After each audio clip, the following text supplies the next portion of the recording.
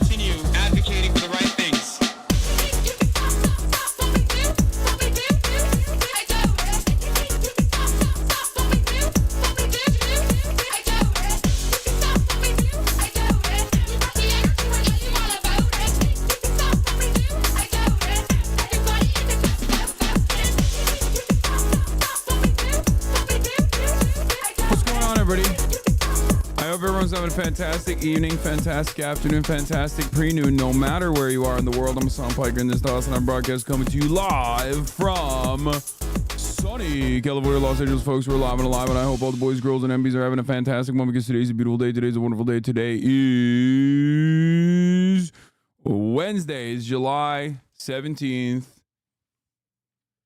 2024. It's Wednesday, folks. Hump day. And I am right on time. It's 11:14 a.m. And I am ready to go. Ladies and gentlemen, it's RNC day 3. KG did nothing wrong. Long live the D. Oh, we're going to be talking about Tenacious D, Pick of Destiny, and cancel culture coming from the conservative side, demonstrating the hypocrisy once again. One of the favorite things that conservatives love doing is just openly being hypocritical about specifically cancel culture. We'll talk about that in terms of Israel. We've talked about that quite a bit, but we'll talk about that in terms of the freaking Trump assassination as well. Anyway, this is the part of the broadcast where I tell you about my personal news about what's going on in the world of HasanAbi Piker. We're going to be doing Adam Shit as well. We'll be talking about Adam Shit. I call him Adam Shit.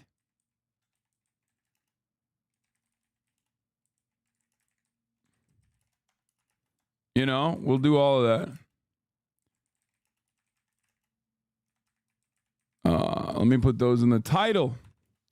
And we'll be doing some hog watcheroony. As always, it's my birthday, yo. Happy birthday to Kyle Leopard. Happy birthday to you. You were born one day before my brother. Anyway. But yeah, this is part of the broadcast where I tell you a little bit about my personal news. And honestly, last night after a wonderful stream, shorter than usual stream because I was too busy self-immolating for content. I ended the broadcast after playing a little bit of Elden Lord, a little bit of Elden Ring, Scaramucci, Shadow of the Erd Tree, Skedaddle. Went back to my old ways. I basically self-immolated in front of Renaya, the mage goddess. Okay, who's just kind of chilling, not really doing anything. And I'm just over there trying to fuck her up. Regardless, but she fucked me up. She got hands. I was gooning, but I was getting my ass beat regardless. Anyway, so after that, what did I do? Not really much. Went to sleep, really. Went to freaking sleep. Is there gaming on the docket today? Yes. There is gaming on the docket. There's going to be gaming on the docket. I watched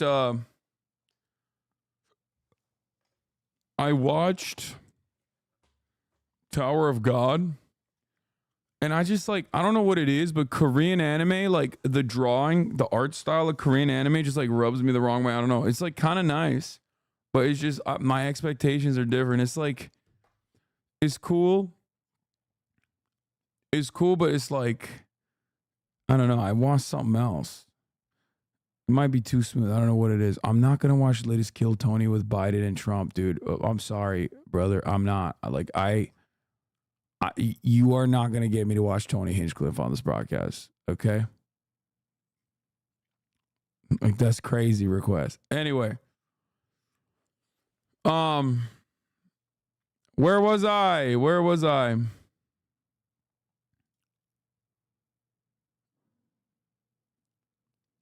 the hell was I? Daily Life of the Immortal King has great animation. It's easy to watch. Fucking hilarious. Check that one out. No.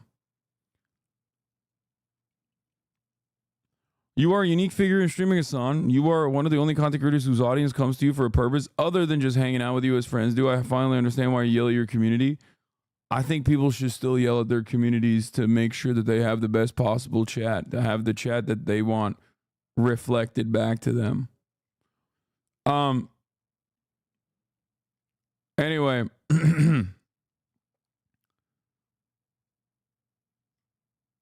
Elusive Samurai. I haven't seen it. We'll take a look at it. What? Liberal Christians versus conservative Christians. Jubilee. That's from 2020. You're out of your dang mind. I'm not going to be looking at that. But yeah. So, as I was saying, personal news-wise, I went to bed, woke up early, tried to wake Alex up to also work out with me because, you know, it's Friday. We got a workout session, and he was not alive. He was dead. Alexa is gone. Alex is here, but also dead because he was hammered last night, from what I understand. Or, I mean, not Friday. Sorry, Wednesday. Did I say Friday? Shit.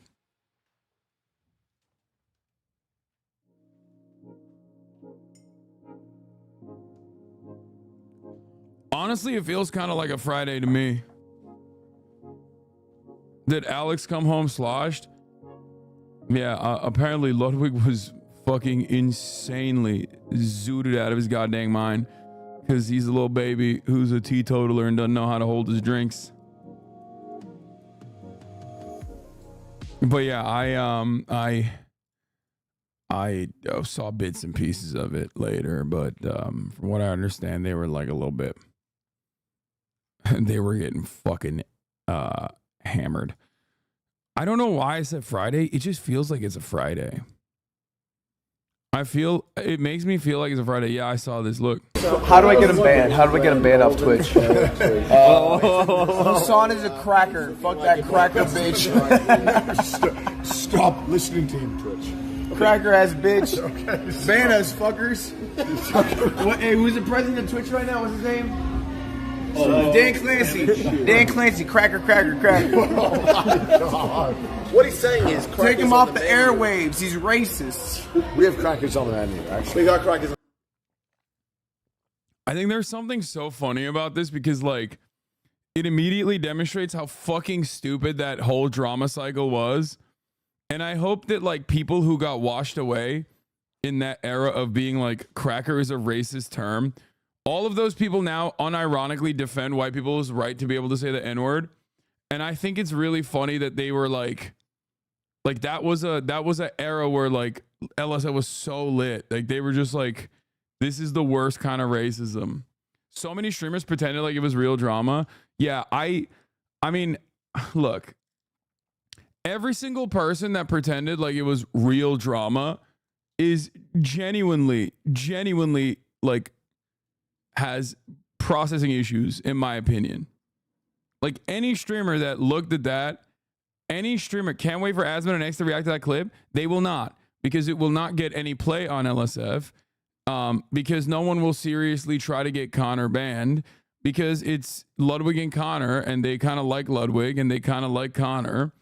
And it's fake outrage. It was fake outrage from the start. And if you try to direct the fake outrage towards this kind of shit, they would just not, no one would cover it. Everyone would be like, this is a joke. You know? And by the way, it is a joke. Like, if any of them got banned for this, that would be ridiculous. You know? We can't just watch a fun clip anymore. I'm just saying. Bro, Aspen watchers get full tilted about that? No, they wouldn't. No, they wouldn't. I'm telling you right now, they would not. You want to know why they would not? They would not get tilted about that because it's all vibes based. That's it. No one is being sincere when they say cracker genuinely offends me. Just like I don't think people are being sincere when like people make jokes about Donald Trump. I don't believe that any single genuine right-wing Republican is like, wow, I can't believe you're making Trump jokes. He just almost got killed. You know? Like that is, it's complete and utter silliness. It's all vibes based. You give leeway to the people that you like, and you don't give any leeway to the people you don't like. That's it.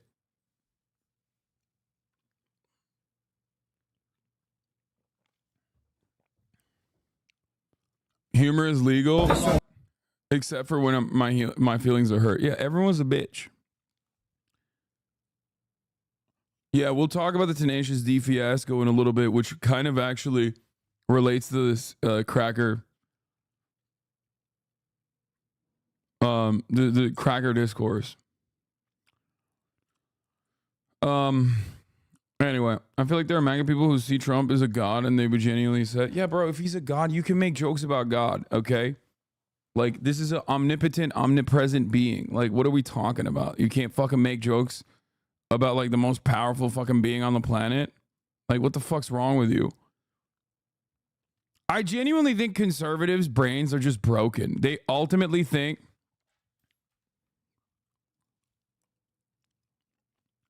I think that conservatives' brains are actually broken, where they only think they can make fun of like those with less than them.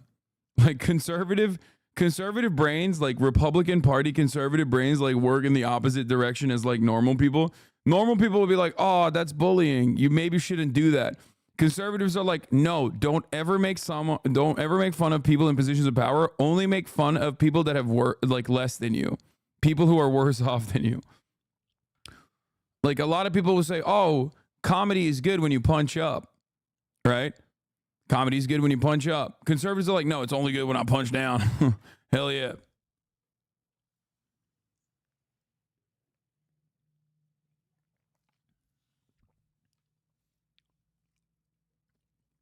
Anyway, we'll cover all of that in a second. Cancel culture, conservatives, cancel Tenacious D.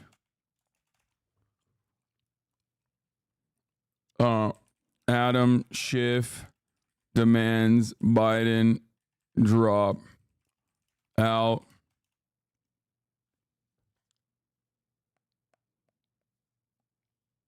Bro, you need to make a store on running loans in. I don't even want to talk about that right now. That shit is actually making me sad.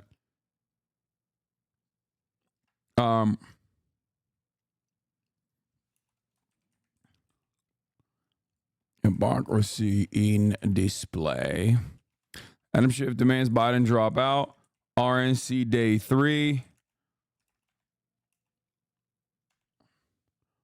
Hassan, you're sounding awfully heretical right now. Almost sounds like you're criticizing God, Emperor Trump, Lord of the American Imperium, and heir to the mantle of Christ, Madge. I think currently we like to talk about how like conservatives love to have fun, and I still believe that to a certain degree. But if they get disinvested in like God shit, they're gonna lose that. They're just gonna be so fucking lame.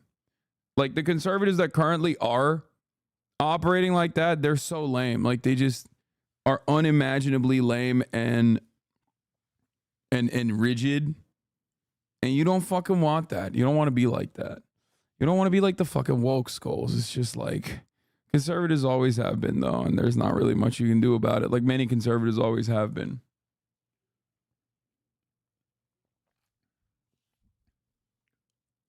Yeah, we'll talk about the Australian senator as well, who was like, we're going to deport him. We must deport this guy. How dare they talk about fucking Donald Trump?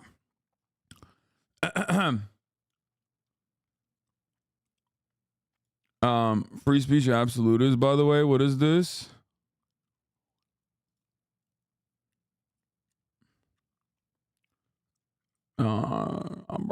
Trump is attacking the communists. Yeah, we'll do that. Trump's unity is so funny. He's just like left bashing, which he's not wrong. I mean, Democrats hate the socialists. Republicans hate the socialists. Maybe they'll unite to kill socialists. Who knows? Finally, America can unite, you know? I knew you looked familiar. Okay, that's crazy. He's so much more handsome than me. You guys are being ridiculous. Anyway, does anyone have a good blast off meme? Cancel culture, conservatives canceled, Tenacious D, hypocrisy and display, Adam Schiff demands Biden drop out, RNC day 3.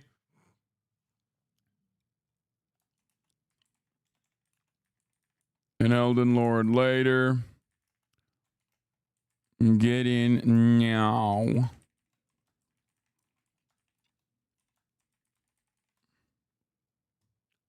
I'll blast off meme, my lord. I blasted off with this already. This time it's just Kaya. Fuck it, whatever. We're light on the blast off today.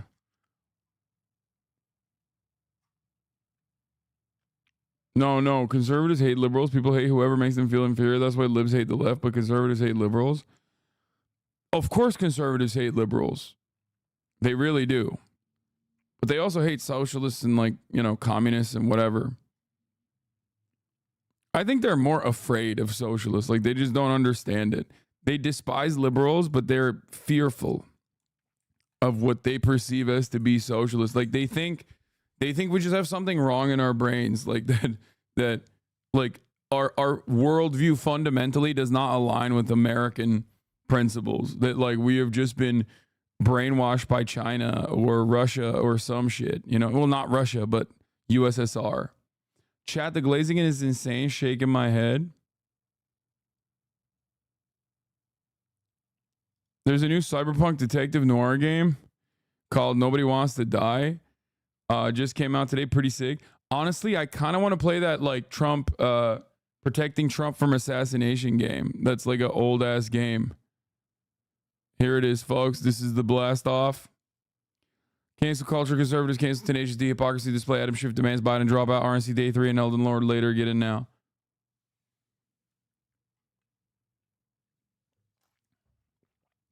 Steam game that the kid played? I don't think the kid played that game. Are you studying up on Jason the Weenie lingo before Saturday? And then I said, skibbity toilet. What? You're breaking up with me? I can't believe it. But who am I supposed to edge with now?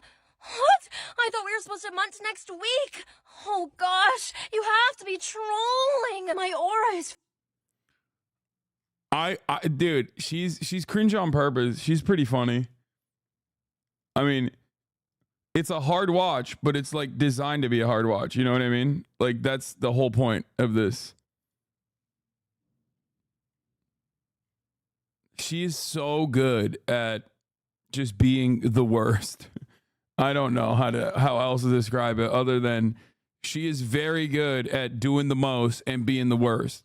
It's fading away. I can see it vanishing in front of my eyes. I thought you were rizzing me. I thought you were glazing. And now you're telling me you don't even spit on it? Our relationship was supposed to be W's in the chat. I get these dreams. No, I was on a ferry the other day near a group of high schoolers and they really talk like this. I know they do. I hear it at the basketball court all the fucking time. If I see, bro, let me tell you something. If I see a broccoli cut or an Edgar cut, you know I'm about to hear the most horrendous shit coming out of their mouths, okay? And that's just like a byproduct of being old. Gremlo, thank you for the WS raid. On God. That was real Sigma of you for the raid. We're out here in Ohio, but right now, shit is feeling pretty rizzed up. What's the Edgar cut? Don't worry about it if you don't know what it is. Okay, listen. I go to the courts. If I see a fucking Edgar cut or a broccoli cut, I know I'm about to hear some skibbity ass bullshit. Okay? But like, I think it's just, like I said, a byproduct of us being old, like becoming older in this community, you know? That's just what it is. We're no longer 20, or at least I'm not. You know, I'm 32. I'm about to be 33 next week. As a 32-year-old, I could grow broccoli hair their whole life. I'm a little confused how to feel. Yeah, I mean, I love the broccoli cut. I had the broccoli cut when I was younger, and people used to make fun of me because it looked like shit, and because I just didn't know what to do with my hair. It's naturally fucking a little curly, and the broccoli cut worked perfectly with it.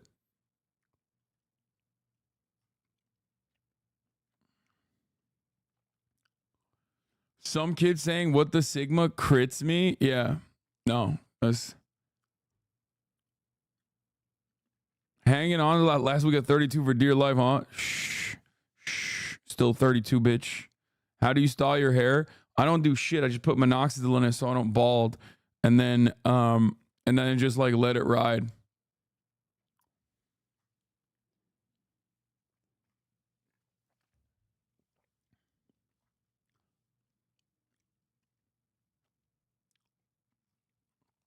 I am 35 and I have to Google most of these terms that aren't Twitch related. Yeah, if I'm talking about something, just know that it's like, it's for your benefit. You know what I mean? Like a lot of times I'll just like tell you some shit and you'll be like, why is he talking about this? And it's like, dude, you need to have like broad knowledge of all the things that are going on. So you're like at least a little bit in tune with the culture.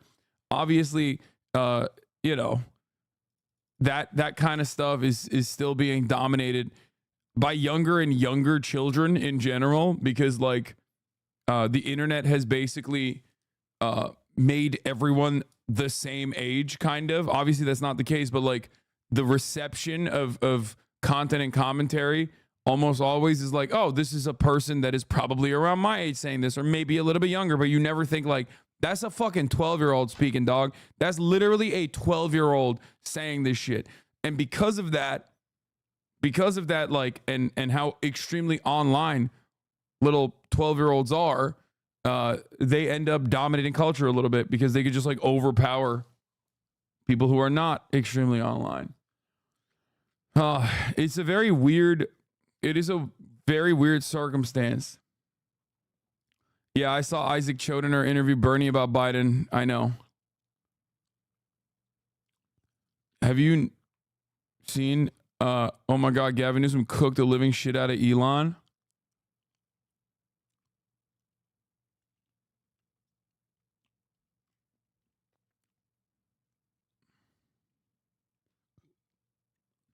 HasanAbi heads and Uni.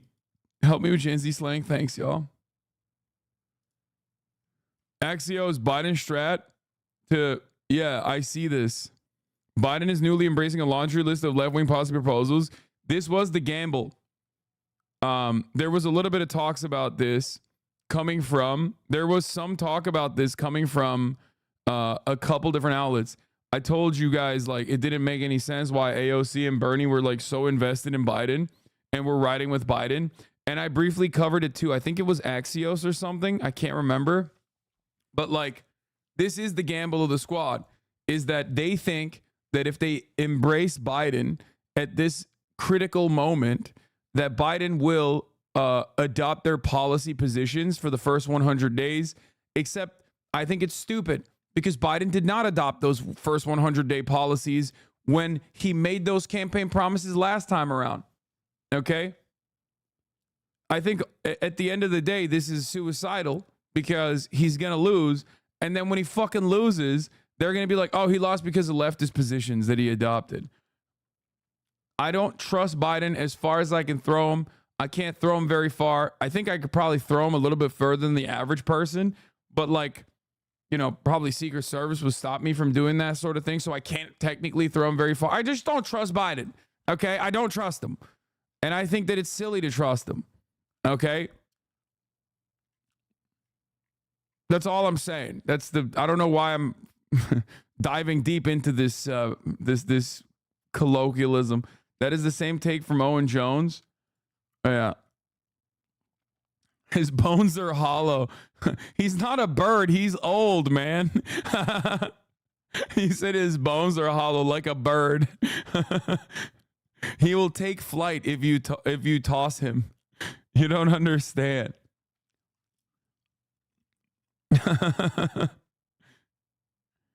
Not age. I think the age will blanket all other onions. What? You are such a tanky Republican. Yeah, dude. I love tanks, and I love the Republican Party. I love free market principles. Okay, this is Ugandan kids recreating the Donald I want to Trump really see assassination. something that said, take a look at what happened. Look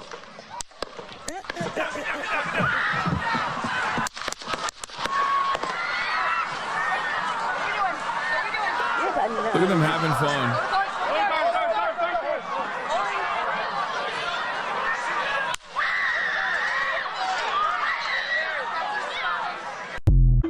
Dude, the internet is so awesome. I mean, that's dope. That's cool as hell. Some Republicans are about to be like, we need to bomb Uganda. I mean, they wanted to bomb Uganda anyway because there's black people there and they're afraid of that sort of thing. But like now they're extra trying to bomb Uganda because they're like, how dare they make fun of our president? How dare they make fun of our president? Oh. Anyway.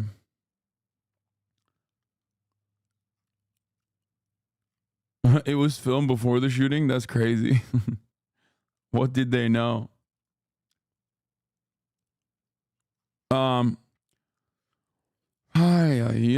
Okay, so we got that. Donald Trump is super measured. We're going to be talking about how measured he is. We're going to be talking about the polls and how they haven't shifted that much, and how Donald Trump hasn't shifted that much from being measured, even though he claimed he was going to. Anyway, RNC Day 2 happened with the GOP rivals uniting behind Trump with Make America Safe Again. With the RNC in Milwaukee, where former contenders for the GOP presidential nomination gave Donald Trump some major support last. By the way, this was weak as fuck. RNC Day 2 was weak as hell because their entire point is just like, we have to make America safe again because obviously America's like on the downturn and there's like so much crime, specifically immigrant crime. But like, you can't really make that argument this far out. Like, you could have tried to make that argument in the midterms and it still failed on its face, right? And as you guys know, 2024, year of HasanAbi vindication. For many of you who weren't around maybe in like 2021 or whatever, or many of you who were mad at me in 2021, I was saying all of this stuff. I was like, you guys are crazy with this whole crime panic shit. I assume you saw that weirdo Pier's mom, uncle. Yeah, what? No. No. But yeah, 2024, year of HasanAbi vindication. Speaking of my uncle, actually, what is this? I assume you saw that weirdo Pier's bomb uncle. I don't know what you're talking about. I actually legitimately don't know, but but speaking of my uncle, he was another one. He was another one of these dudes who got swept up in the crime panic. Okay. And you know this, like, I love Jank. I ride for Jank. 2024 is the year of Jank. I'm voting for him, right? He's my president. He's my president in my heart. And it's like interesting to think that, someone who is so formative, so important in my life could become so fucking brain rotted in terms of the crime panic, in terms of the crime narrative. He did that shit. Anna as well, unfortunately. And it's like, they were wrong. And they were wrong, and the Republican Party is wrong. And what's really crazy about this is I was listening to NPR this morning, as one does, trying to be as gay as possible, because that's what I try to do. I try to like groom myself into homosexuality in the morning, like woke Marxist homosexuality by listening to NPR. It's called gay maxing. You guys should try it sometime. Anyway, and it was shocking. It was shocking that like I'm listening to Up First, right? And what am I hearing from Up First? Oh, like designated HasanAbi talking points from like 2021 onward. Crime panic is out of control. Americans consistently overestimate how bad crime is. Why do they feel this way? Well, it seems they feel this way because they see homelessness and they think, oh, that's crime. They look at homeless people on the streets and they view that as like crime skyrocketing, right? That's it. That is the correct point. People look at homelessness and they go, that's why crime is up and it's going crazy. And I told you this. I told you this time and time again. Sensationalist news from local media, all the way from Sinclair Broadcasting, all the way to like regular local media outside of the sphere of Sinclair Broadcasting, the network television was going along with this narrative. They would bring police chiefs on and they would tie it to crime is skyrocketing because the police are defunded. Police never got defunded. Crime never actually fucking skyrocketed, but it didn't matter. That narrative set. It wasn't helped by the fact that Citizen and Ring and all of these applications that people had turned them into like unironic fascists, turned all the moms in the suburbs into fucking Hitlerian fascists. Okay? It swept the goddamn nation. It swept the goddamn nation, and yet you don't really hear about it as much anymore. Why? Well, because it wasn't a real narrative, and the media decided to move away from that. You think people just go online and make some shit up? No, I don't think that people go online and make some shit up. I think that people refuse to be reasonable and refuse to look at empirical evidence in times of emotional turmoil. They see a homeless person masturbating on a fucking street corner and they go, oh my God, like crime is fucking out of control. Technically, that is a crime, by the way, of course. But like my point is, they see homeless people, they see tents, and they go, crime is everywhere, crime is everywhere, crime is everywhere. And then the media goes, oh yeah, crime is everywhere actually. Look at this fucking retail theft. Retail theft was another lie that the media told. Walgreens CEO says we have to move out of certain parts of San Francisco because of organized retail theft. A year later, the CFO comes out and says, oops, my bad. I guess we were lying about it. I guess we panicked a little bit. There was a very good reason why they lied about it. They saw the prevailing narrative and they tried to shelter the real reasons as to why they were moving out of certain neighborhoods. They were moving out of certain neighborhoods because real estate was too expensive for them. Okay, brick and mortar retail is getting absolutely clobbered by Amazon. Of course, they're having a hard time competing with, online retailers that have now moved into that moved into like the regular grocery chains as well. And that's the real reason why they were shutting down some of those stores. But they didn't want to say it like that because that would cause maybe an investor panic. So they were like, oh no, it's because of crime. Right? Anyway, but if you were in here, you knew that reality.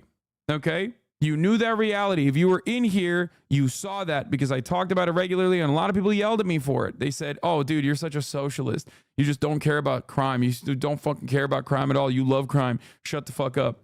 You just want, specifically, they would get racist with it. They'd be like, oh, specifically, you love when black people do crime. You think they're infallible. You think that you can't ever criticize black people. Remember that. That's what they used to fucking say. They would just like automatically associate crime with black people. Anyway, so having said that, all of this, and the fact that crime has steadily declined, with the exception of that minor blip post-COVID, is the reason why RNC Day 2 was kind of a dud, because they can't keep up this narrative that like crime is out of control, crime is out of control. You don't even hear from the fucking big truckers, the big mother truckers that are terrified of going into the city as much anymore, about like, oh, I can't go to the city because there's homeless people everywhere. I can't bring my truck with the truck nuts into the big city where there's Mexican crime happening. They have, however, created an immigrant crime panic, which again, another HasanAbi lock permanently. Undocumented immigrants do not do more crime than documented U.S. citizens. As a matter of fact, per capita, undocumented migrants are responsible for less crime. New statistics come out on this stuff all the time. Undocumented migrants are 30% less likely to be arrested than a natural-born U.S. citizen. Okay? Just remember that. But that doesn't change the reality that the Republicans have hysterically claimed that migrants are doing crimes everywhere. They're doing rapes. They're doing crimes. They're bringing drugs over the fucking border. All of which is a lie.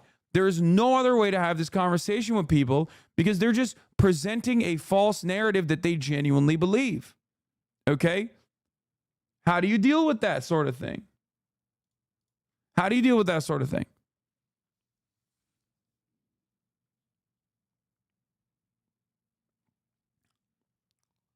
You can't. You just have to be honest. See? This guy goes, what about Lincoln Riley? Brother, every murder is emotional, okay? Every murder is an emotionally charged moment. The reason why you can't fucking talk about murders by looking at one person, by the way, her name wasn't even Lincoln, her name was Lakin. You don't even know her name right, but it's fine. It's understandable. That's just a talking point for you, and that's the reason why you're fucking bringing that shit up, because it's a talking point. And that's precisely what it is. It's an anecdote, okay? It's an anecdote. And you cannot utilize emotionally charged anecdotes if they do not correspond to the broader data, okay?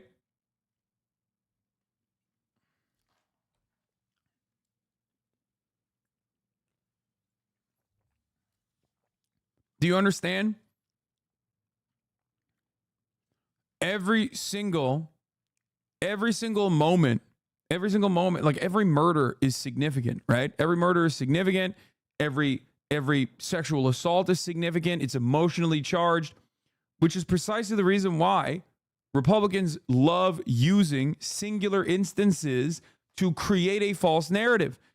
When I say undocumented migrants are responsible for less crime per capita than natural-born U.S. citizens, that doesn't mean no undocumented immigrant has ever done a crime.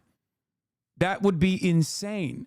They're still human beings. They're not fucking robots. And human beings are always going to do fucked up shit. You recognize the use of anecdotal reference? How important do you think identifying logical fallacies help people develop critical thinking in order to develop class conscience? I think it's important. I recognize anecdotal references and why they're important, and I do apply anecdotal references, emotionally charged anecdotal references on a regular basis. The difference between me and like a Republican doing that, however, is that my anecdotal references actually correspond to the data, the broader data. So if I talk about a particular instance, right, it also is reflected in the data as well. Like my side of this conversation is not like, I'm not simply taking a position here.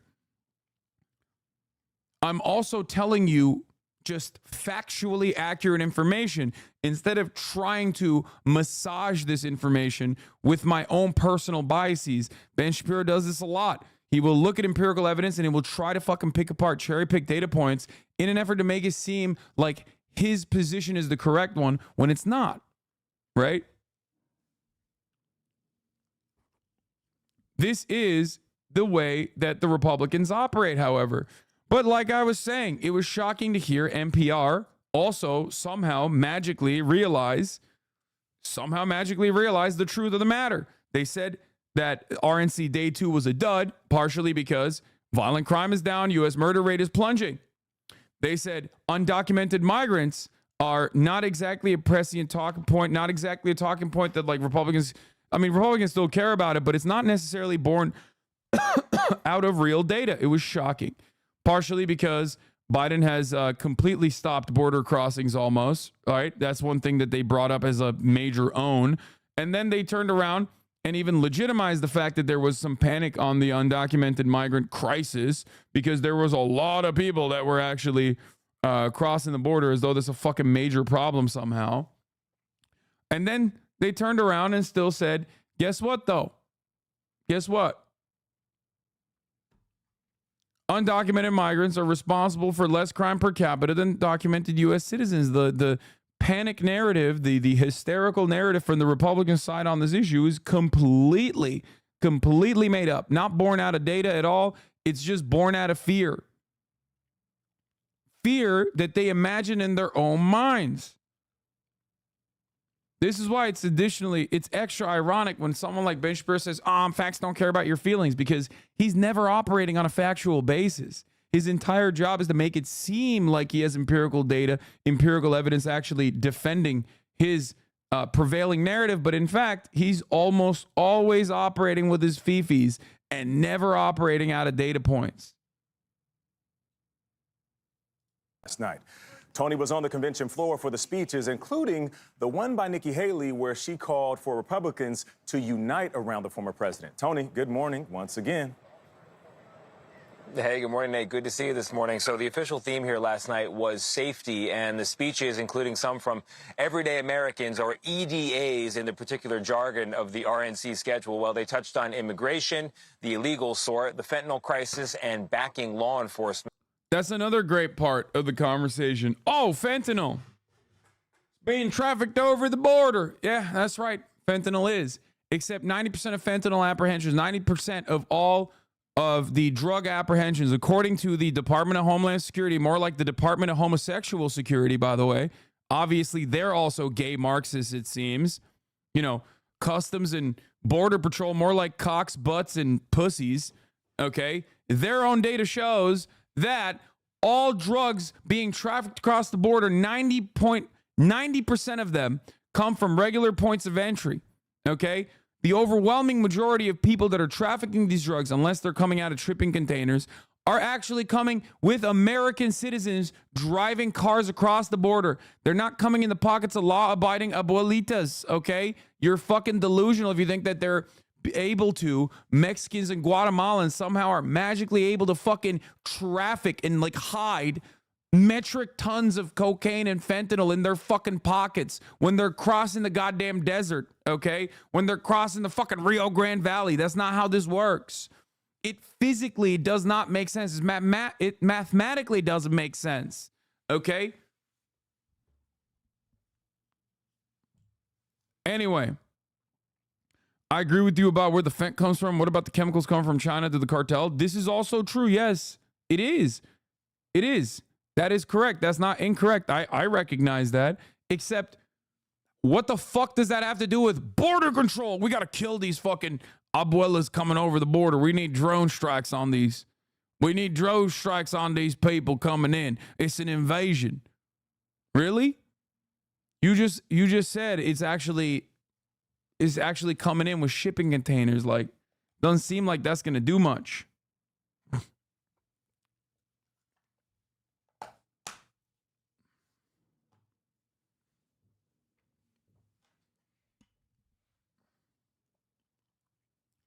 Anyway, there is not one real narrative in the Republican Party. Every single talking point, every single policy position is all born not out of data, not out of real problems, but it's just born out of like hysterical panic that they have brought about themselves. Like, they do not have to fear the top of the hour ad break, right? They can just subscribe for $6 or for free with a Twitch Prime. At the top of the hour, there's a 3-minute ad break. But they just like whip themselves up into a fucking frenzy, and they're like, oh my God, I'm checking my watch. It's like, oh my God, we're 5 minutes out. What the fuck am I supposed to do? The 3-minute ad break is upon us. Yo, I don't like this. I don't like this. It's just like, just prepare. You know what I mean? Just prepare against it. You can also get gifted a sub if you're lucky. Here's a 3-minute ad break now. That was probably the best you're going to get today as far as segues goes. Okay? That's it.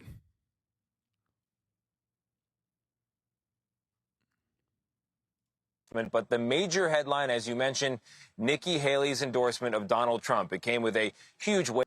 Damn, bro. Shocking revelation. Dude, shocking revelation, by the way. Nikki Haley endorsed Donald Trump. Man, we needed you right now, Nikki. Like, how did that happen?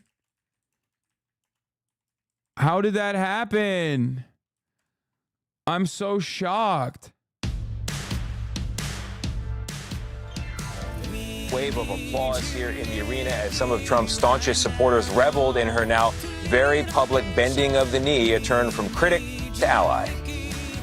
You don't have. Who could have fucking seen this? Another moment. What were you just saying about things you called months ago? They actually have a law, but they had to drop it to pass Greg Abbott's booby traps.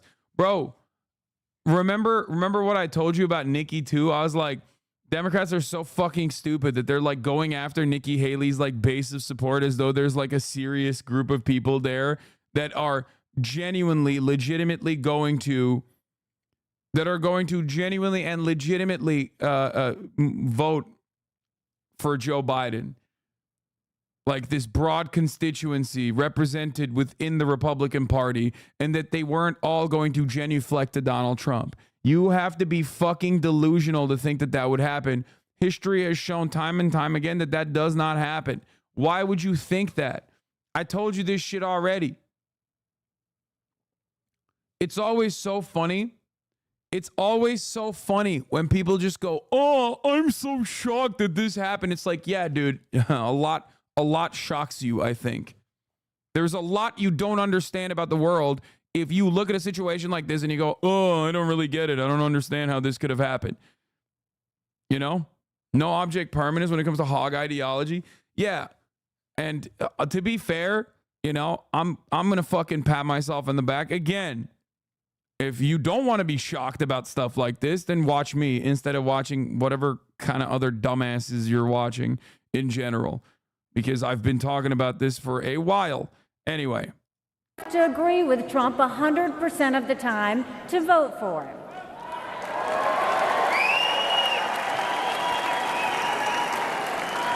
Take it from me, I haven't always agreed with President Trump.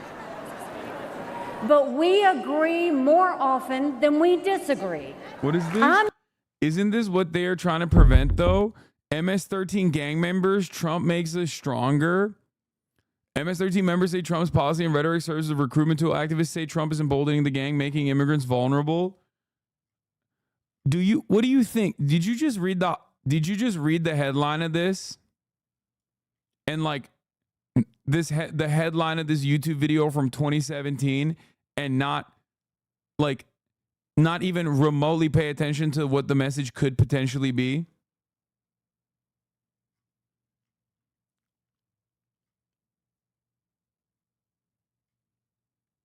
Is that what happened?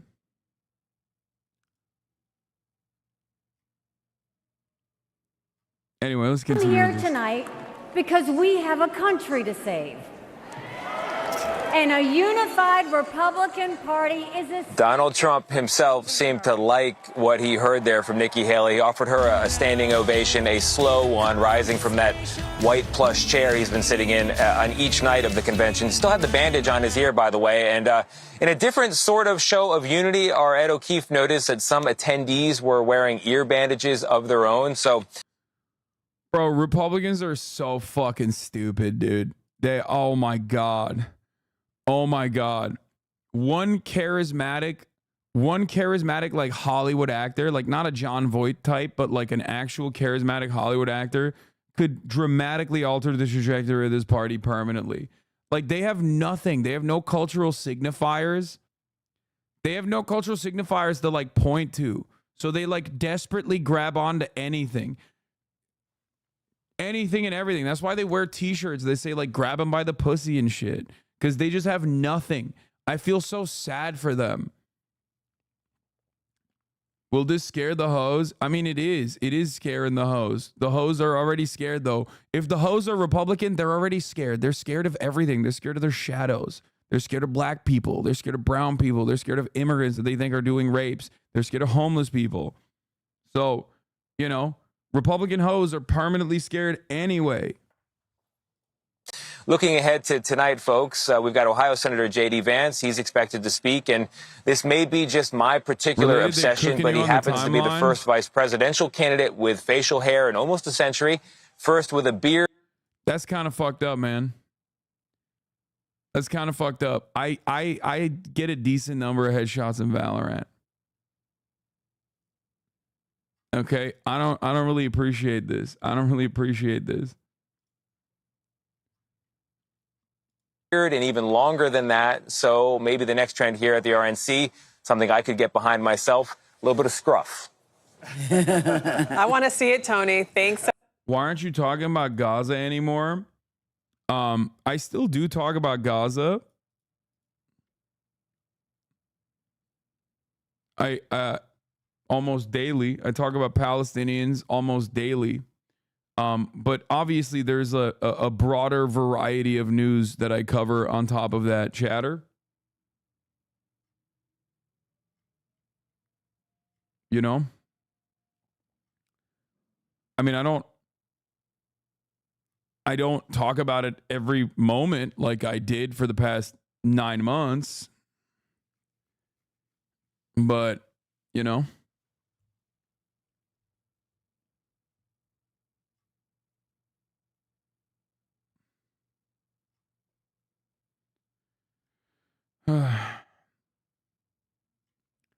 People have a variety of different interests, and obviously it is incapable. I am incapable of just like covering everything that you want me to cover in that very moment. You know? So much. Latest on the investigation into the attempted assassination of Donald Trump and the questions about the security breach. Our Chief Justice correspondent Pierre Thomas is in Washington. That's a crazy mustache.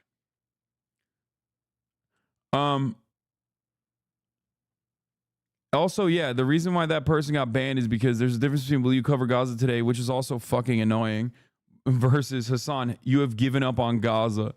Like, chatters bring a very different energy usually when they're like, dude, why did you give up on the Gazans? Why did you give up on the Palestinians?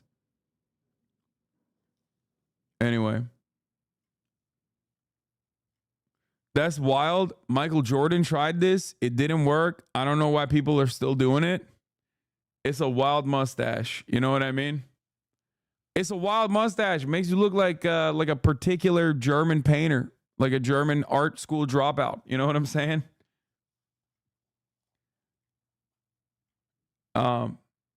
Anyway, Quantico has accessed the shooter's phone. Quantico has accessed the shooter's phone, and they're looking into it, but they're like shocked, and it's because they don't have me on their side. I'm not even kidding. Give me a call. This is the only time I'll work with the fucking feds. I want to know so bad what the fuck was going on in this dude's head.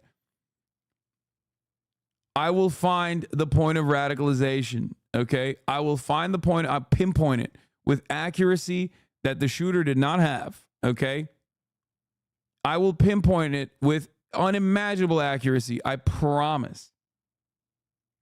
This is extremely my shit.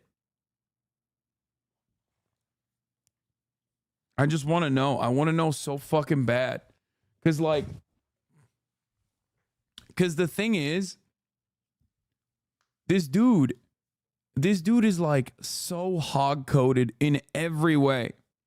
The Act Blue donation is like obviously a blip. And obviously trying to assassinate Donald Trump is the other major reason why it's like, what was going on in this man's mind? You know what I mean? What the fuck was going on in this dude's goddamn mind? Because like there's 2 points. One minor point, the $15 dono. And then one major point, trying to kill Hog Jesus, Donald Trump. And everything else outside of that is just like so aesthetically and so ideologically conservative. Okay? So much. Which is why hogs have not been able to really cultivate a narrative that is appropriate here. They can't, they're like upset. I feel bad for the fucking hogs. I feel bad for them. Because like if the dude even had like one fucking Spanish relative in his lineage, they could be like, that's right, Mexicans did it. If the dude had said the Shahada one time, they could be like, that's right, Islamist terrorism. Once again, this guy loves Hamas. You know what I mean? If the dude wasn't wearing a YouTube gun, like a gun YouTuber t-shirt, but instead wearing like, I don't know, my merchandise, God forbid, or even something that is like ostensibly like liberal coded, they'd be like, oh, liberal Antifa. But it's just crazy. They can't find anything. They can't find shit. He was a Persian Jew, hence Iranian Islamist. Yeah, he was a Persian Jew, sure. Bro, there is not a single Persian Jew that has ever been in like any Western Pennsylvania county, okay? Like, that'd be so funny.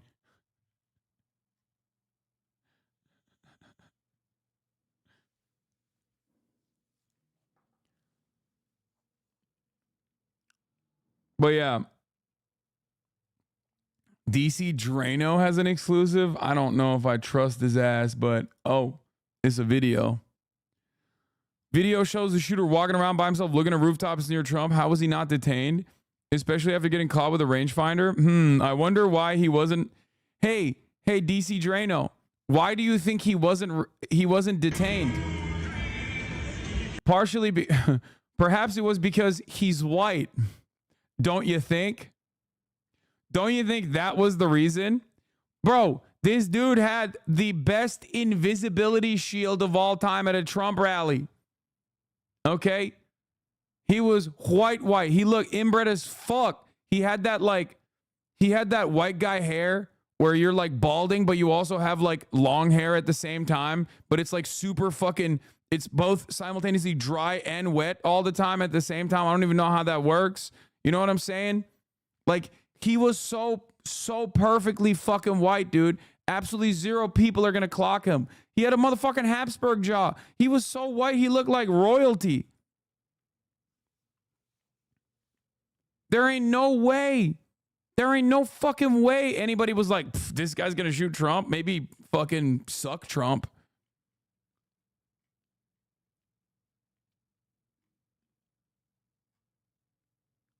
Anyway, you're describing half of Twitch. No, I'm not. HasanAbi heads are not like that. Oh, I love this one. Walter banged with this, by the way. He is the GOAT for this one. This is such a good fucking... I kind of want to start doing this too.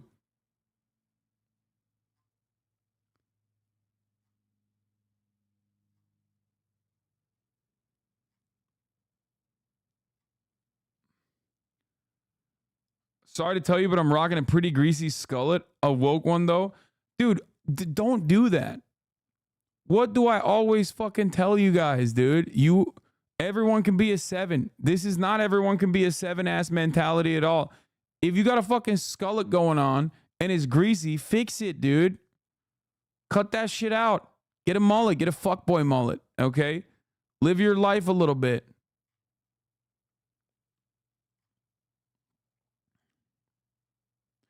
I just don't understand why chatters will voluntarily be like, no, you know that guy who looks horrific? I look exactly like him. Why did you voluntarily deliver this information to like a stadium full of people? Okay? I don't understand why you would do that. And which means you have that recognition and you haven't done shit about it. Go fix that shit, dude. It's not that hard. Get a haircut. This is hair ableist as fuck, bro. Chill.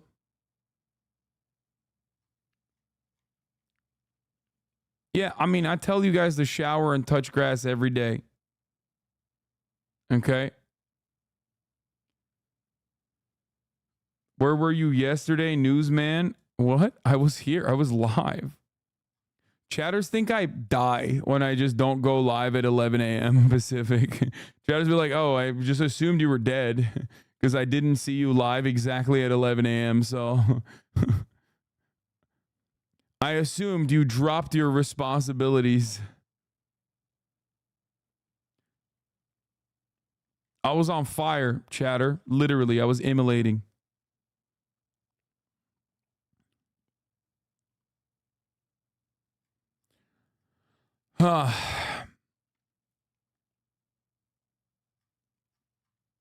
Anyway, new details. New details in the hunt for motive in the Trump shooting. Let's take a look. Washington for us. Good morning to you, Pierre. I gotta pee. Robin, good morning. The young killer at the center of this investigation remains an enigma. The FBI is still working to find the reason for the attack, but police have recovered a mountain of evidence showing his fascination with guns and explosives. This morning, new details about the final stage of planning from Thomas Matthew Crooks in the hours before he tried to assassinate former President Trump. Take a look at what happened. Sources telling ABC News that police suspect Crooks got on the roof not by using the 5-foot ladder he may have recently purchased, but by climbing on top of an air conditioning unit. And was Crooks on a suicide mission? Sources telling ABC News he left his tactical vest in his vehicle, raising questions about whether he intended to survive the attack.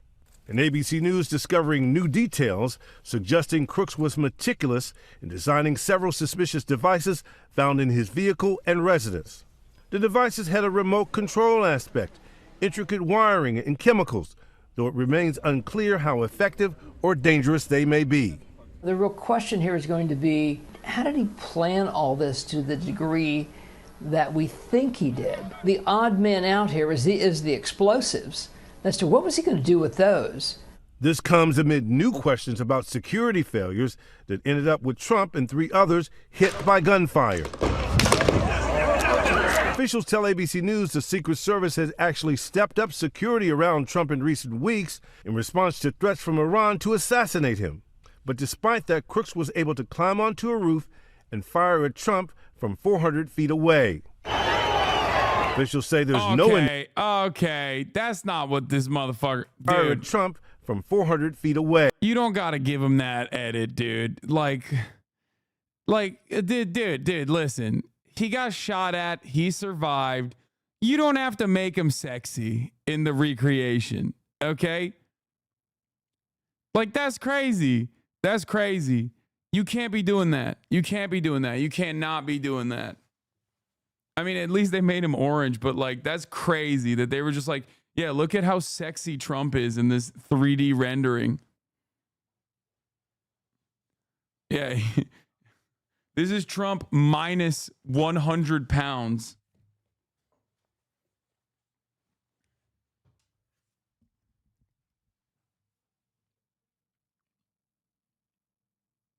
You see this insane rap video from the convention? I did not, but I love that. I love insane rap videos.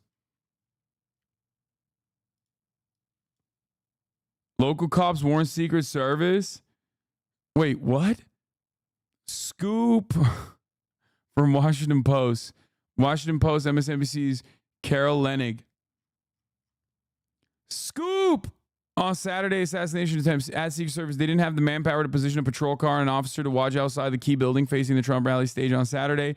That's where a gunman hoisted himself and later shot at the former president during the Pennsylvania event.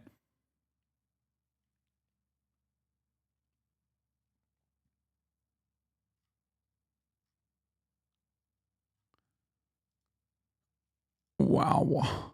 So a Republican gets shot by a registered Republican using a gun that Democrats tried to ban, and somehow it's the Democrats' fault? Dude, I love that.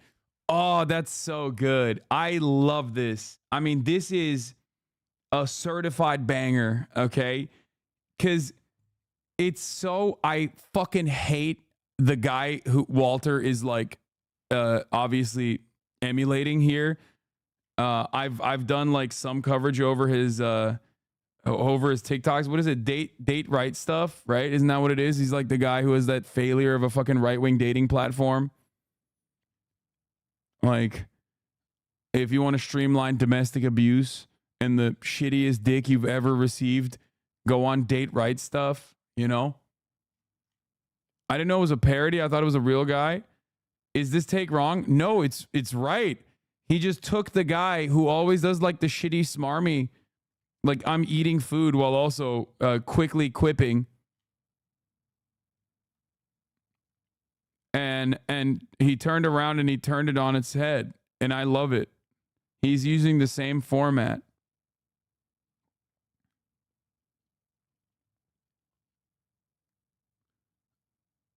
I skipped this TikTok because I thought it was the other guy. No, it was absolute banger. Like with the end, he goes, "Got it." He knew. You know when the shooter wasn't Republican and stopped trying to copy date the right stuff. Lamau. He never voted Republican, only registered to piss off Democratic parents. He donated to Democrats, not Republicans. He literally never donated to Democrats. No, he did. He did donate to like the one pack. But it doesn't matter. His parents weren't Democrat either. His parents were, what the fuck? His neighbors said they had Trump signs. Dude. His neighbors said that they had Trump signs on the lawn. Among the swirling unanswered questions about what drove 20-year-old Pennsylvania man to the very nearly kill former and potentially future president. Oh, man, potentially future president.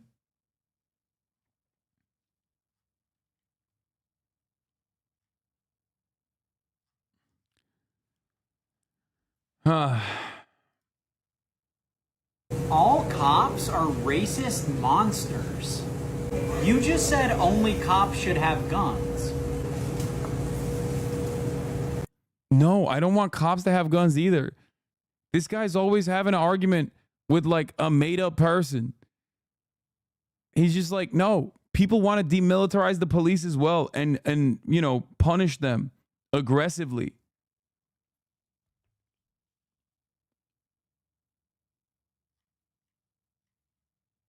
He's just, oh God, arguing with a straw man that I created to own the libs.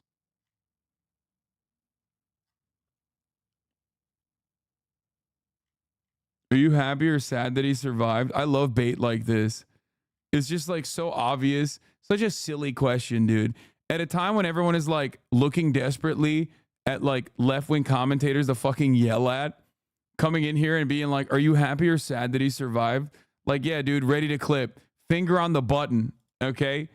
Straight up finger on the motherfucking, finger on the clipping button. He's like, ready. He's ready. I'm gonna keep that close to the chest, okay? Of course, I'm so saddened. I'm saddened by the events that took place.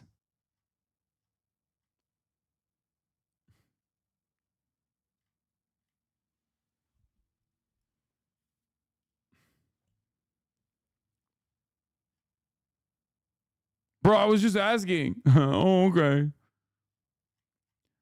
Well, I'm just answering. I'm saddened by the events that took place. There you go.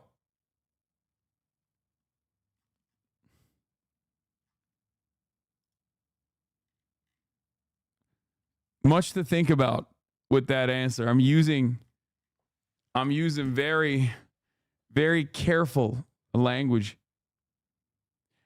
You know what I think? Dude? I think the media is dropping the ball.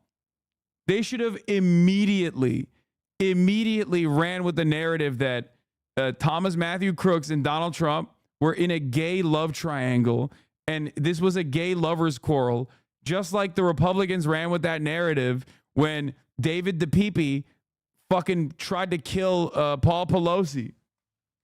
I'm just shocked that more people haven't been doing that. I've been doing that here because I'm truthful, you know? I'm here for truth. I'm here for justice. I'm here to tell you what's what. I'm here to tell you what the real fucking situation is. Donald Trump started doing Ozempic, stopped because he got sexy. He stopped having sex with this young boy. Okay? Donald Trump and Thomas Matthew Crooks were in a gay relationship. They were having sex. A lot of sweaty sex, a lot of hot sex, sex like you've never even thought about, okay? That's right. And then Donald Trump started getting on Ozempic and he started losing weight. And he was like, oh, I can do better than you, Thomas. I no longer want to fuck you. I now want to have sex with J.D. Vance. And Thomas Matthew Crooks was like, no, you can't do that. You're going to make him your vice president, and then you're going to be able to have hot sex with him in the White House when you become the president. I'll kill you. And then he shot at him. I spread this with a date edited. And a bunch of boomers believed it without checking, just addicted to the trolling. I am sorry. Oh no, 8 months ago, mapping the Trump shooting. Oh no.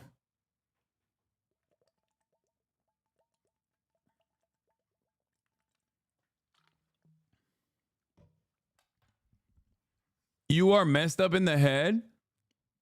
Am I?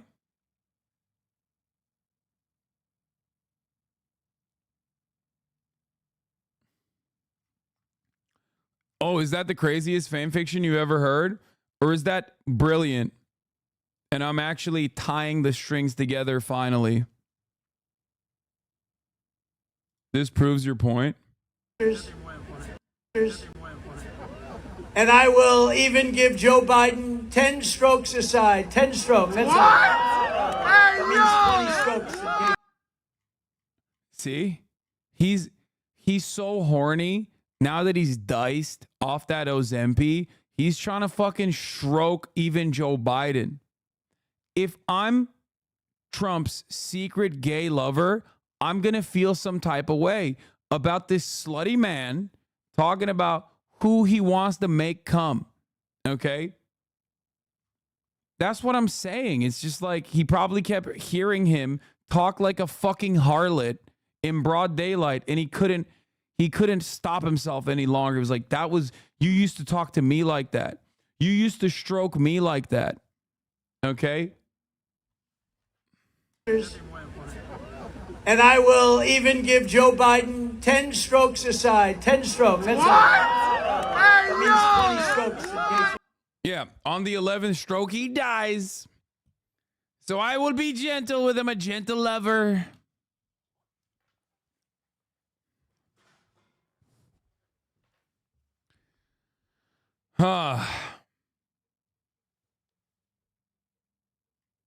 That's all I'm saying, man. That's all I'm saying. On the parents of the shooter being Republican, one of the parents is. Yeah, Channel 4 did some investigation on it too. He was a gun-toting Republican, the daddy was. Dude, they're so good. Channel 4. I mean, all right, let's finish this and then I'll get into the Channel 4 shit. Hey. Officials say there's no indication of a link between the Iran threats and Saturday's attempted assassination. But now growing outrage about the security lapse. Someone's on top of the roof. Look. Video shows Crooks on the roof moments before he opened fire, spotted by bystanders who called police for help. Officer. In our interview, the head of the Secret Service, Kim Cheeto, saying law enforcement officers were stationed inside the same building where Trump's would-be assassin climbed onto the roof and opened fire. There was local police in that building. There was local police in the area that were responsible for the outer perimeter of the building. L after L after L, dude. Holy shit. The Secret Service sucks. If you are any part of the American law enforcement community, you just automatically are just ass, dude. You're just so used to being bad at your job. Straight up. It's like comically bad. I'm being told that the shooter was actually identified as a potential person of suspicion. And so the local police department actually... It's so funny because like Uvalde happened and not a single one of those pig fuckers was a woman. So of course nobody hit the DEI narrative then. But the moment that they find like a woman that they can blame, they're like, oh no, this is not like a cultural problem. This is not like a problem born out of the lack of interest that anybody has in a position of power to like actually make cops do their fucking jobs. Okay? So it must be the woman in charge that is the reason. It's awesome. It's great. They found a woman so they can be like, yeah, it's DEI. No, man, it's just that law enforcement in general, all the way up to the Secret Services teams, just aren't very good at their fucking jobs. And they don't need to be at all because absolutely zero people are like, hey, maybe we should make them do their fucking jobs. This is like one of the ways that I think I always try to reach out to the hogs as well, where I'm like, don't you get fucking mad when so much of your tax dollars go to these fucking people and then like they literally just like cry all the time about how like they're being bullied because they can't be like violent to random people. Meanwhile, they are still violent to random people. They have no fucking accountability and they rarely ever do their goddamn jobs. They never do their jobs. They never do it. It's like anything that you have that is stolen, God forbid, you go to the cops, they're gonna be like, you think that's what we do? Get the fuck out of here, okay? I was shocked when 2 detectives knocked on my door. Shocked. I thought they were here to like arrest me. When they came up to my door and were like, hey, we're actually investigating a stolen car that happened like outside of your house. I was like, it was like a genuinely shocking moment for me. I was like, you guys do that sort of thing? Like you do that sort of thing? Like that's a thing that you do? You investigate theft like that? Grand Theft Auto? Rich neighborhood, that's why. Really funny that you say that because in this rich neighborhood, I have had literal friends have their car stolen where the cops straight up were like, nothing we can do. You say, but you in West Hollywood. But that's so funny that you're saying that because I have people that were in my neighborhood that you know as well. Not one, but 2 people, actually.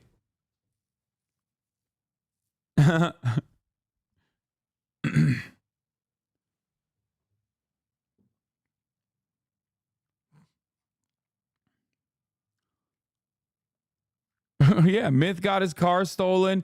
Ludwig got his car stolen. Will had a car theft situation as well. Absolutely zero circumstances where cops are like, oh yeah, let's get right to it, sir.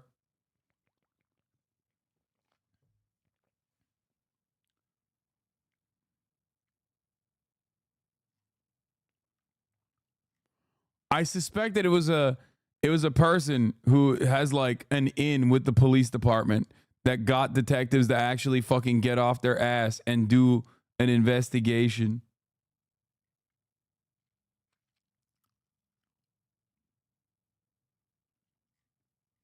Anyway.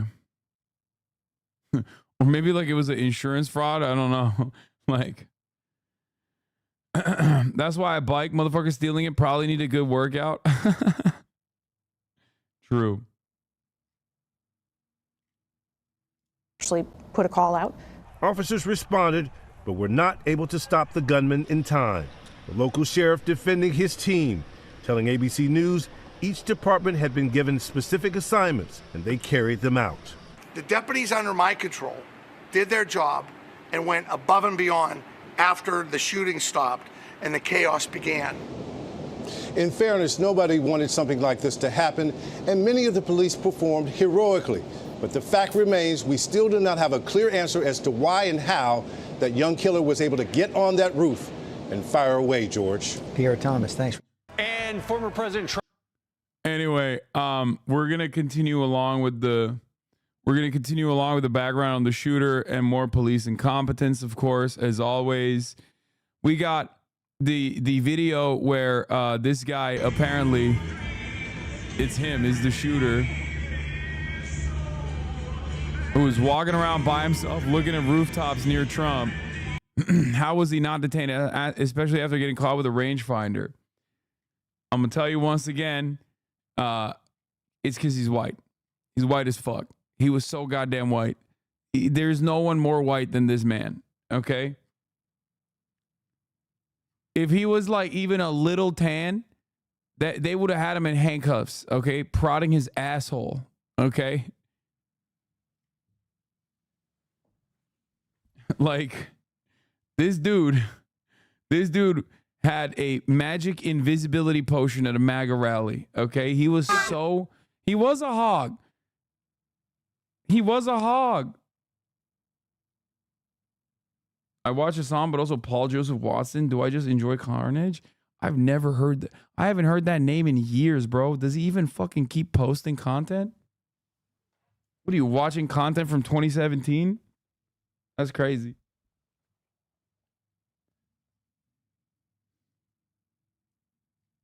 You need God. New interview saying he hated Trump. Well, Okay. We know he hates Trump. Okay. That doesn't give us the motive. He tried to kill him. The point is, why? Breaking news. Guy who shot Trump in the head hates Trump.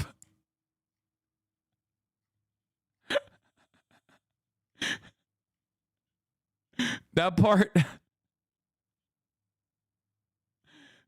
part is apparent to pretty much everyone who immediately recognized.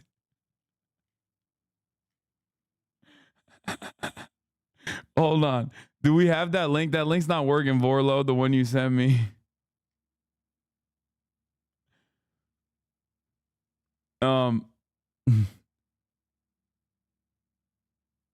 Anyone in chat should know that you can hate someone and still miss them. That's the most relatable thing about the shooter. Toxic. Yes. Yeah, no. He's definitely Trump's gay lover. Like, that's not a joke. That's what I'm leaning on. He had sexual intercourse with Donald Trump and he just could not stand. It got deleted instantly. Oh, by the way, the FBI used, of course, IDF tech, Israel's Celebrite. Trump shooter's phone was cracked with Israeli technology. Okay. Least shocking turn of events here. But anyway, as far as like hunting down the shooter's motive, there's still many questions. Okay. There's still many questions. His classmates have said he's conservative. His neighbors have said they've seen Trump signs on the lawn. Okay. He was wearing duck hunting camo. And he was getting bullied for it at school. He's a bit of a loner. He was a bit of a stem cell, as far as we understand. But among the swirling unanswered questions about what drove a 20-year-old Pennsylvania man to very nearly kill the former and potentially future president, the glaze is unstoppable. Focus has turned to the parents of the would-be assassin, both of whom are licensed professional counselors, according to Pennsylvania Social Work Board. Now, if you think social workers are across-the-board Democrats, let me tell you, that's not the case. You can be a social worker and still a hog. Matthew Brian Crooks and Mary Elizabeth Crooks, residents of Bethel Park, Pennsylvania, hold active licenses as professional social workers. Records from the Pennsylvania Licensing Verification Service indicate that both have been licensed since 2002, with Mary obtaining her license in February and Matthew in March of that year. Their licenses remain valid until February 2025. Newsweek reached out to the Crooks about their background in counseling, but has not received a response. After the man identified by law enforcement as Thomas Matthew Crooks shot at Donald Trump from a roof just outside the security perimeter at a rally in Butler, Pennsylvania Saturday, the FBI said it completed the search of his home, where he lived with his parents, as well as his car and at least one phone. A motive remains unclear. Turns out he also had a potential makeshift bomb in his car that he wanted to blow up too, simultaneously, to cause chaos and then also take advantage of said chaos or some shit. Records indicate that Crooks, an administrator at a local nursing home, was a registered Republican voter, though he's also recorded as having given a single small donation to a Democrat-aligned group. A neighbor told reporters that there have been pro-Trump signs on display in the yard of his family's home. Beyond that, details on Crooks and his family have so far been elusive. Unlike many gunmen who have carried out attacks on schools, nightclubs, and businesses, Crooks did not appear to leave a trail of clues into his mindset on social media, nor did he leave any apparent manifesto. That could make it more difficult for investigators to understand what drove him to that perch in Butler. This is the Thomas Crooks residence. Local law enforcement has been guarding the home from media since the July 13th shooting. Mental health. Newsweek spoke to Paul Gianfrido, the former CEO and president of Mental Health America, about what warning signs could have been missed about Crooks' family and friends. That part I don't really care about. Wasn't that a small donation from a different person with the same name? No. Bullying can also play a role in violence, yada, yada, yada. That's how you know he's white. He's white. Okay? There's no better indication that this motherfucker is white. You know what I mean? They're like, oh, what motive could there be? Bullying. Like, they're giving it a fair shake. Okay? They're giving it a fair fucking shake. A fair shake that only is given to right-wing, white, racist shooters. Okay? The white shooters in general. Oh, well, it was just like he got bullied a lot. You know? He got bullied. If this dude was even a little Mexican, bro, oh my God, they'd be like, dude, this is what Hispanics do. Famously.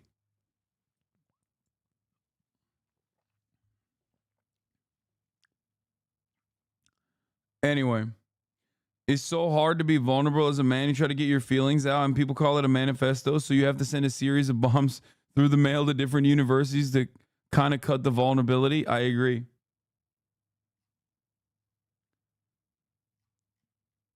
Anyway, Trump shooter's parents called the police hours before the assassination attempt. That's another part of this puzzle as well. Motive is still unknown. Oh my God, Fox News is trying to fucking paywall this shit now? Bitch, are you crazy? Are you fucking insane? You're out of your dang mind, son. What the hell?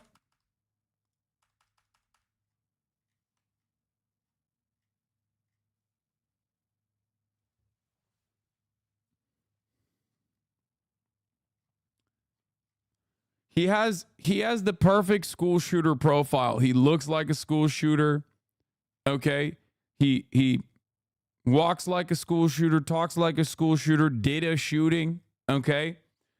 The only difference here is that instead of shooting up his school, which is usually what they do, okay, don't say that, huh?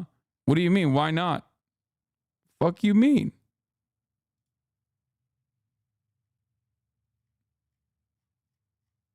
He does.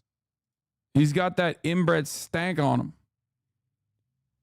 Thing is, most of the time, and I've talked about this before, most of the time in America, like, people with this kind of resentment never actually carry it to, like, people in positions of power who actually have, like, a protective barrier around them, right? Constant security and surveillance. And they always just, like, go after people that are weaker than them and go after, like, random people, you know what I mean? That they unleash their fucking anger and resentment towards. That's the norm. It's never the norm to turn around and, like, try to fucking take that anger and resentment on someone who is more powerful. Channel 4 News can reveal that Thomas Crooks's father, the owner of the rifle that was used to shoot at Donald Trump, was held on a database and profiled by the former president's election campaign and identified by them as a strong Republican supporter, gun owner, and hunter. The information was compiled as part of a secret Republican project to gather data on millions of gun owners across America and use it to target pro-gun messages in the run-up to the 2016 election. It's so funny that the Trump administration knew what the fuck was up with the Crooks family. You know what I'm saying? They were aware.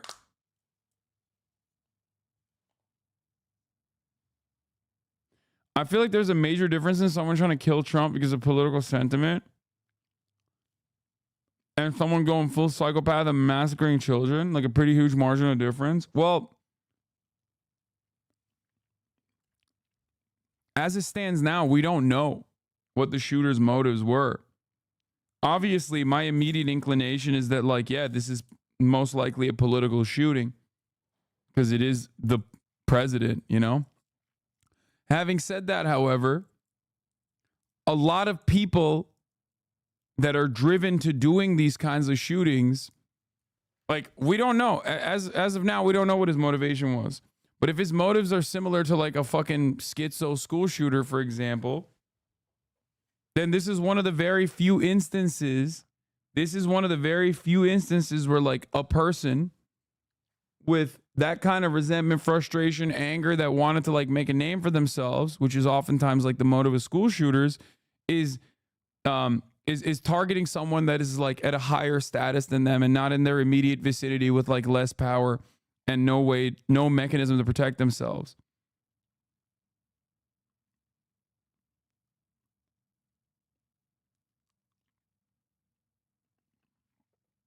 You feel me? This is unique. HasanAbi analysis on point again. Huh. Unless we go with the narrative that I have declared, which is that he had a gay relationship with Donald Trump. Okay.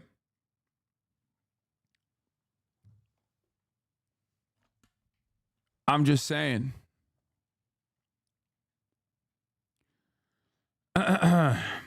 So, who knows?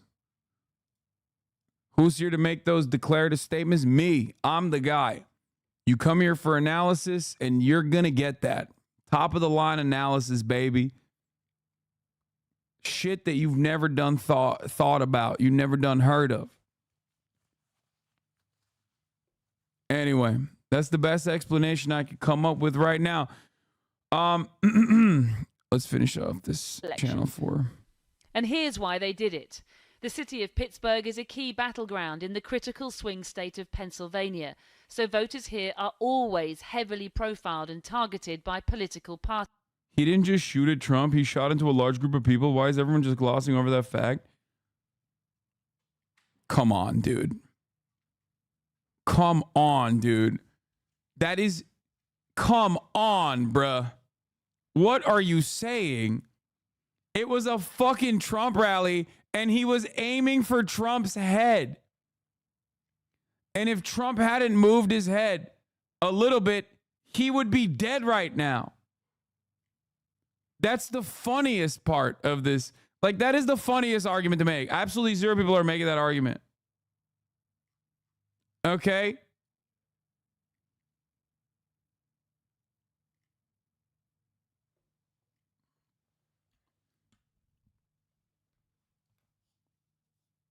Parties, like the Trump campaign in 2016, which held voters' details on a database, including, as we've discovered, the shooter's family, Matthew Crooks and his wife Mary, who lived here at 2506 Milford Drive in Bethel Park.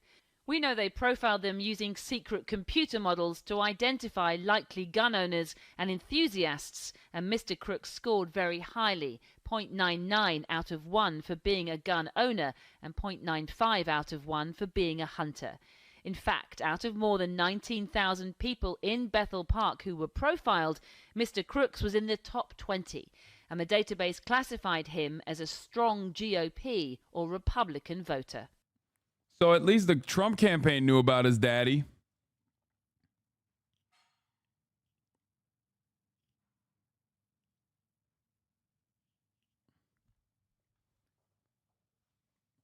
That's crazy.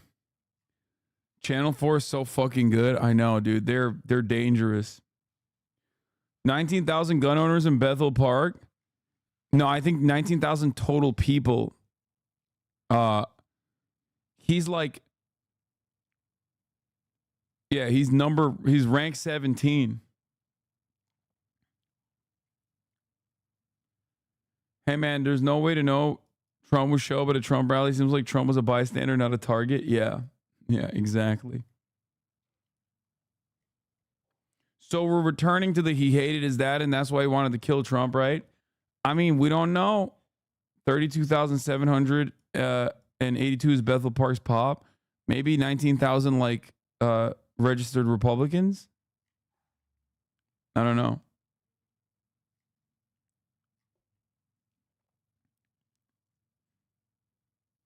Hogs will always argue how Democrats will create a registry of gun owners. Meanwhile, the Republicans have already done it. Yeah.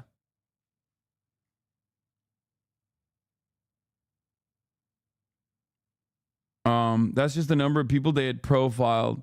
Bro, how is he? Dude, dude, someone needs to check on Daddy Crooks because he's about to drop in that ranking quite a bit. You know what I mean? I don't think he can still be number 17 after his son tried to kill the president. Like, that probably knocks you down like a couple thousand. You know what I mean? Like, no matter how much you fucking love guns and hunting, I suspect that you're probably not gonna maintain your number 17 position. What do you mean? He's top 5 now? Fuck no.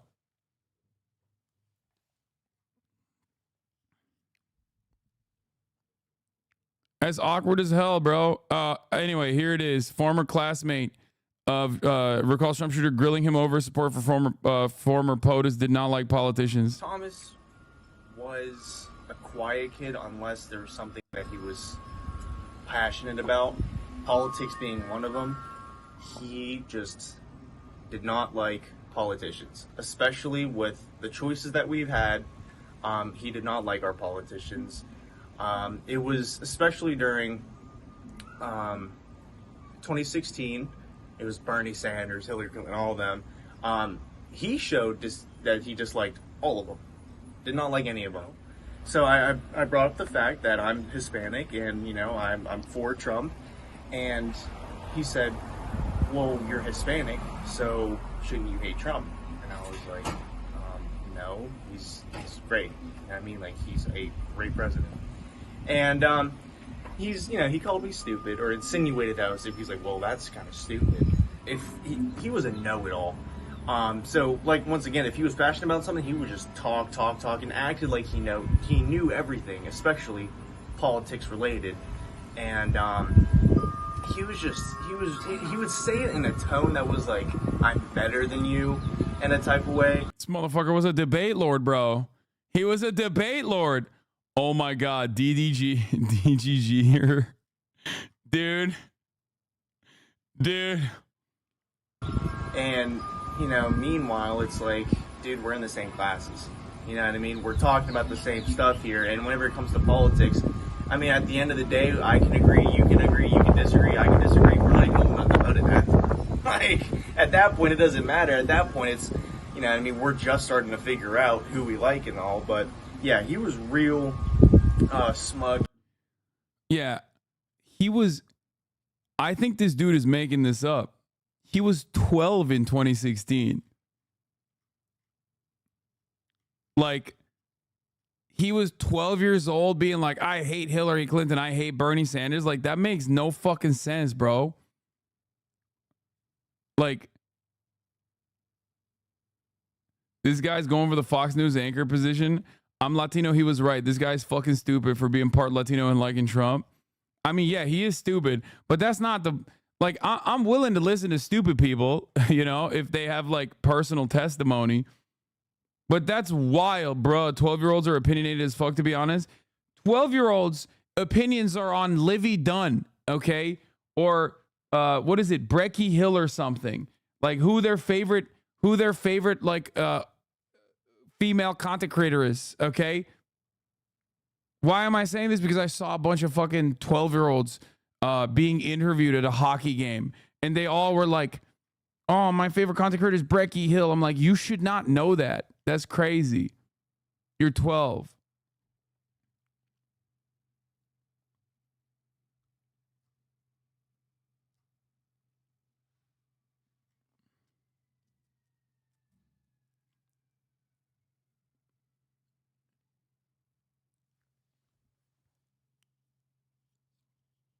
They start you young here in the South. I was taught to shoot the TV with my Nerf gun when Dems were on the screen when I was like 7 years old.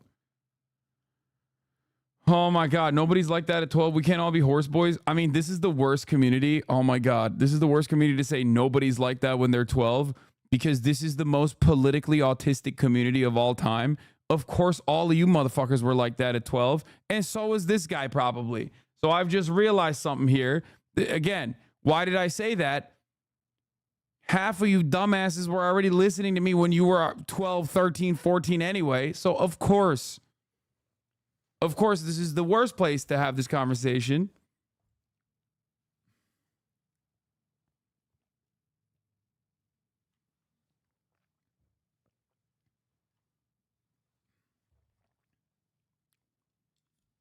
especially many of you that come from like conservative backgrounds. I feel like it's more Democrat to just like not really try to brainwash your children. I feel like Republicans project on that front quite a bit, whether it be taking your ass to church or constantly fucking instilling their values in you at an early age to just like hammer in the points. Like, yeah, that's right. Barack Obama is a Muslim man. That type of shit.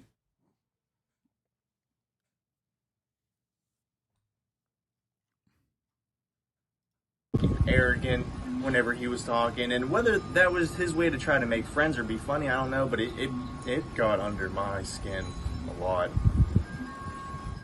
So his friend group, they were known for being, like I said, like just out there, a little bit more recluse. Some of them didn't even show up to school. Some of them went homeschool. Some of them, I think one of them went to like a private school.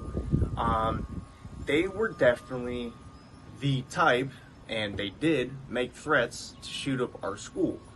And that year, I believe it was our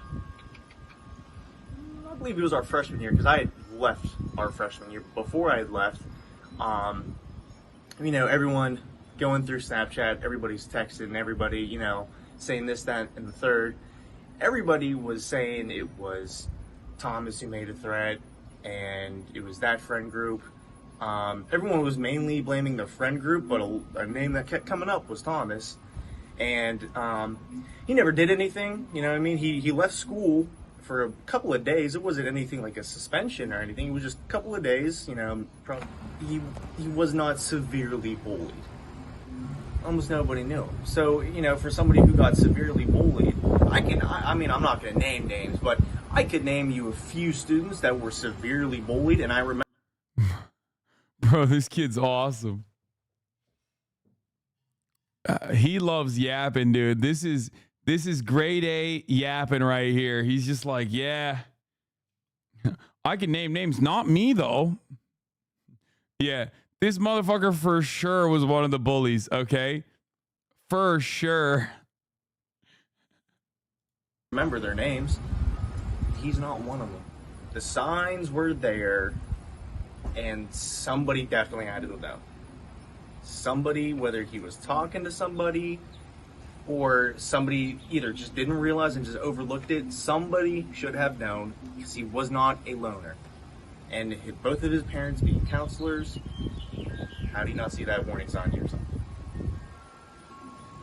Anybody who knew him should have seen something, should have known something was up. And I know it's, you know, it's kind of easy to hide, but people are going to get their affairs in order before they do something this bold and this drastic, and nobody saw it. And why?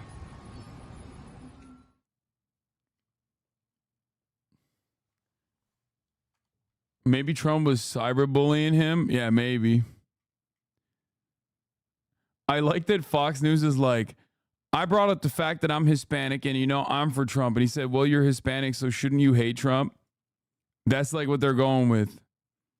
And he said, no, he's great. He was a great president. He called me stupid, or insinuated that I was stupid, which he was.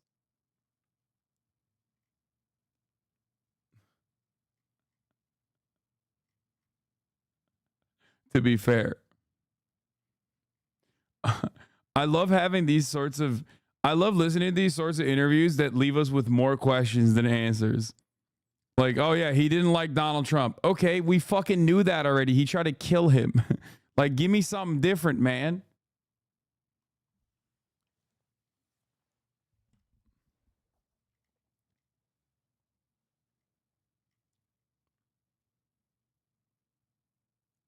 The new rhetoric was shooter was stupid. Rhetoric.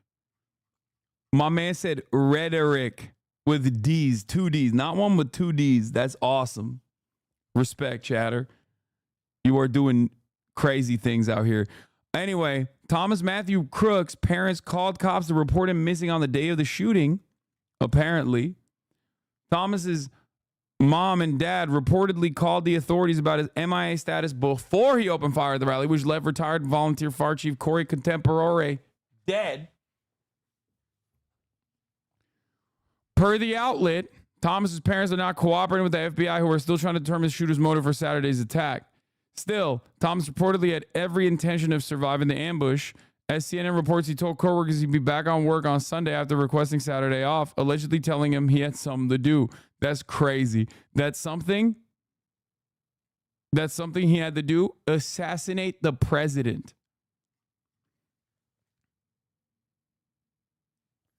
According to the report, Thomas first raised suspicions 3 hours before the shooting as he entered security screening area holding a rangefinder, which is often used by hunters to measure distance. However, the rangefinder alone was not enough to keep Thomas from passing through security. Those security personnel reportedly kept an eye on him in the area. In other words, they were aware of Thomas's suspicious presence prior to the shooting. Per CNN, investigators discovered 2 remote-controlled explosive devices in Crook's car following the shooting.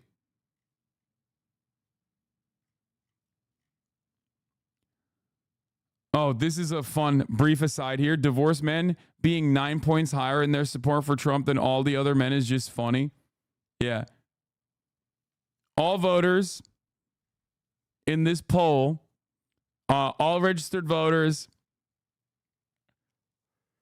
across the board, divorced men, 56%. If you're a divorced dad, you have the highest likelihood. You have the highest likelihood of supporting Donald Trump. Poll on the shooting.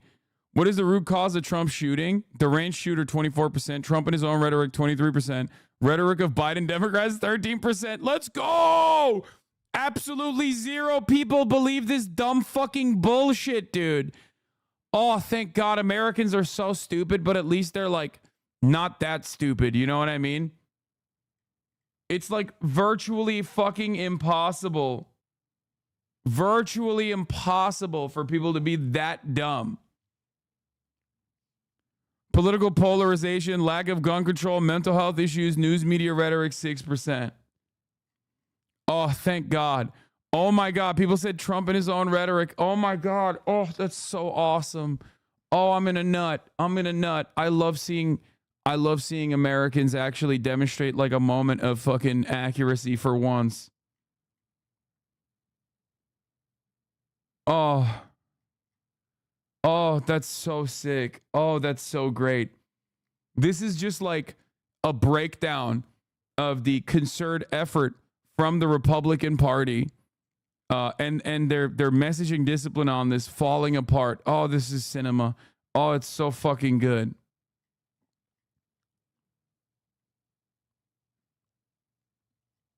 It's great, man. It actually is. This is wonderful to see. This also is part of the reason why I think this is also part of the reason why I believe that polls haven't changed too dramatically, like haven't swung in any direction dramatically post-assassination attempt. In a way that even I was saying like, oh, Donald Trump's definitely going to win. Like the reason why I said that is because it is entirely dependent on the Democratic Party and how they manage the messaging post-shooting versus the Republican Party and how they are able to move away from Donald Trump being like a genuine threat to Donald Trump being a martyr and a victim, right? But Americans' positions are completely fucking planted at this point.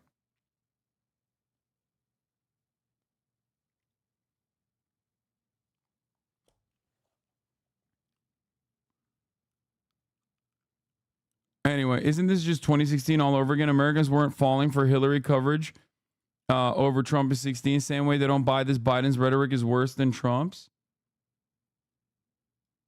Bro, he's the most hated person on earth for half of our country. No way they will feel bad for him. Oh, for sure.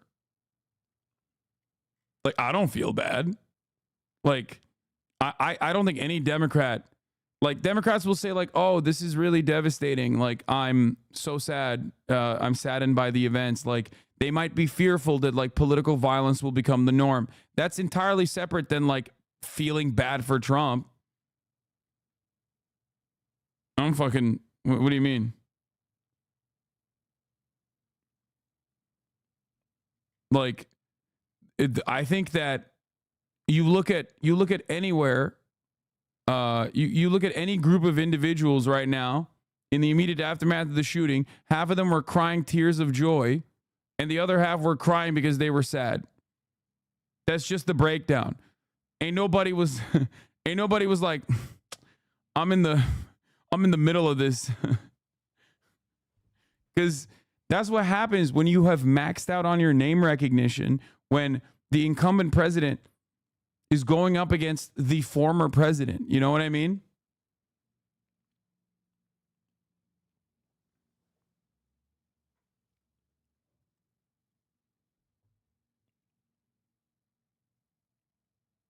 One, mental health. Two, Trump rhetoric. Three, media rhetoric, propaganda. Four, political divisiveness. I mean, 70% of the whole country, 65% of Dems want Joe to drop out. Yeah, new polling came out. We're going to talk about that. 100% of those unsubscribed will see a 3-minute ad break, though, which is not reflected in this poll. So how honest is this poll? You know what I mean? Because at the top of the hour, there's a 3-minute ad break, and if you no longer want to see those ads, all you need to do is subscribe for $5 or for free with Twitch Prime, right?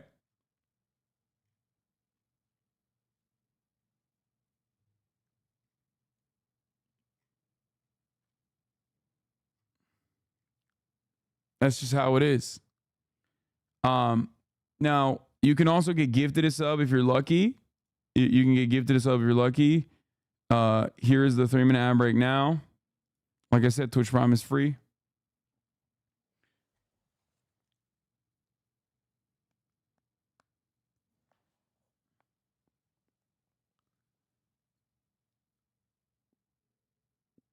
We're going to talk about the Biden dropout potential as well.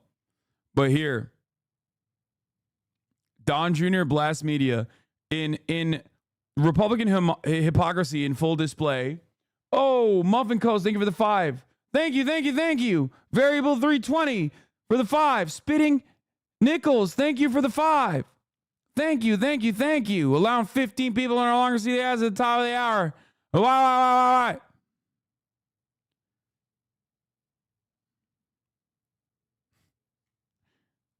All right.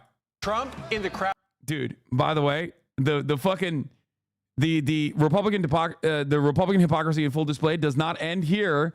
We have Donald Trump Jr. Don Jr. blasting media overshooting conspiracies. He wasn't shot enough for them. I love that. Lol, you sounded like Biden, Jack. That's the whole point. Hey, wait, who just gifted? Daniel Art. Thank you for the 10 bones. Last night listening to those former rivals talk about unity. But one of the most powerful moments so far this week came the day before, Monday night, when President Trump made his first appearance since being shot in that failed assassination attempt. His son, Don Jr., watched the tape, got emotional. Thank my lucky stars to be living here today, 'cause the flag still stands for freedom, and they can't take that away. And I'm proud to be an American. You know, it'd be great if it was possible to talk to Don Jr. about what he was thinking at the time. In fact, joining us right now can book him. The guy from the Cutaway shows up live. We know a little bit about the pollen that's in the arena. It's a killer. Allergies, guys. Oh, come on. It was your father. He got shot. Everybody was emotional. It was actually incredible. And when you juxtapose that to the scene in 2016 at the convention, right? It was very different. There was so much uncertainty about their candidate. And I almost got in a fist fight with Mike Lee on the floor, who's now like a great friend. That. You remember that? It was like, it was so different. The love I've felt over the last couple of days here is unlike anything I've seen before. You're walking up to grown men who you see them welling up. It's people understand exactly where our country is. They understand what's at stake right now, Bitches. Steve. Absolute bitch-made shit, okay? They're crying. You're a bitch. You're a fucking bitch. Grown men with tears in their eyes. They're so sad for my pappy. Shut up. Weak ass, pussy ass bitch. You fucking baby. Anyway, aside from the soy takes, wow, toxic masculinity much? Oh, 100%. 100%. I'm toxic and I'm masculine. There ain't nothing wrong with that, okay? Let me tell you something. If the only emotions in display, if the only time you can demonstrate your emotions is like because Donald Trump got shot in the fucking ear, you can suck my dick, okay? I don't give a fuck.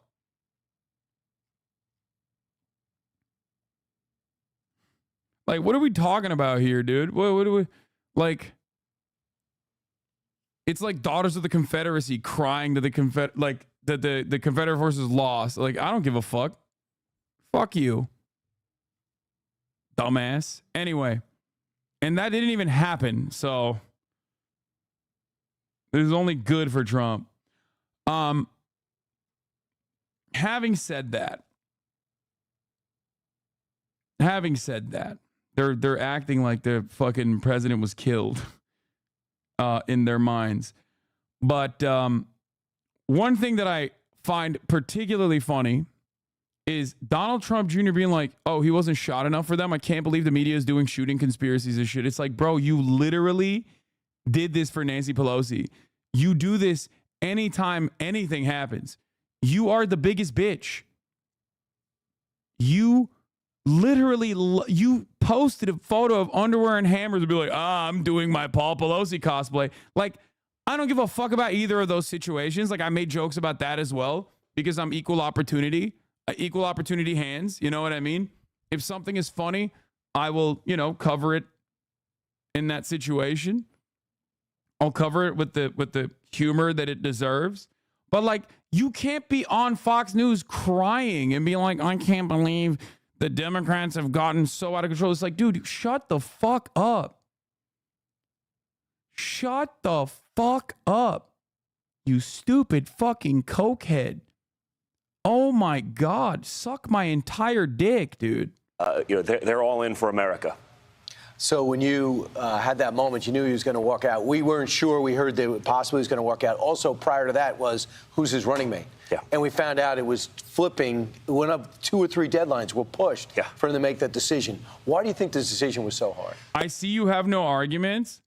Did you just not hear the argument that I made before I said, I don't care about your crying, you dumb little baby?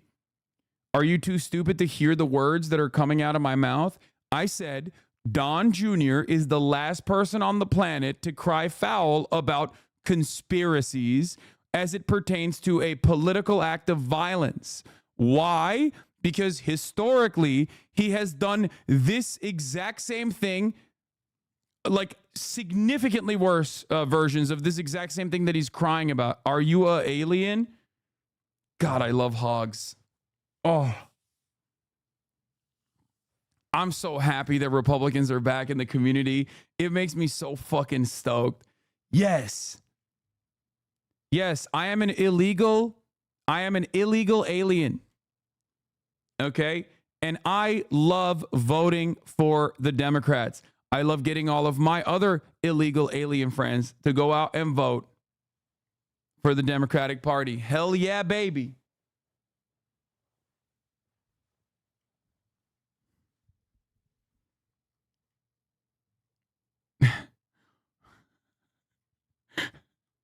You hate the derails? I love it. It makes me feel alive, okay? It makes me feel alive. It makes me so happy when conservatives come back in here and they're like, why?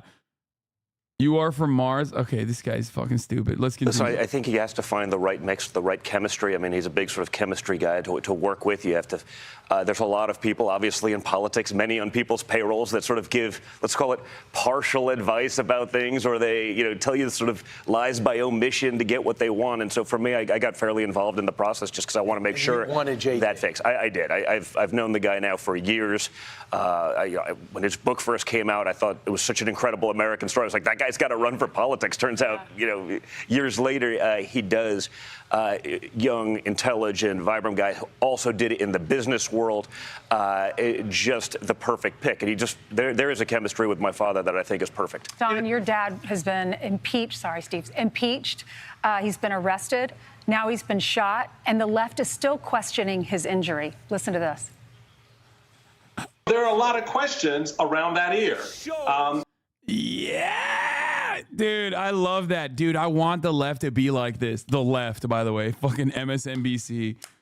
I want Democrats to get a little nutty, and I'm fucking excited at the prospect. I've been begging. This is why I don't actually yell about the Midas touch a lot. You know what I mean? Like, there's a lot of these guys. Like, the Lincoln Project is a little different because they're former Republicans, and I fucking hate them for that reason. They're all like Bush-era Republicans. But Midas touch, I don't want Blue Anon necessarily. You want more Blue Anons? No, I love when the Democrats actually fucking take that smoke, not to like defend Joe Biden, but to actually shit on the Republicans in the same fucking, with the same insanity.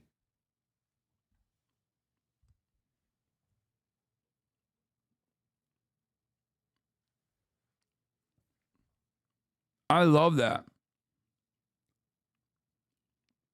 I love the Midas touch style Bush era liberalism.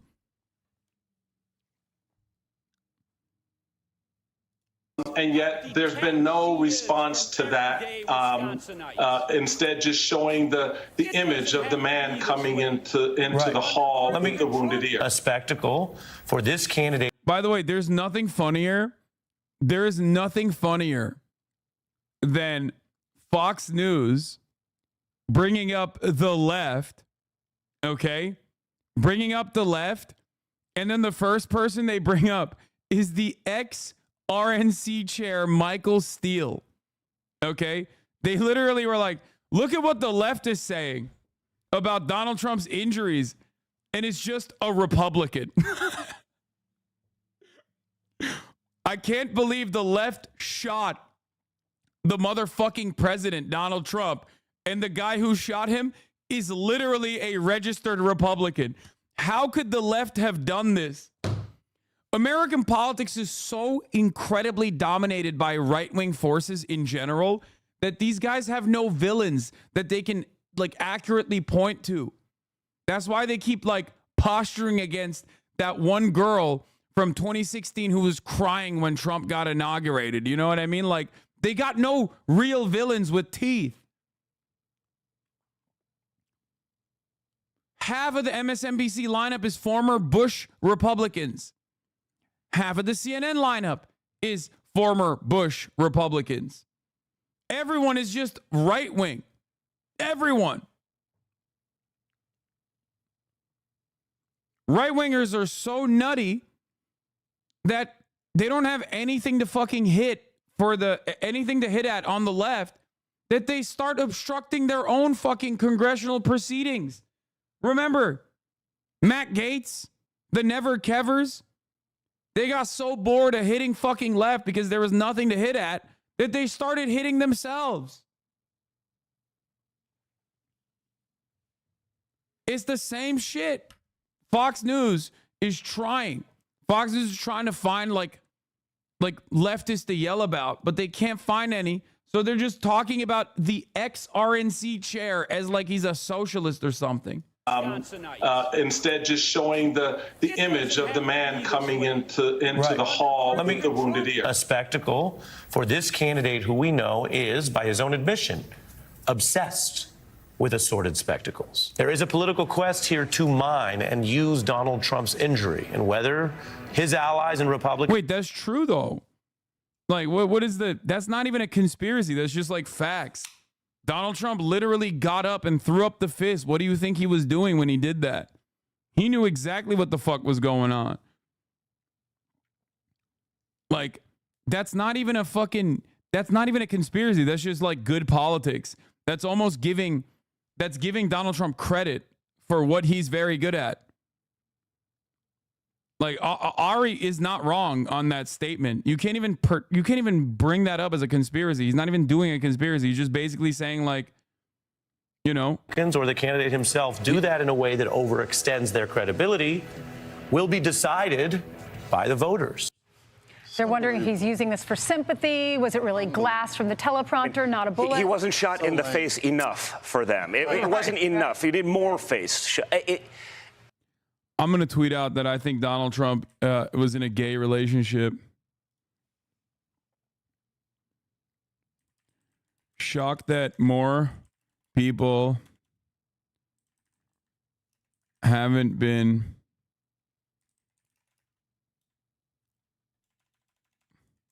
looking into the motive of Thomas Matthew Crooks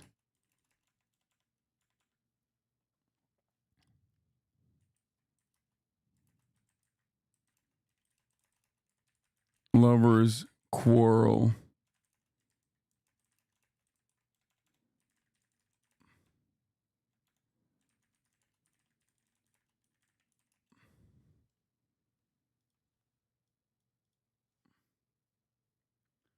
Why is that funny? It's not even funny. It's not. It's not even funny. It's just it's a real motive for the suspect. I can't wait for community to notice the type of very long response to your obvious bait. I'm just asking questions.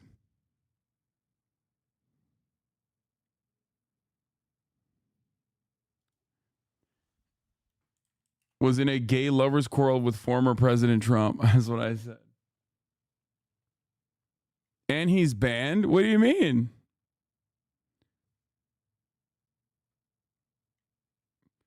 These are the important questions. Yo, I just saw on Twitter that Trump was in a same-sex relationship with a young rifleman. Is that true? Yes.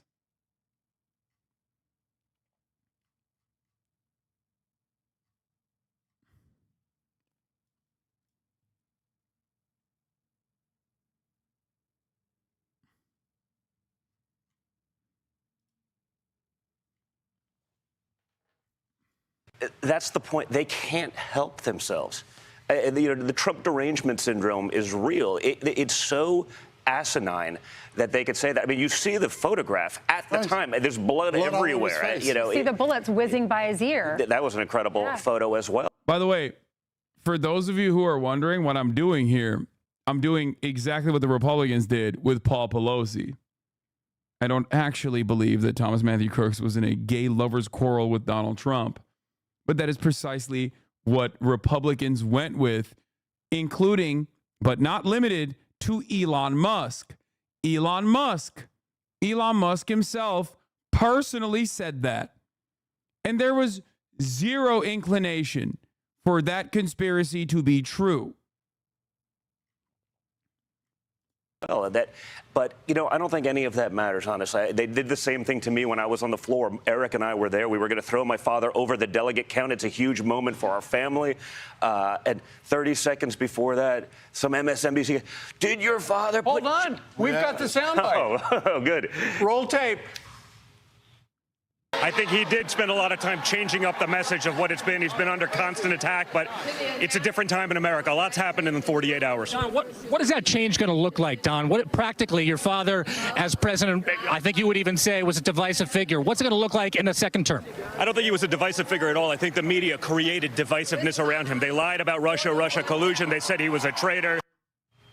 As you were saying. Yeah, that wasn't the part. The part when he came out here and he said this to you. He said, oh, will there be another child separation policy? You separated 8,000 before. Yeah. And, well, he started talking about cages. And I'm like, this 30 seconds before this, 48 hours after my father was shot. I go, you mean the Obama cages? Right. And he goes, that wasn't true. I go, but it is true. It's 100% true. He's been fact-checked since. And I just said, you know what? Honestly, you're a clown. Yeah, just go away. Go away. Go away. I think, why am I even wasting my time? Because 48 hours ago, my father was shot in the head. Yeah. And they can't stop. right? This is the same as what they did with Russia. Even when they knew it was wrong, they kept going it. It was impeachment 1, it was impeachment 2. Democrats, just as bad. They're out there. They're trying to bankrupt our family. They're trying to take away my father's businesses. When that doesn't work, they try to throw him in jail. And, of course, when someone spends years calling you Hitler and a fascist and a this, and by the way, not just my father, half of the country. What do you expect? So, Don, let's talk about that. Let's talk about the assassination attempt. I told Eric, he's normally the chill one. Normally, you're the one that's going. And when I saw Eric upset, then I knew that we had. These guys are literally just parasocial with people who are zero content. That's crazy. Like, the least charismatic individuals, like, they got 0 of the dad riz. They got 0 of their dad's charisma. 0. And like broad appeal to broad appeal to hogs. Thoughts on his posture? It's ass. Everything about this man is ass. I hate him. I think he's just so sweaty and gross and anxious all the time. And I think Coke makes it worse. Donald Trump fucking despises him.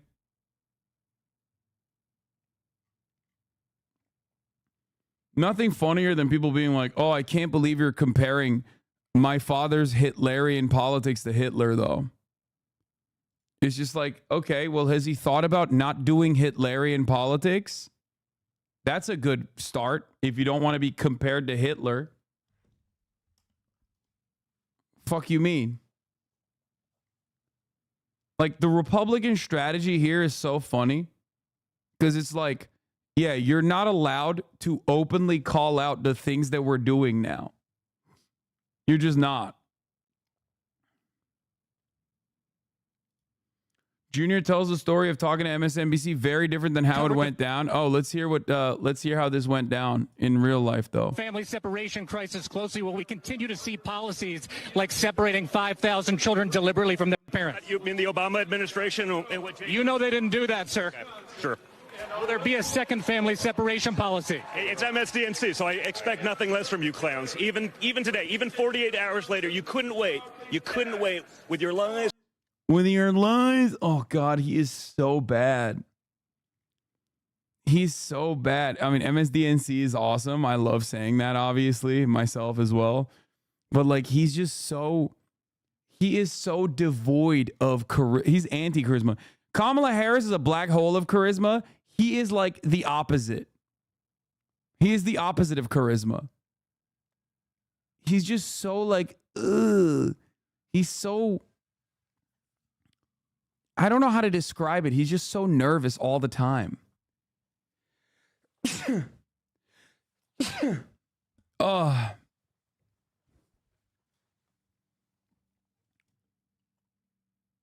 did he just casually lie about Obama? What the fuck is going on? He wanted to say Obama built the cages, which is true. That was like a bar under the Trump, like during the Trump presidency. That was like a big bar when they started doing family separation as a deterrence measure, which, by the way, if anyone tries to tell you that family separation was not directly created under the Trump administration as a specific deterrence policy, you can point them directly to the Department of Justice. Okay? Because they openly stated that. Not even the DHS. I believe it was Trump's own attorney general at the time who came out and said, we have to separate families from their children as a deterrence policy. Like, as in, we have to increase the pressure and we have to increase the cruelty specifically so that immigrants are scared. Okay? So while Obama did build additional cages that the Trump administration utilized, okay, that part is true. And Obama was the deporter in chief, and he was dog shit for that. And I have been incredibly critical of Barack Obama. You guys know this already. Donald Trump's administration abso-fucking-lutely specifically created the family separation policy where they would forcefully remove children from their parents as a deterrence measure. Jacob Soboroff is very good on the issue of immigration. He's on it. I mean, he has done a lot of good work. Okay? I mean, it's kind of a slow day. Do it. What do you mean?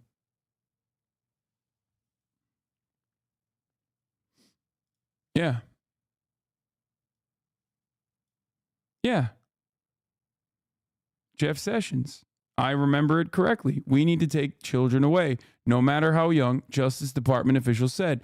Top department officials were a driving force behind the President Trump's separation policy, a draft investigation report said.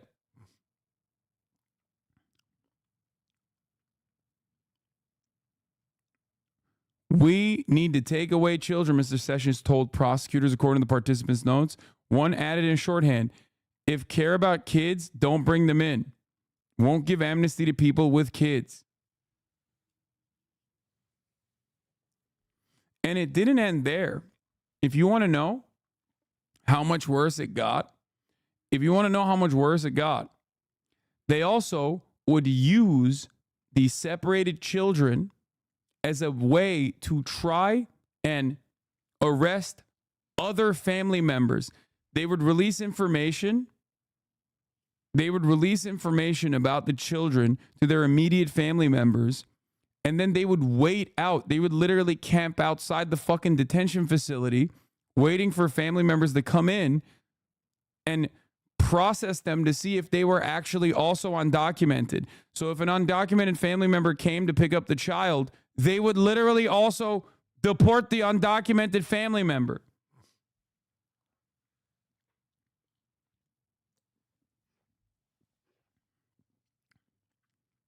They use the kids as bait, bro.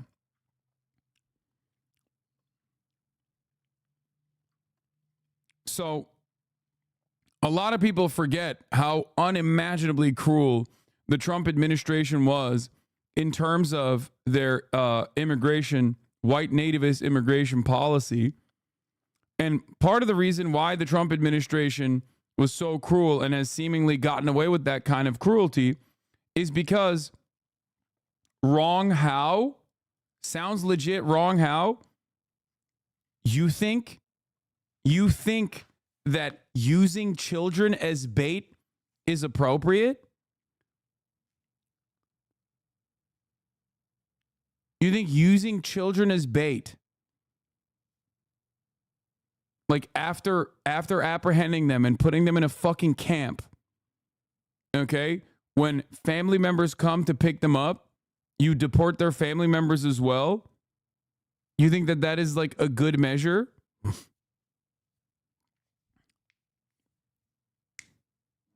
You think kidnapping someone's child and then detaining their family members after using the child as bait is good? There is no difference between you and a Nazi, just so you understand. Like, this is some Israel shit right here, dude. That's crazy.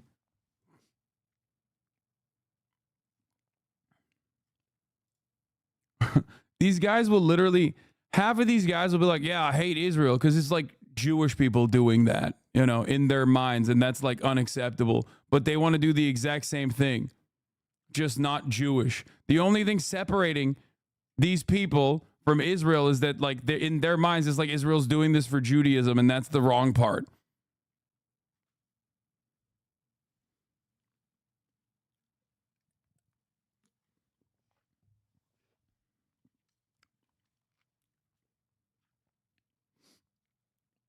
Anyway.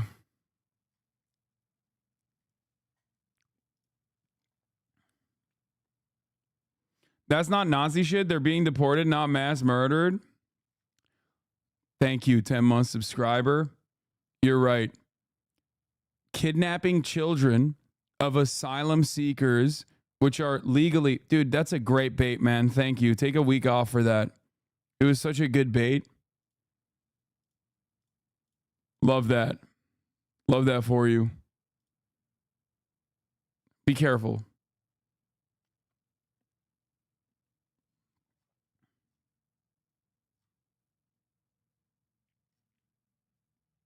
Be happy that I didn't fully ban you. Reach rock bottom. I'm the fire breather, You're normally. the fire breather, bro. The president was saying, which son said that? Was it Don? It was Don. It was fired up. So we found out that, of course, the assassination attempt happens, but then we later find out that the Iranians, weeks before, had been planning an assassination. You would think they would step up the security measures, but to see such failure there, that has to be infuriating. It is. You know, I'm a pissed off son because of that. And by the way, as a shooter and someone, by the way, I said hi to guys that were part of my detail. So I have a detail. I don't have one now, but I had a detail. I've seen my fathers for 8 years. I shoot with these guys because I'm a competitive shooter. They're not afraid of a little sloped roof. That's nonsense. They don't let, unless there's a major breach or they're told not to do something, they don't let a guy with a rifle be on a roof for half an hour inside 150 yards. Like, for people who aren't shooters, 150 yards is like a 6-inch putt, right? It's like it's almost impossible to miss. That's why I say, like, this is divine intervention, right? There's no way. It's almost impossible to miss that. And, you know, so, no, I am upset because that's true. I don't think this threat was tied to Iran. By the way, I think an Iran threat may be like one of the greatest endorsements in the history of politics, right? Yeah. If Iran hates you, like if our biggest enemies hate you, it's probably a good thing, right? It's like. But what are you saying, Don? The fact, why was he left up there? If everything you said is true and the slope of a 30 minutes. I like that he was Don Jr. The title of this is Don Jr. Blast Media Overshooting Conspiracies. And now they're going to fucking turn around and do their own version of the conspiracy theories, but in a right-wing way, I suspect. Roof is not a big deal, and they had this guy on the side 30 minutes prior, and they had people saying while your dad was talking, look up on the roof, that guy's got a gun. What do you think? It just a major breach, and again, I don't want to be the guy doing conspiratorial. I'm sure plenty of people will, and I think honestly, all of those questions are fair game because it is so ridiculous, it is so flagrant, and this is not, you know, so. Oh, so it's appropriate to do conspiracy theories in the right-wing fashion, inappropriate to do so when you're saying like Donald Trump is using this shooting to garner sympathy or will try to use this shooting to garner sympathy.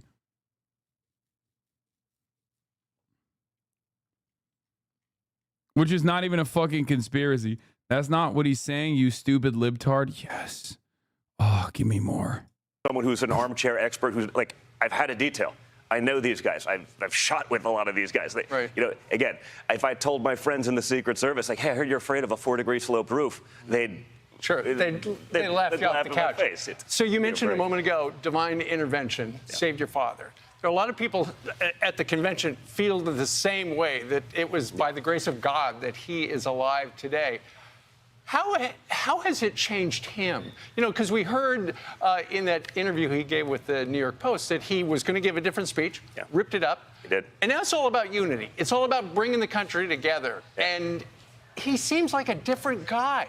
Listen, I think getting shot probably changes a lot. It's very in terms sobering. of your mindset. I mean, you know, I worked with him on Friday for like 4 hours, actually, on his speech the day before it happened.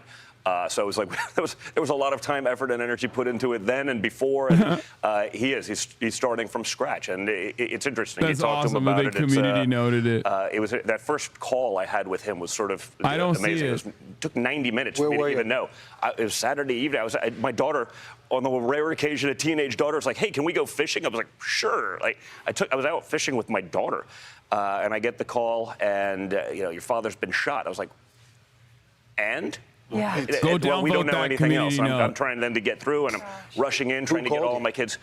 Kim called me, but we didn't have any other information, and so it was an hour and a half before I even knew if he was alive or not. No one knew anything. Obviously, I guess they shut down all the cell service or whatever, so I couldn't get a hold of anyone. And then, you know, I finally, you know, I had time to even look at the pictures and see these things going on before I even spoke to him. I just saw that picture of him coming out of that scrum defiant, and I was like.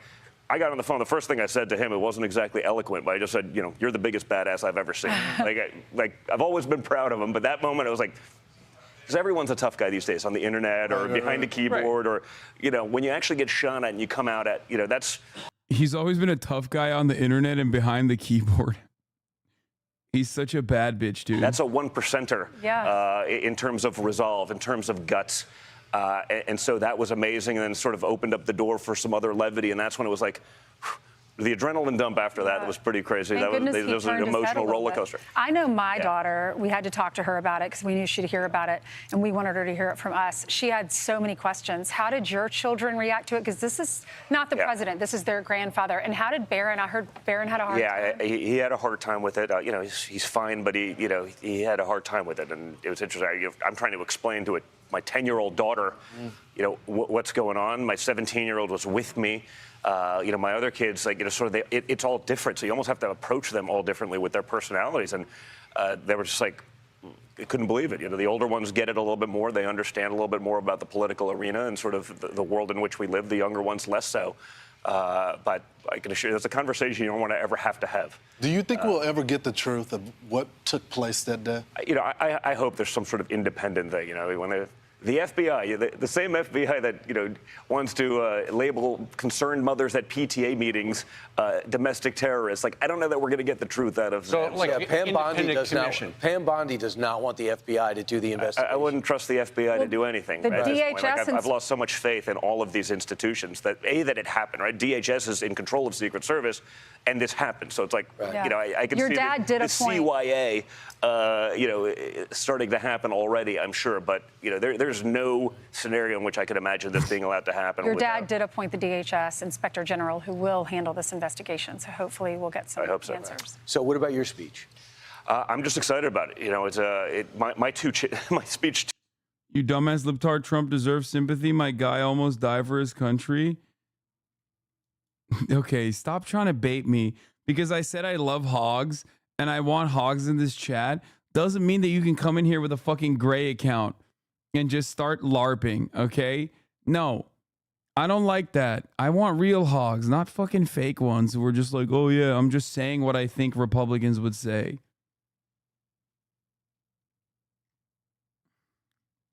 Changed, right? I'm used to doing fire breathing. It's sort of what I do. Like, I can do that standing on my head, so that's easy. Like, you know, but no, I spent a lot of time to have a little bit of a different message. I think we need both, though, because I think America does need to still remember what we had and how quickly it disappeared from us in the last 4 years. I mean, it is at a point where if this continues, we're probably at a point of no return if we can't get it back on track. If, you know, another 4 years of these policies, the open borders, the fentanyl, we can't just forget about that. But I think we will take a little bit of a different tack. But Don, I feel like you've changed too. Like, I mean, you're going to be done. But he's the worst, dude. He's so lame. Ugh. He's like parasocially invested in like Don and Eric Jr. Like, that's a bridge too far for me, okay? Like, being parasocially invested in Donald Trump, that's fine, okay? I am too, to a certain degree. He was the president. He's telegenic. You know, he's charismatic to his own base. But, like, this is, I mean, they're so lame, Trump doesn't like them. It's just so lame. But I feel like you're taken back ever since the shooting as well. Yeah. There's a calmness about you ever since the shooting. Said no one ever. You're right, exactly. No, listen, I think you're 100% right. It is, like I said. I'm skipping the rest of this. I mean, it's almost done anyway. Welcome back. Eric Trump says former president's in great spirits following assassination attempt. We're going to move on to the Democrats in a second. But here we'll talk about the hypocrisy a little bit further because it's something that I want to address again and again. So the state is the parent in California now at Gavin Newsom. This is the final straw because of this law and many others that preceded it, attacking both families and companies. SpaceX will now move its headquarters from Hawthorne, California to Starbase, Texas. I did make it clear to Governor Newsom about a year ago that laws of this nature will force families and companies to leave California to protect their children. Gavin Newsom responded with, "You bent the knee." when Elon Musk came to the White House asking me for help on all of his many subsidized projects, whether it's electric cars that don't drive long enough, driverless cars that crash, or rocket ships to nowhere, without which subsidies he'd be worthless, and telling me how he's a big Trump fan and a Republican, I could have said, drop to your knees and beg, and he would have done it. That was one of the best ethered moments from Donald Trump.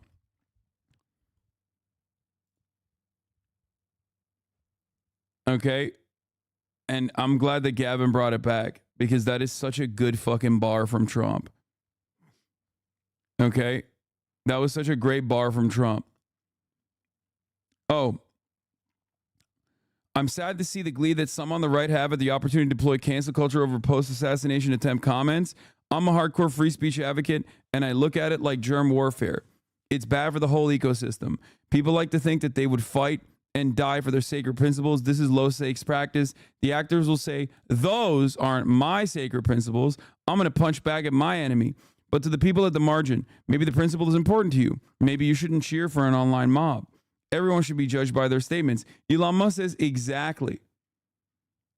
Even though he's been fucking chirping about the way in which the left has been talking about the liberals have been talking about the shooting nonstop.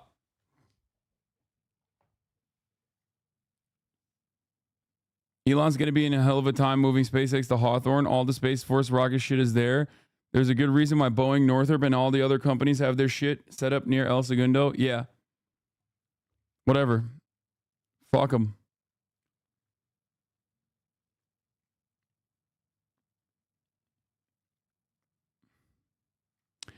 And so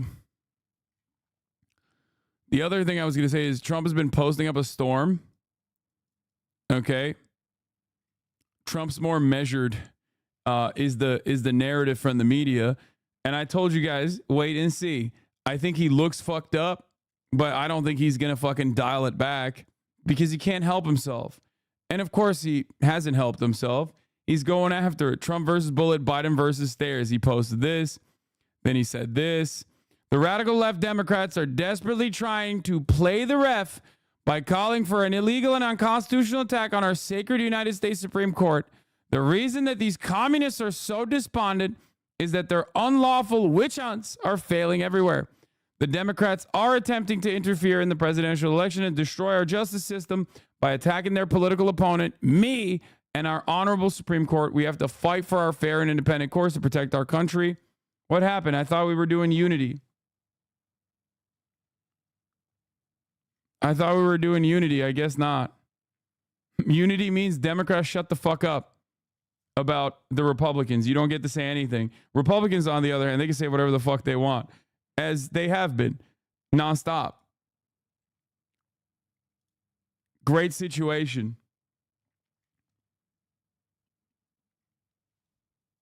Anyway. Yeah, unity through obedience. When Republicans say we need unity from, in this tumultuous time, we need unity from the Democrats, they mean unite to, vote for the Republican.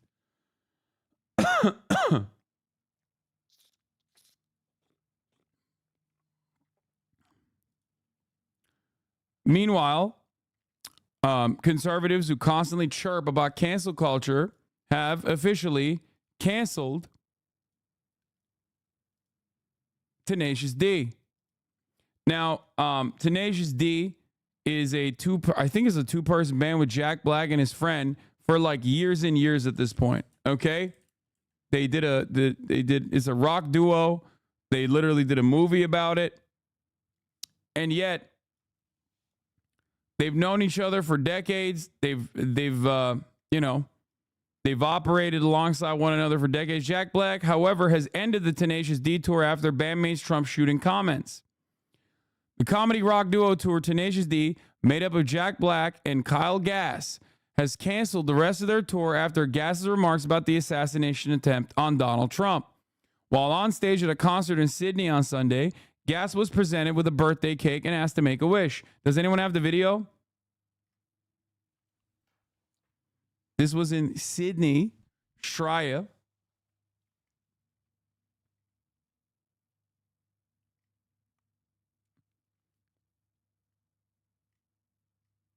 Do you guys have the clip? I want to show the clip.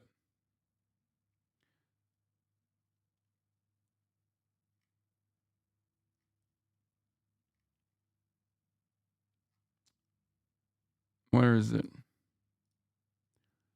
Here it is.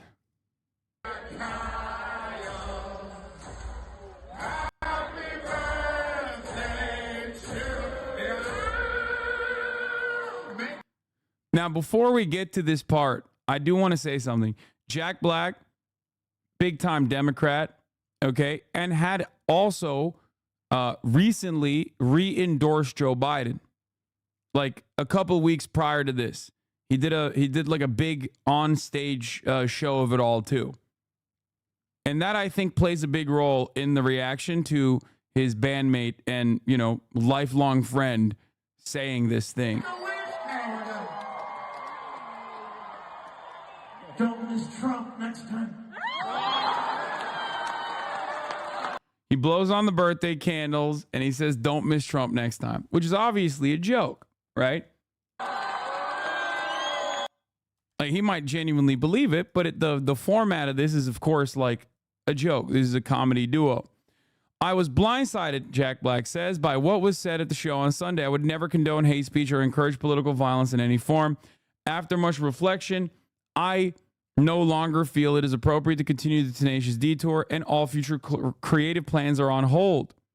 I am grateful for the fans for their support and understanding. I mean, this is a better video, but who gives a shit? Make a wish, Canada. We love you, kids. Beth will take it back. Thank you. We love you, kids. What happened? He doesn't seem too fucking distraught. Beth will take it backstage and cut it into pieces, please. Thank you, Beth. Thank you, guys. How about this guy? Kyle Gass. Happy birthday. God damn.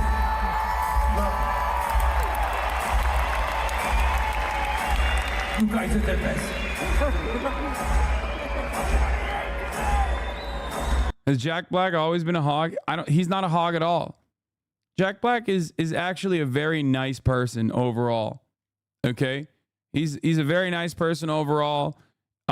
He is like he's a big time Democratic Party supporter. He's a cool dude in person, I think, from people that I know that have met him. Very interested in like this space, like Twitch and whatnot. And like streaming in general. Having said that, however, I think the reason why he reacted the way that he did is not because he's like an actual fucking coward or whatever, but the reason why, I mean, he is a little bit cowardly, of course, but I think the reason why he's like this, he's a Warren defender, by the way, that's even funnier. The reason why he reacted this way is because he probably doesn't want what he's saying to be fucking reflected poorly against Joe Biden. You know what I mean? Because Republicans are pretty vicious and they'll come after him because they have no fucking interest in defending free speech. Okay? Defending humor, defending satire. And I thought a lot about this. And that's why I was saying what I was saying earlier this morning, that Republicans have something like genuinely broken in their minds where like the age-old principle of like don't punch down but punch up when you're doing humor doesn't work in their understanding of the world. Republicans never want to punch up. They always simply want to punch down. It's like if you can't make a fucking joke about one of the most powerful motherfuckers on the planet, okay, who the fuck can you make a joke about? And the answer from the Republican side is trans people, okay? Like the only jokes you can make that are appropriate and acceptable is if like you're talking about someone who has less than you, okay? If you're talking about someone who's in worse conditions than you, if you punch up, that's unacceptable. They have this like weird, genuine peasant mentality. They have the feudal serf brain completely. They have it locked the fuck down. They're like, no, how dare you? How dare you make a joke about the motherfucking president. The motherfucking president is crazy.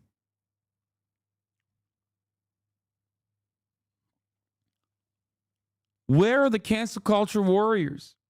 Well, all of them are literally too busy canceling Jack Black and everybody else associated with Kyle Gass. The line I improvised on stage Sunday night in Sydney was highly inappropriate, dangerous, and a terrible mistake. I don't condone violence of any kind in any form against anyone. What happened was a tragedy. I'm incredibly sorry for my severe lack of judgment. I profoundly apologize to those I've let down and truly regret any pain I've caused. Now, obviously, I don't expect the Democratic Party politicians to behave like Republican Party politicians and come out and be like, I can't believe the shooter missed or anything. But as far as like liberal comedians goes, as far as like lib adjacent, Democratic Party adjacent celebrities goes, like it's completely fucking ridiculous that these people have any, like that Republicans have any ground to be like, oh, I can't believe you just made a joke like this. Okay? I can't believe you've made a joke like this. It's fucking, it's insane. Brother, Ted Nugent, I almost call it Nugent. Is it Nugent or Nugent? Like Republican celebrities openly advocate to assassinate and even do worse than that. Like they fucking Nugent. Okay, thank you. Like we're not even at this point, we're not even talking about like Republican. We're not even talking about Republican politicians who make jokes like this all the fucking time. Right? But beyond that, if we look at like the Republican celebrities, James Woods, John Voight,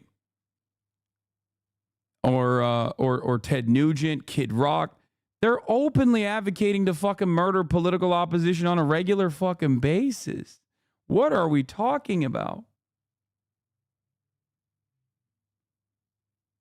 It's so ridiculous.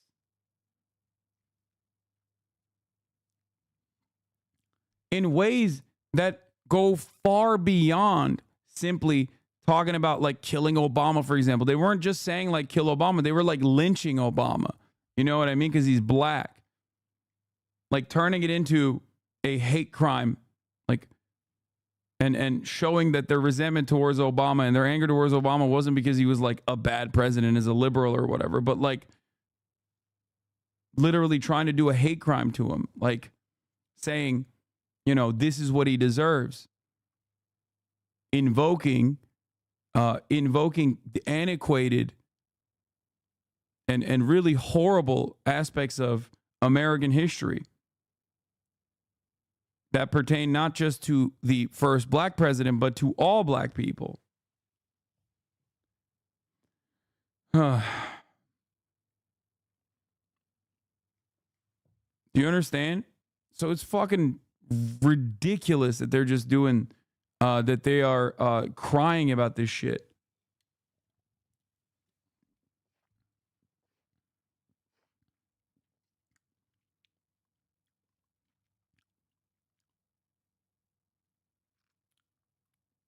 Anyway, the VP debate responds, we don't know how the Democrat nominee for vice president, who the Democrat nominee for vice president is going to be, so we can't lock in a date before their convention. To do so would be unfair to Gavin Newsom, J.B. Pritzker, Gretchen Whitmer, or whoever Kamala Harris picks as their running mate, said Brian Hughes, Trump campaign senior advisor. That's pretty funny.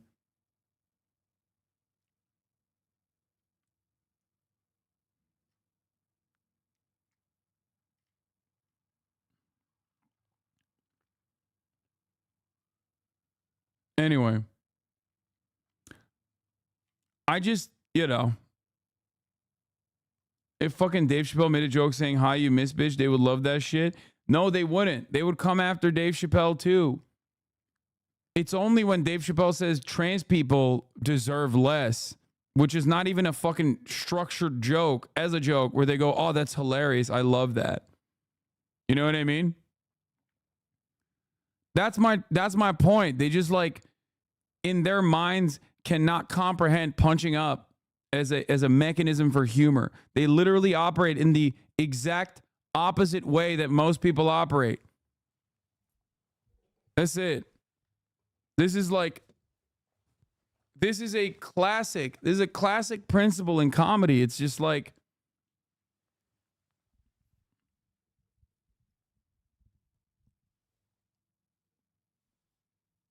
it's just, what is this? The magazine cover no one asked for?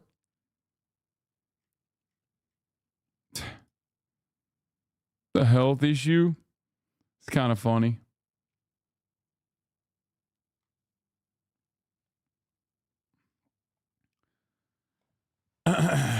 So yeah, like, there's another aspect to this story as well.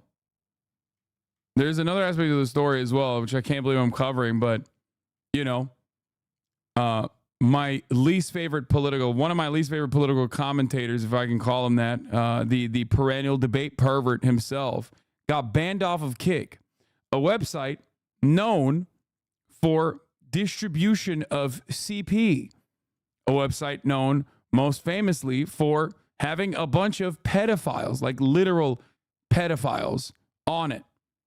Okay? And as far as I understand, Destiny was banned from Kick for 2 weeks. Why? Because he didn't sufficiently condemn the assassination attempt on Donald Trump, or making fun of the dude, Corey Contemporore or whatever, who got killed in the process. And that's fucking crazy. Because he says unhinged shit on a regular basis. He's unimaginably toxic, and for that toxicity, especially toxicity in the form of like demanding that redneck militias mow down BLM protesters, or, you know, fucking saying trans Twitter activists are like inhuman degenerates, or whatever the fuck he said, or any number of different things that he's argued for, is active genocide denial. None of that shit is a bridge too far for Kick. Some of that is exactly why he got banned from most platforms in the past. But then he fucking turned around and said something that is like just as unhinged, maybe not even as unhinged as his other commentary and other rhetoric. And they fucking banned him off the CP platform, which is ridiculous. But again, it is yet another glaringly obvious demonstration of hypocrisy. These guys don't give a fuck about cancel culture. They love cancel culture. Okay? They do. They love that shit.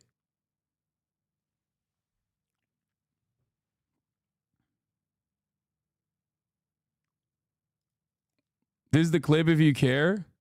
Fuck it. Fuck the dude. The firefighter guy. Fuck Trump. Fuck the people that support him. I just want you to know, okay? Just in case you're confused or it seems like I'm, whatever.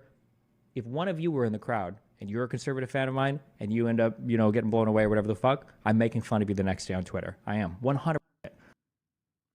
Why is he addressing the conservative fans of his? Perhaps he knows that he's cultivated quite the conservative audience, which is in a state of shock right now. Anyway, so before you guys go, oh, too base, this is just what he does, man. He's a fucking debate mercenary for this reason, okay? He said unimaginably worse shit about entire communities. It's just like hilarious that Kick was like, this is it. They're hypocritical as fuck. Nothing new. This is from May 11th. Yeah. He's a troll.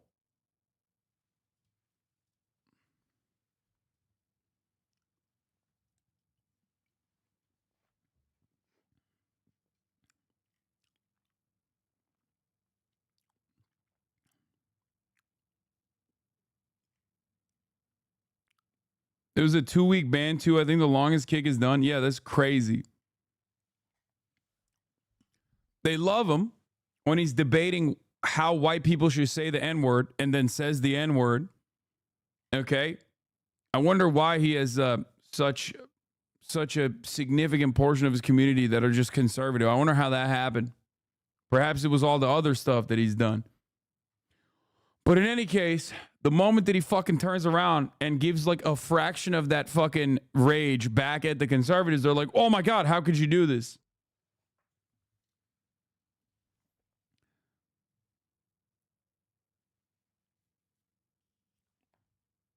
Anyway. Have you seen Libs of TikTok on Twitter publicly shaming people all week? No, I haven't, because she banned me. She blocked me a long time ago. Yeah. So yeah, it's completely ridiculous. Like, completely ridiculous. Cake is a fucking clown show in general.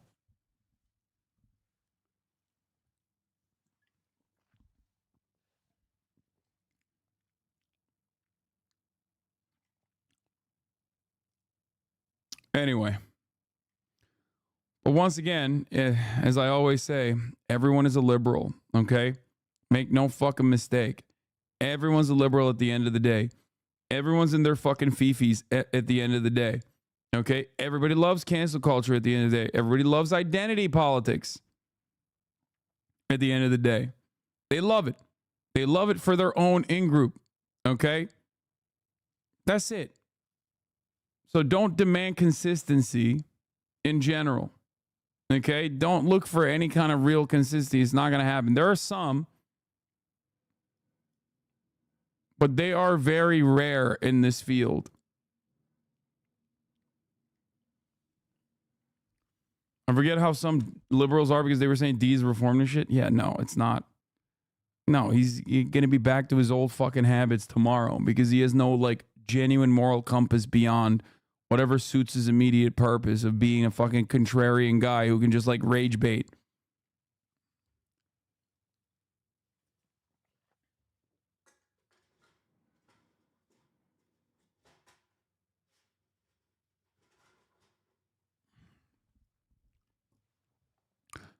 Anyway, so to them I say, let them fucking fight. Let's continue. Trump's left the building. This is the new Trump ad. Now project the winner of the presidential race. Donald Trump wins the presidency. What started off as unlikely, impossible, is now reality. I will fight for you with every breath in my body, and I will never, ever let you down. We have a president who actually fulfilled the promises he made during the campaign. Securing the border to foreign policy. He now has a record as president that's pretty damn impressive. Breaking news out of Palm Beach, The FBI has executed an unprecedented search warrant at President Donald Trump's Mar-a-Lago estate. The former president has both sides of the political aisle up in arms. It is a dangerous and unstable moment in American history. I saw a clip of him saying something. I realized that the right is way more aggro when I joke about them, and it's so frustrating. Yeah, no shit, moron moment. Yeah. You know what's really interesting about that? When he was cultivating an audience full of fucking Nazi pedophiles, when he was aligning with like freaks like Sam Hyde because they hate me and want to kill me, he had no problem sending those fucking freaks my way, you know? Yeah, no shit, dude. Oh, wow, I can't believe the right is like way worse. At the end of the day, the left will be like, oh, you're a fucking reactionary fascist or whatever, and will urge people not to watch you. Right-wingers will just immediately start issuing death threats, trying to fucking DDoS you, trying to dox you, going after your fucking family. Like, there's real physical and material harm that they will try to do to you. And it's so fucking stupid, all right? Damn, I missed a D slander. You think this is slander? This is just correct. This is just the truth.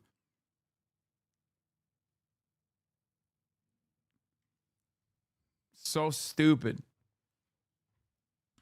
You've cultivated an entire community full of fucking weirdos like this, and then you're like, oh, I can't believe they're turning on me when I give them like a fraction of the fucking smoke that I give to, like, you know, liberals, socialists, leftists, trans activists, whoever the fuck. He laughed with Sam about you killing yourself. Fuck that asshole. Yeah, exactly. Anyway, that's the most I'm going to talk about it. Let's continue. The Justice Department has just indicted former President Donald Trump. For 7 years, they hated him, they targeted him, they hunted him. This is the epitome of the abuse of the prosecutorial power to preempt political decisions. I never thought anything like this could happen in America. The only crime that I have committed is to fearlessly defend our nation from those who seek to destroy it. The more that a broken system tells you that you're wrong, the more certain you should be that you must keep pushing ahead. They want to take away my freedom because I will never let them take away your freedom. They want to silence me because I will never let them silence you. They want to shoot me, but I'm standing in the way, except for that one time where they did shoot at me and I was standing in the way, but it grazed my ear and shot one of you behind me. They're not coming after me, they're coming after you, and I just happen to be standing in their way, and I will never be moving. On November 5th, 2024, justice will be done. We will take back our country, and we will make America great again. America will always rise to every challenge and overcome every danger. Donald Trump seems to always get stronger when challenged. These types of things, I think, give him strength. When I'm reelected, I will totally obliterate the deep state. As long as we have pride in our beliefs, courage in our convictions, and faith in our God, then we will not fail. Fuck, if I was stupid, I understand why I'd vote for Trump. I mean, the ad goes hard, but it's like, you know, it's still Trump. You know what I mean? Like,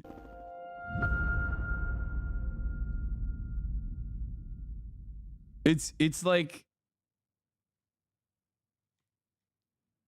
this was Trump AI voice, was it? I don't know. Was it Trump AI voice? Haven't heard Deep State in a hot minute. He's bringing out the classics. Yeah, he's going to obliterate the Deep State.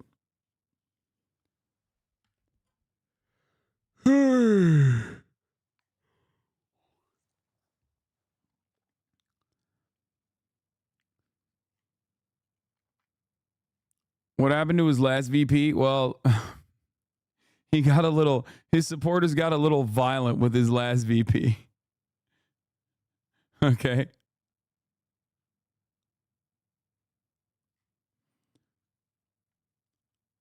Anyway. We got more polls coming out.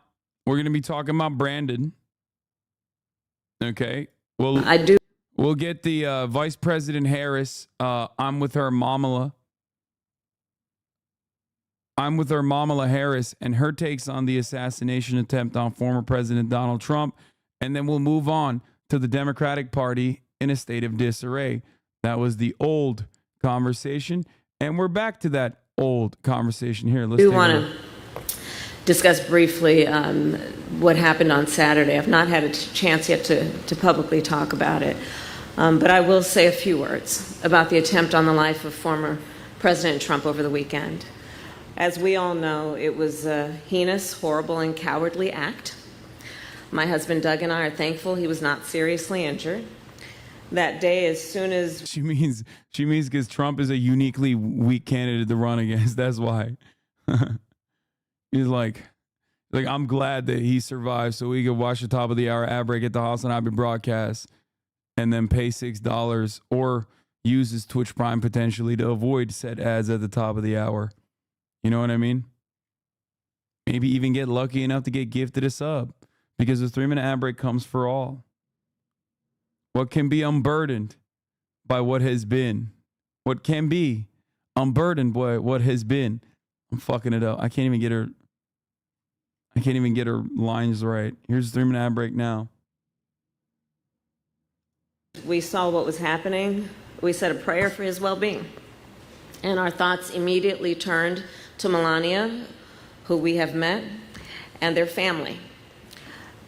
The bottom line is no one should have to fear for the safety of a loved one because they serve in public office. Our heart goes out to the family of Corey Comparator, a true hero who died protecting his family. And Doug and I, of course, are holding them close in our hearts. We are also wishing those who were critically injured that day a swift and full recovery. And we are thankful to the United States Secret Service, the first responders, and local authorities. The United States of America I believe is the greatest democracy the world has ever known. Yes.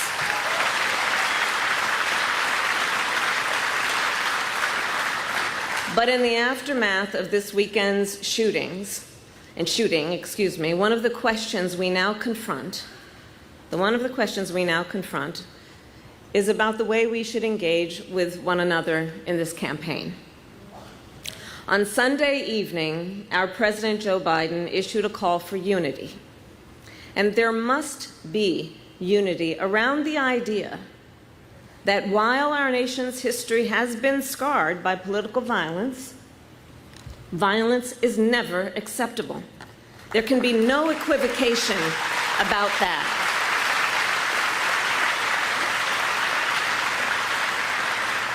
At the same time, the hallmark of American democracy, the hallmark of any democracy, is a strong competition of ideas, policies, and a vision for the future.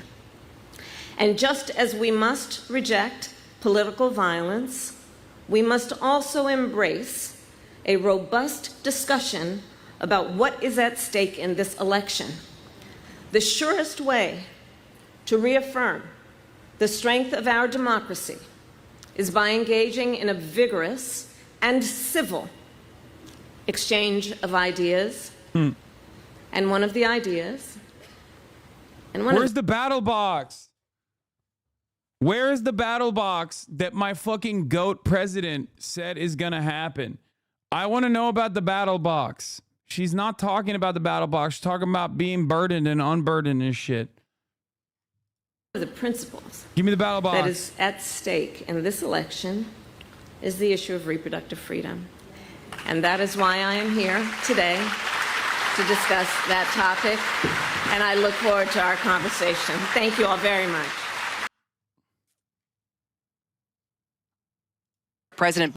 Also, Representative Adam Schiff, I call him Adam Shit, has now called on Biden to drop out of the presidential race. Okay? That's right. Dems are still absolutely in a state of disarray. Let us not forget, just because Donald Trump almost got assassinated does not change that dynamic at all. Okay? It does not. Here's Ezra Klein. He says, I'm unconvinced by this Tyler Cowen post on the vibe shift. Trump is running against an unpopular incumbent who was barely coherent in the debate and who 4 out of 5 Americans doubt has the cognitive fitness to be president. And he's still only leading by 2 in national polls. That the vibes haven't shifted more reflects how weak and polarizing Trump remains. Ezra is, once again, absolutely correct on this. And I'm not saying that because I will be on his podcast soon. Okay? He is. He's been right on this from the jump. One of the few liberal voices who has been openly talking about this for quite some time. That said, to the extent that there's a vibe shift, I think it reflects a sense that Biden will lose, which is allowing for a lot of Trump-curious figures, particularly in tech, to come out in full-throated support of him. The ROI on supporting Trump just got a lot better and the likely downside a lot smaller. Okay?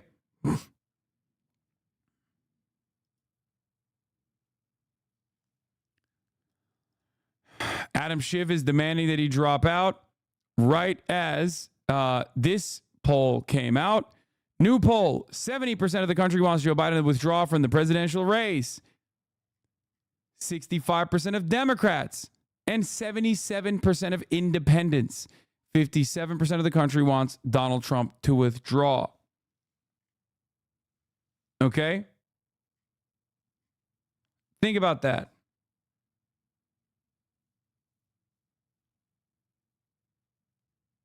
Trump curious, but like someone questioning their sexuality. Kaya.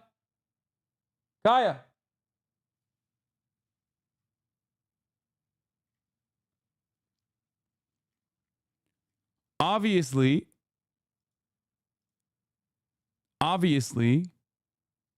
Joe Biden is seen as too old to do the job.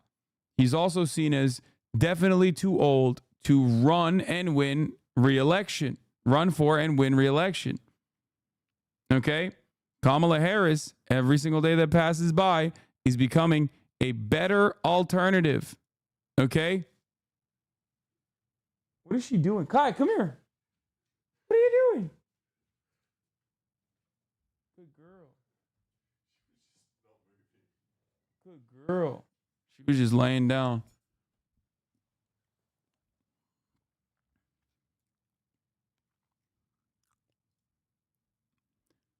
In the general election polls, however, Trump's lead is still +1. Poll before Trump shooting was +2.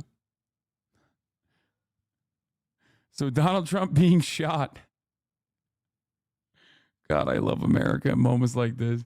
Donald Trump being shot is only bringing more attention to the race, but not necessarily more support to Donald Trump. Because people fucking hate him for very good reason.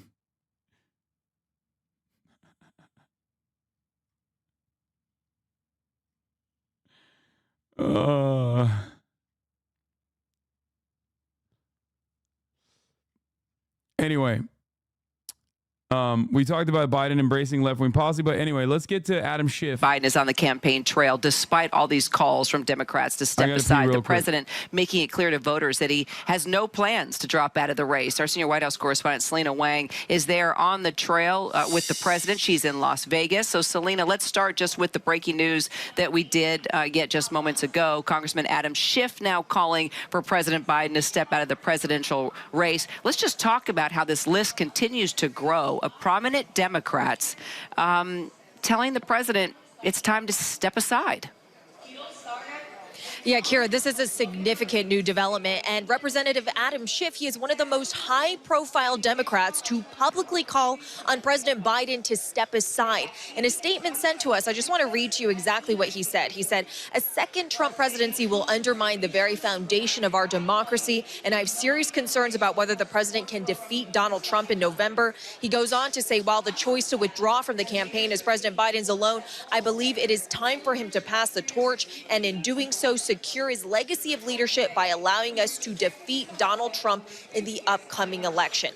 Now, Kira, Representative Schiff is saying the quiet part out loud. This is what a lot of Democrats have been saying behind closed doors in private. It is notable that Representative Schiff, he's running for that Senate seat in California. He is very high profile, so this could lead for other Democrats to come out publicly and call for this. But Kira, nonetheless, the DNC is still moving ahead with a virtual roll call to nominate President Biden, though they have pushed back the timeline by a bit more than a week.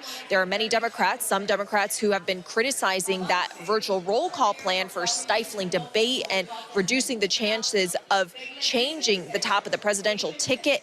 They have quieted some nerves, the DNC has, by somewhat pushing back this timeline, but there are still a lot of questions and debate happening behind the scenes. All right. Well, Selena, as we know, this all comes as the president is now considering major changes to the Supreme Court. What are we learning at this hour? Yeah, Kira, a source who was briefed on the plans was... I personally don't understand why people keep saying, who are you suggesting to put in Biden's place? Like, I think pretty much everyone, including the voters now at this point, that have been polled at least, have said Kamala Harris. So I don't get it. Like, I mean, the immediate answer is literally anyone else who can be like somewhat competent and not like a cadaver, right? But it's not like people are hiding that aspect of this conversation. Like, the people are pretty open about it. And it almost always feels like the Brandon dead enders just like refuse to hear. They're like, la, la, la, la, la. Oh, who would you put up anyway? La, la, la, la, la. I can't hear you. It's like, bro, people are saying it. Like, people are saying it. Why are you not hearing the people saying it? They're like, wow, how racist of you to not listen to the black voters. How racist of you to not let a black woman like Joe Biden continue being president.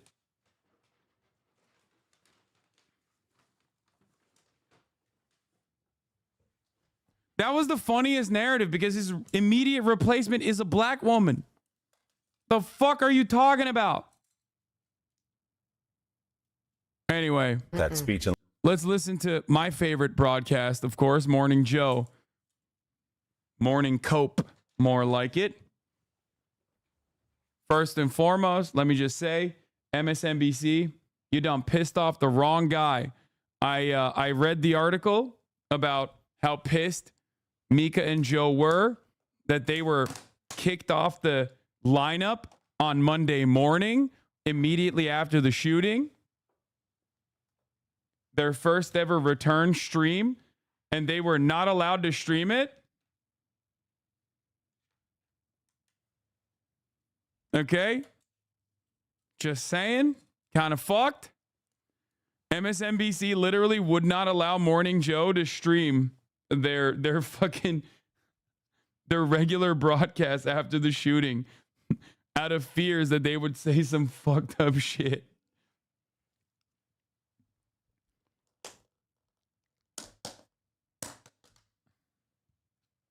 Yeah, we're going to talk about Grindr traffic at the RNC, which is, of course, classic. Fear not. Yeah, they got hit with a 24-hour ban right after the shooting. They were like, listen, Joe, we don't trust you to be... They were like, Joe, we don't trust you to be normal.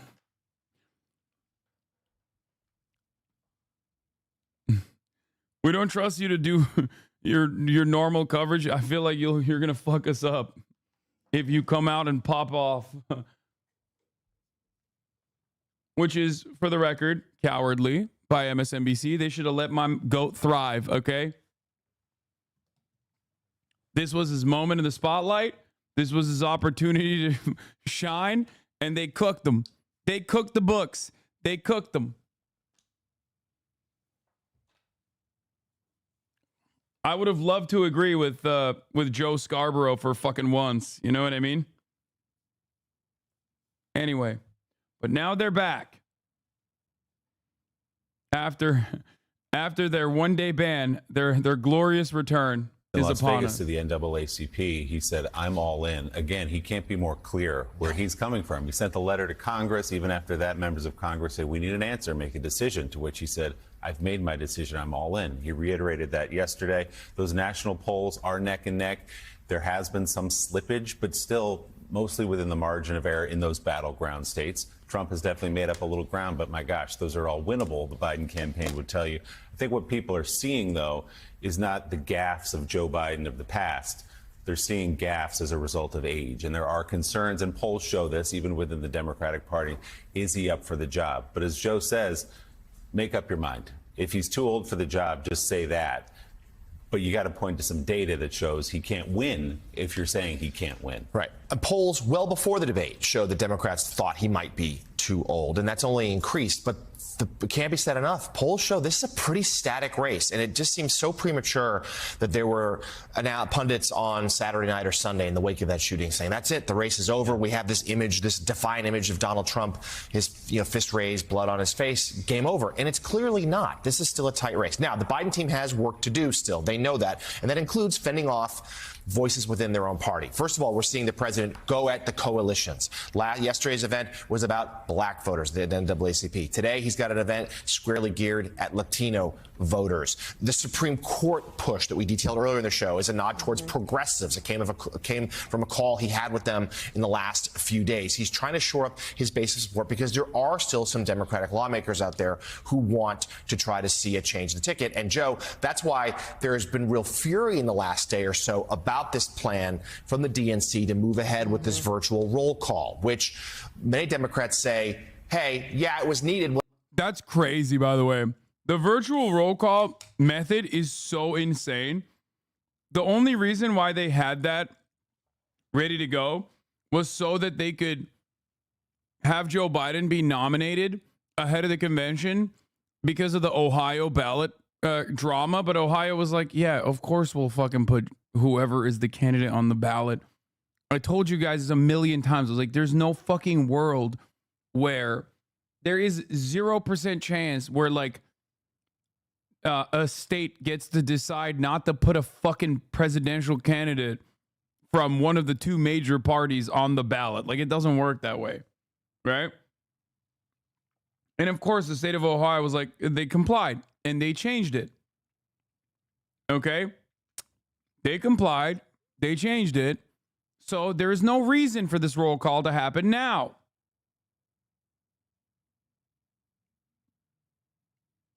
And yet, some on the Joe Biden side are trying to still do this vote, this roll call, so that they can get the nomination before the convention and basically make it so that Joe Biden is the fucking nominee. There's nothing you can do about it. He's the candidate. When Ohio was trying to game the system and keep him off the ballot, it no longer is because the state pushed off that deadline.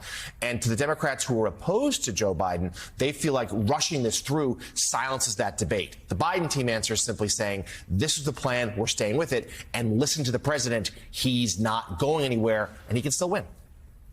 He's not going. He's not going anywhere. He's not. Let me say again, the day after the debate, I said he needed to consider stepping down. I said, let's wait a couple of days, see what happens, see where this goes. If everybody was right, he was going to lose 10 points, or if his family and him got together and decided he wasn't up to the job, he needed to step aside. Well, the guy with 14 million votes from Democrats in the primary said he's going to stay. And I know that may make some people that worked in the Obama administration angry. I understand that. They didn't like him when he worked in the Obama administrations. The stories I could tell, but I won't. I mean, he says he's staying in it. We don't know what's going to happen.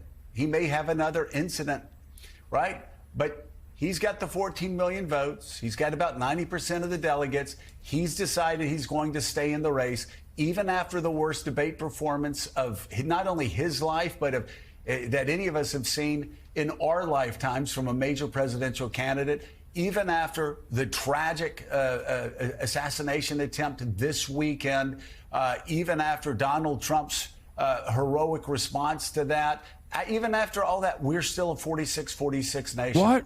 And you can whisper to everybody, and you can call all the big fundraisers, you can call all your billionaire friends and say, don't give Biden any money, which is what's going on right now.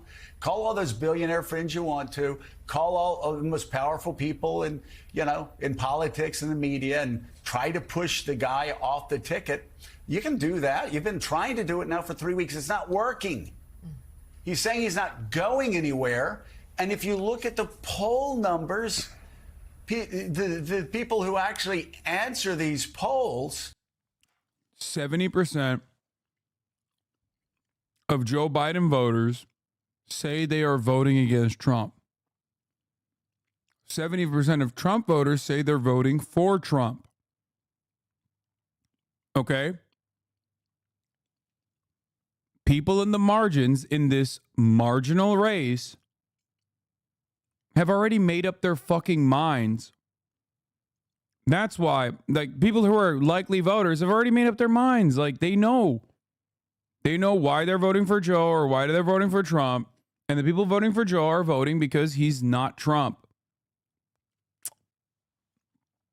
The problem is, if it is such a close race as it is, which it shouldn't be, if it's such a close goddamn race, you need to pick people up. You need to pick people up from the margins. The Joe Biden strategy has been to pick up moderates, to pick up independents with a history of Republican votes. Okay? That's the Brandon Camp strategy. There are tens of millions of people cast aside in that strategy, in that messaging. And that strategy could prove to be successful, but it seems less likely than before. Okay?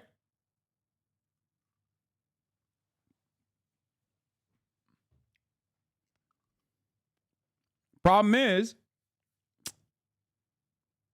Morning Joe refuses to recognize that because they don't have any, like, they don't even have like an ideological commitment to the Democratic Party or anything. They just have a commitment to their friend Joe Biden, who they know is watching the show.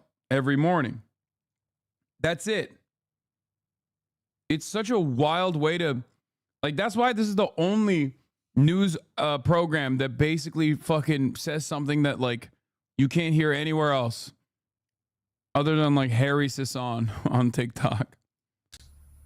Who aren't elitist billionaires in Silicon Valley or in the media or in Washington, D.C., or on the Upper East Side of Manhattan.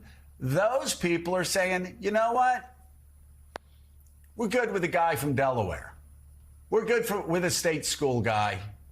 We're good. That's what they're saying right now. Again, politics is fluid. It could change tomorrow. It could change the next day. The only thing I'm striking back against here are people saying it's over. There's no way he can win. Well, it's not That's helpful. just 110 days. And the only thing that they're doing, as I said a couple days ago, Democratic pollsters are saying the only thing they're doing is they're hurting Joe Biden with some Democratic voters who hear this from Democrats and then pull away from Joe Biden. So MAGA Republicans are a lot of things that perhaps some Americans fear in terms of the future of our democracy, but they are unified.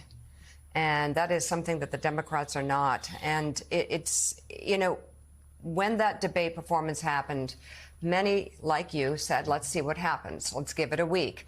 Let's see. And the two things that people were focused on was performance and polls. So let's think about that. The polls haven't really moved, right? So if you think about after that debate performance. Kind of have tightened up. After that debate performance. I don't know how that happened. Okay. It was a horrible debate. It was just miserable. Then the president, I mean, I can only name a few. What's wrong with state schools, bro? They're such elitists.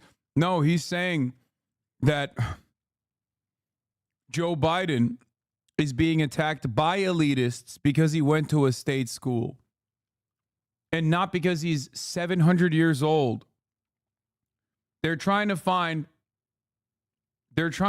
any reason they can to say, like, people are not, like, 80% of the American population, 77% of independents, 65% of Democratic Party voters, like Joe Biden's very own voters, saying that he should be swapped out.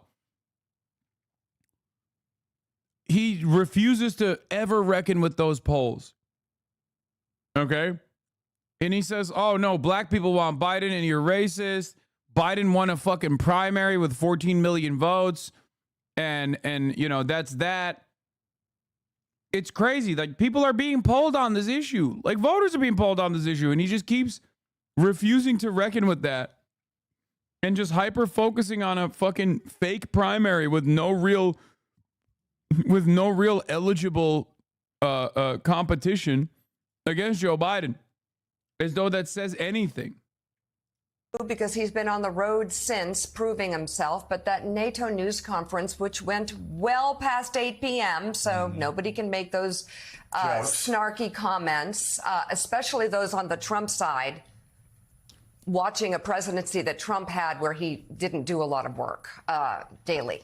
But the NATO news conference showed the depth of his dynamic knowledge around the world as he took reporters on the response to every region around the world. The response to David Sanger, please give me transcript, any transcript from any Donald Trump press conference while he's president of the United States talking on foreign policy, and match the transcript and the knowledge, the working knowledge up between Joe Biden and Donald Trump. He confused order to. By the way, it's very funny. David Axelrod a couple nights ago was going through when Joe Biden spoke on Sunday night, he cut a word off. And David Axelrod, of course, had to bring that up. And then got someone's name wrong. And then got somebody's name wrong. So does David Axelrod need to get off of TV? This happens. Media people keep going, oh, Joe Biden confused names. Then they throw to somebody and they confuse a name. We know we do that. But then he also in that news conference talked about his time in the Senate. Yeah. And how that experience has led to his ability to pass historic bipartisan legislation at a time like right now, where you would think you couldn't get anything through. Right. So, does this confuse anybody? Does this convince anybody? Does this compel anybody?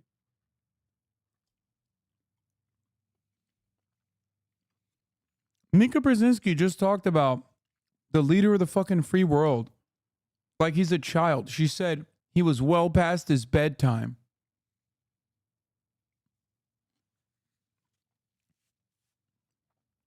I don't understand how that's like, how this is even a point of contention at that point. Like,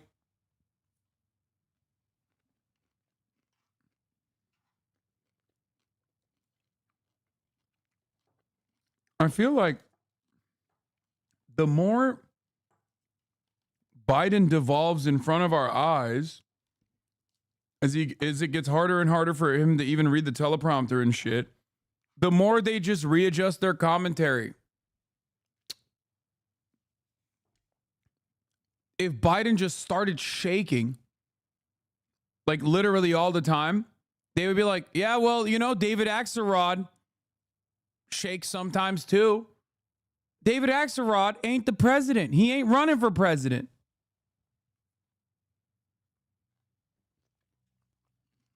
They'd be like, think about the one time he didn't shake, though. And just only think about that.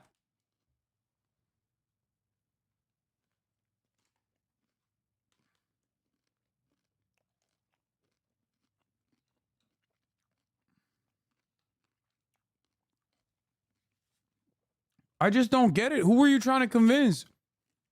Me? The watchers?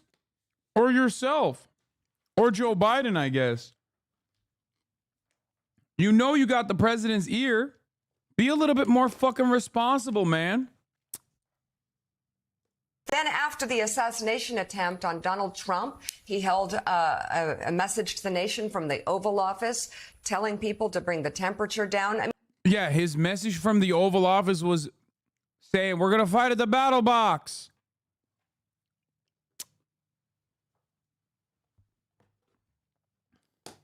Former Trump. American politics is a little guy. Blah, blah, blah. That's what he said. And that was him reading the prompter, too. Straight to fucking camera. And he can't even do that shit. What are we even talking about, man? It is so cooked.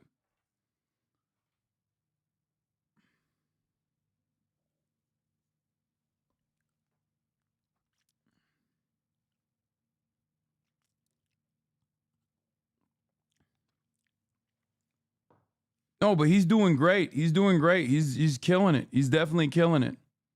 Keep going. These people don't want the Democrats to win. They just want to maintain their relationship with Joe Biden, who I don't even know why they're trying to desperately do that, because like Joe Biden's not going to remember these memories anyway. And yeah, here's MSNBC's own poll. 65%.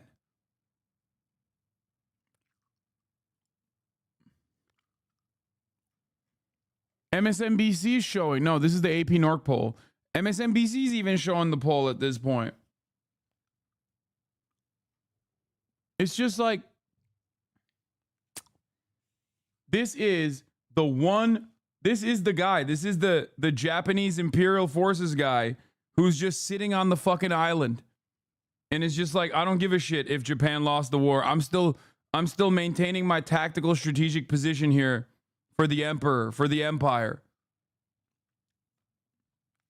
Everyone can see what the fuck's going on, except for these guys and Joe Biden. I mean, he's doing everything right. He's doing events across the country. Crowds are screaming, we have your back. The question is, are Democrats going to have him back? One Democrat, Barack Obama. Because if former President Barack Obama would step up and get behind Joe Biden, that would stop all of this, and that would make all the difference. And it seems right now that after everything that has happened, it seems that unity is more important than ever, because the Republicans, Trump Republicans, are going to steal that unified message from the Democrats. You know, right now it's a choice. Right now it is a choice. Maybe a couple weeks ago, there was an idea because everybody was calling, game of telephone, and talking about a brokered convention, an open convention. That was the dream. Or talking about Kamala Harris, or talking about, Josh Shapiro. That was the dream. That's not going to happen. unless something really dramatic changes, Joe Biden keeps telling people, he told Al Sharpton this weekend, he's told Lester Holt, he keeps telling everybody, I'm not leaving this race. And if that's the case, then this race is very clear. It's a choice between Donald Trump and J.D. Vance running the country over the next 4 years and Joe Biden and Kamala Harris. It's not, though. He's not the fucking 110 candidate days yet. left, a lifetime in American politics. But at some point, said it last week, Democrats have to come together. They just have to come together unless they want Donald Trump and J.D. Vance controlling Washington, D.C., and changing the way Washington works for the next generation. John. Hey there, MSNBC fans. I'm Luke Russert, and be sure to join me. Republicans wrapping up the second night of their convention here in Milwaukee, Wisconsin, putting on a carefully choreographed show of party unity as the Democrats remain divided over. We need to come together to kick out Brandon. Dude, the Democrats are more unified than ever. When have you ever seen someone like me and Nancy Pelosi align on what the Democratic Party must do? Have you ever seen that?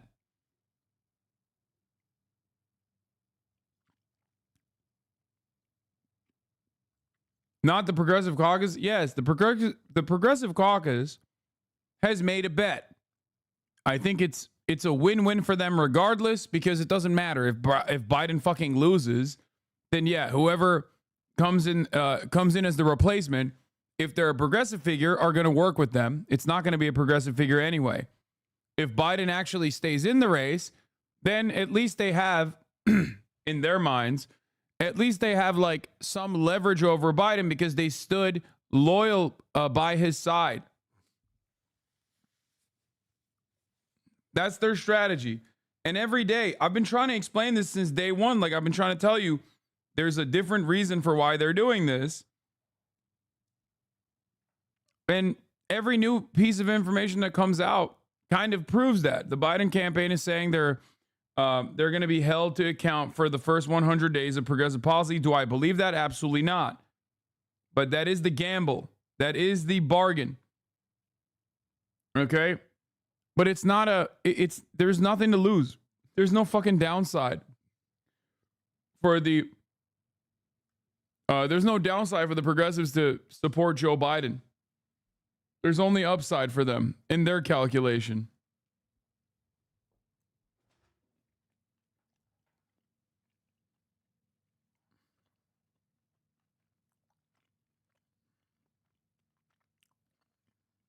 They can't change the outcome. When Nancy Pelosi is the one leading the charge, when Barack Obama and Nancy Pelosi are having conversations about replacing Joe Biden, this is not a conversation where AOC has to let her voice be heard, or Bernie Sanders has to let his voice be heard. If anything, my criticism of what they've done so far is to reiterate their support and commitment to Joe Biden. That, I think, is bad. Just stay away from it. You don't have to write New York Times op-eds. You don't have to defend Biden left and right. Just don't say anything.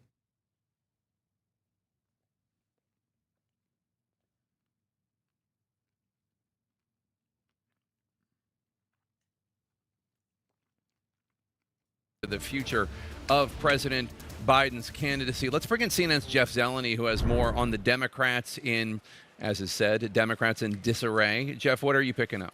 Jake, we heard throughout the evening the Democratic disarray and disunity really was the subject of punchline from Republican speaker after speaker, but it's anything but amusing to Democratic officials who are still dealing with this anger and alarm and panic that is coursing through the Democratic Party. Yes, the attention this week is focused on Republicans, but inside the Democratic Party, there are party leaders who are even more worried by the day as time is running out, who believe that President Biden is a drag on the Democratic ticket. So talking to a variety of Democratic officials here in Wisconsin and in other battleground states as well as nationally. They are concerned that, A, these punchlines about the president's age, his fitness for office, his command of the office will become a fait accompli in the general election campaign.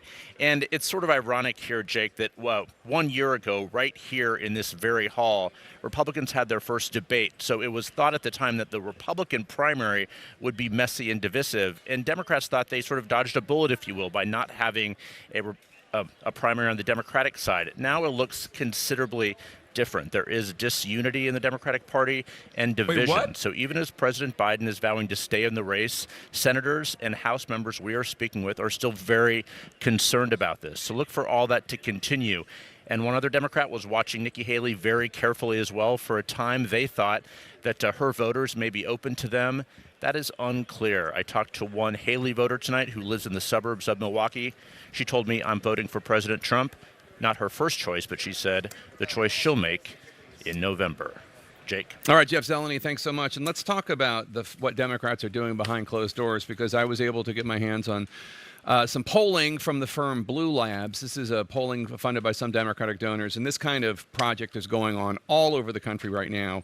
It looks, it's a survey of 15,000 voters in several battleground states. And it shows, first of all, there's a early July polling that has already been reported on showing that President Biden is losing ground to Donald Trump in 14 key states across the country. This includes not only the 5 that Biden flipped against Trump in 2020, that's Arizona, Georgia, Michigan, Pennsylvania, and Wisconsin, but in addition, post-debate, it's like Waterloo. He's vulnerable in Colorado. He's vulnerable in Minnesota. He's vulnerable in Maine. He's vulnerable in New Mexico and Virginia and New Hampshire. Now, what this poll did was look at alternatives. First of all, it found that nearly every tested Democrat that this polling firm looked at performs better than the president. This includes Vice President Harris. But the top 4 in these seven battleground states, Senator Mark Kelly of Arizona, Wes Moore of Maryland, Josh Shapiro of Pennsylvania, Gretchen Whitmer of Michigan, and they have a whole complex way of looking at it and whether or not these people can take votes from Trump that Trump is currently winning and bring them back. And those are the top 4. And again, this is just one poll, but this is really indicative of where the Democratic Party is. With the exception of maybe 2 or 3 of President Biden's aides, and I assume his immediate family, the Democratic Party is really looking for an alternative. And so polls like that, other internal polls I've looked at, all the... That's a dagger. You said that's the attitude that I believe is in the Democratic Party, with the exception of Joe Biden and a few of his close aides and perhaps his family. That's a bar. That is a bar. That's Jake Tapper is not the type of dude who says shit like that normally, okay? That's a sassy ass, that's some sassy ass shit to say.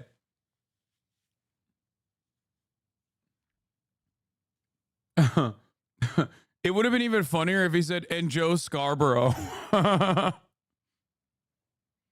It's like, it seems like there's 8 total people in the country that think Joe Biden should continue running. Biden is one of them, but he's ineligible to vote in this, given his own mental capacity. And George Scarborough is a close second.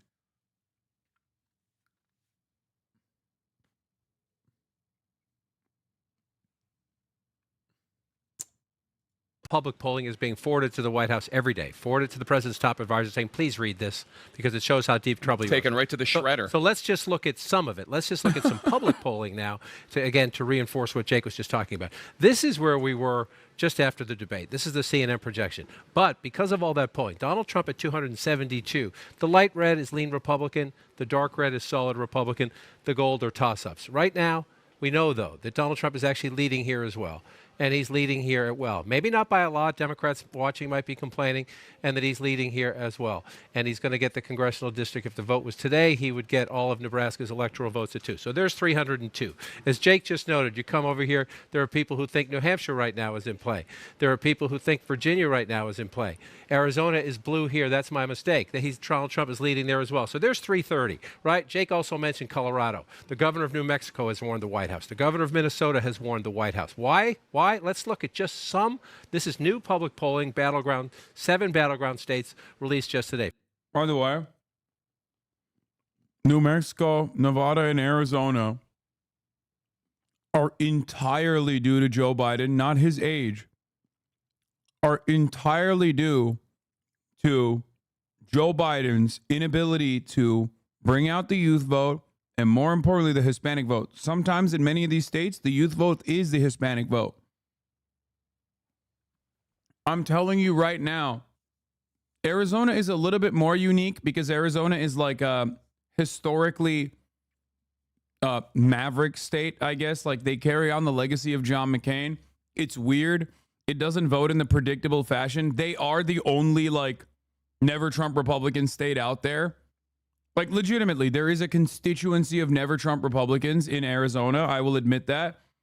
But Gaza and the border policy, which came at the fucking last minute. Like this is a fourth quarter self bucket, okay?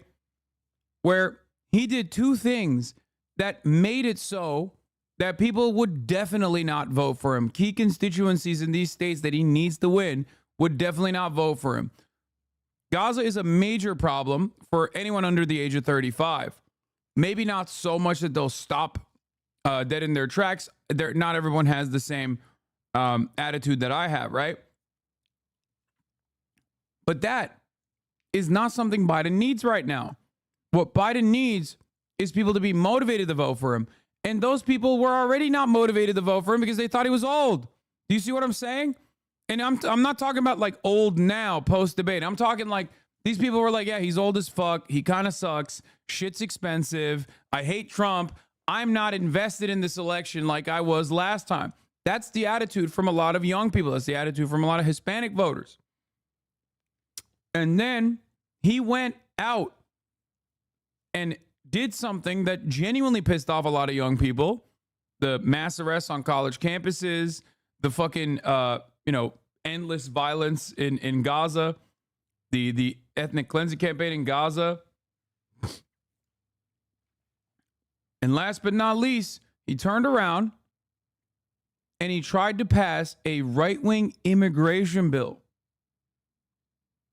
That right-wing immigration bill might have played well to the Pennsylvania suburbs because they watch too much fucking television and think that like Guatemalans are going to come fuck their daughters or some shit. But that was so fucking bad. And I said this the day that he came out with this right-wing immigration bill, and I've done so many fucking videos on this, chat. You can go and watch my videos from a couple months back when he first promoted this right-wing white native immigration bill. I said it's bad policy and it's bad politics. Okay? And I told you, I specifically pointed out Nevada, Arizona, and New Mexico as states where there are a lot of young Hispanic voters that are going to see you push this right-wing anti-immigration bill, and they're going to say, we're not fucking voting for you. You're just as racist as Donald Trump is.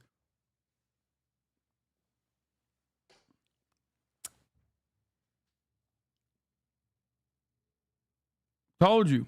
Hey, forgive me for turning my back. I want to turn this out. Look at the incumbent president's vote share. Arizona, Georgia, Wisconsin, Michigan, Pennsylvania, North Carolina, Nevada. 42 is the highest the incumbent president gets in vote share in these battleground states. That's a path to big loss, even if Donald Trump can't get to 50 because of the third-party candidates. Look how closely it correlates to the president's approval rating. This is the president's approval rating, 36%. 37% in Arizona, 42% in Georgia, 40% of the vote. You get it. You follow it through. If he cannot get his approval rating to go that way, He can't move that. And that number has been stuck or getting worse since the debate. That's one way to look at it. The other question is voters are asking, is Biden up to the job? Again, forgive me for turning my back. I just want to stretch this out. Is he too old to be president in these 7 battleground states? 72% in Arizona say yes, 67% in Georgia, 70% in Wisconsin, 70% in Michigan, same in Pennsylvania, close to that 68% in North Carolina, 70% again. That's a lot of Democrats and a lot of independents. That's not just Republicans. You get into the 60s and 70s, you're talking about a lot of the president's own party saying they don't think he is up to the job. How do you change that? And then there's this. What's the number one issue in the country right now? One more time. Sorry again. Just want to stretch this out so you can see it. The percentage of registered voters rating the economy as fair or poor. He's the incumbent. He wants 4 more years. 73% in Arizona, close to 70% in Georgia, 74% in Michigan, 74% in North Carolina, just below 70% in Nevada, and 73% and 72% respectively in Pennsylvania and Wisconsin. He's the incumbent president saying, stay the course, Jake. That's what people in these battleground states think about the economy. That's a tough sell. That is an incredibly hard sell. And these numbers, many Democrats say, this poll was taken over a long period of time. Most Democrats will tell you they're actually worse now. They're worse now. They expect Donald Trump to get a bounce because of what happened in this hall tonight and what will happen for the next 2 nights in this hall. And the Democratic convention is a month away. You want to know why Democrats are, use the term disarray, panic, worried, nervous? Look at that. Yeah, and you said, how do you turn that around? And I know you meant that as a rhetorical question because the answer is... it really. I think the best thing that could have happened to Trump was getting shot and not getting killed right before the RNC. Because now the RNC campaign, which the media was going to focus on nonstop, is not heavily featuring the psychopathic rhetoric that Republicans are known for. Half of the rhetoric is about how sick Donald Trump is for surviving. It's literally so bad because if Donald Trump hadn't been shot before the RNC and if he'd been shot after, for example, you know what I mean? The RNC would have had some of the most unhinged shit you've ever heard with the media covering it round the clock.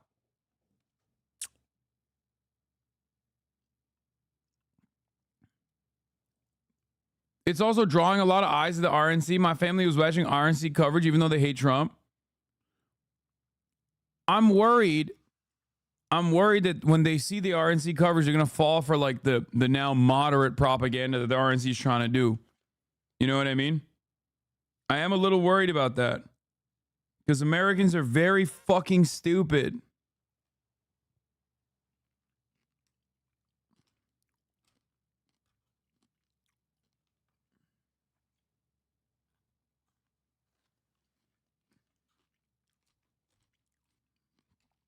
We'll see what happens post RNC. Like I said, I think it would have been crazy for Biden to drop out pre RNC.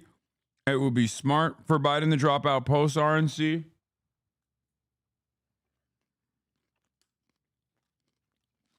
But who knows?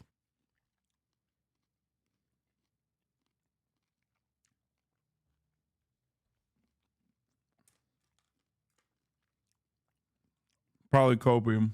It hasn't ever been done. It has never been done. David knows this. Both Davids know this.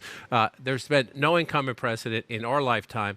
Again, Democrats will argue, well, wait, the national polls are a point or two. Some of these state polls are only 3 or 4 points. It's underneath the polls. It's the approval rating. It's, is he up to the job? Is he too old? What people think about the direction of the country and the state of the economy. You need some magic potion to change people's minds on 6 or 8 fundamental questions. The question is whether the president can accept this verdict, but he says it's early. People will focus in September. It's not early. People are going to start voting in September. Mm-hmm. And what's very clear is that these concerns have been hardened, that they've been there for a long time. They were hardened by the debate. He's in a situation that is, in my mind, irreversible. And I believe him when he says the stakes are huge of this election. If he believes it, he needs to take into consideration what the stakes are and make the best decision, not just for himself, but for the country. And Abby, one of the things that the Democrats are trying to do right now, the Democratic National Committee, you said the voting takes place in September. Yeah, they're not dropping this, dude, which they shouldn't, because it is genuinely insane. Like the idea that, you know, Trump got shot at, so now Biden is somehow not old and we shouldn't talk about that is just as silly as fucking asking, nay, demanding Biden shut the fuck up about the top of the hour ad break, which comes at the top of every hour. It's like, I'm gonna serve you the 3-minute ad break, Jack. You think I'm old. You say I can't draw a clock. But I looked at my clock and I saw at the top of the hour is a 3-minute ad break. Back in my day, that ad break used to be 1 minute long. Now it's 3 minutes long. But the price is still the same. $6 or for free with a Twitch Prime. How's the Twitch Prime? Anyway, Twitch Prime is free. You can also get gifted a sub if you're lucky, but not everyone's lucky. All right, anyway.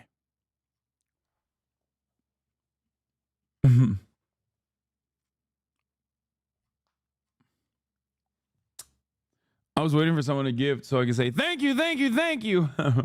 Anyway, here's a 3-minute ad break now. Look, folks. Twitch Prime is a free way to subscribe.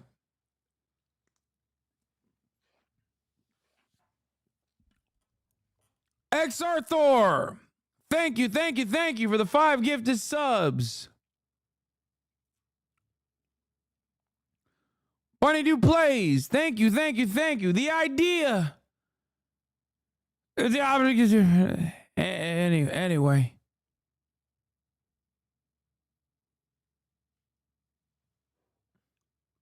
Mad the Car with a 50 bones. Back in my day, you couldn't find 50 bones in a graveyard. Donald Trump knows a lot about graveyards. He went to one. Said the veterans are gay. I was there. I was one of the veterans in the grave. And another thing. World War II was a bad war. I was there too. Came all the way out from Delaware.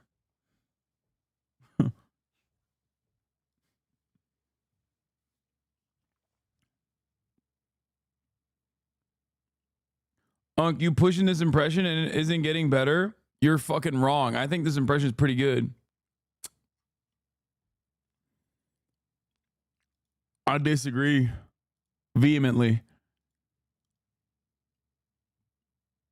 I think it's only getting better, actually. Like, my impression is literally getting better as time goes on. Because that's how it works.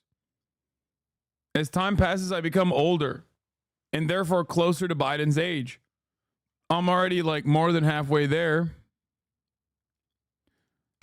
I know you say, I know you say, Joe, you may not have a Congress. Well, guess what? You all told me I couldn't pass the Inflation Reduction Act. You all told me I couldn't face it. Anyway, we did it. We're going to bring rents down, as I said. We're going to build 2 million affordable homes.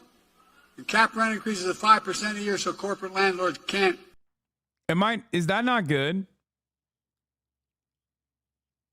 I think my impression is pretty good.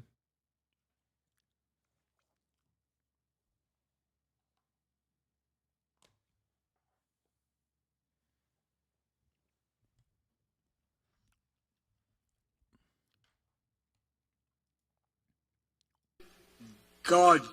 Anyway, I don't want to get going. What, again? He double anyway? Bro, back in the day, there was like at least a refractory period. Back in the day, there was at least a refractory period between the anyways. Like there would be like a 3-minute barrier. You know what I mean? He hit the anyway, and then he wouldn't hit it again for like 5. Now the refractory period is lowered. It's literally fucking 10 seconds, dude. Look.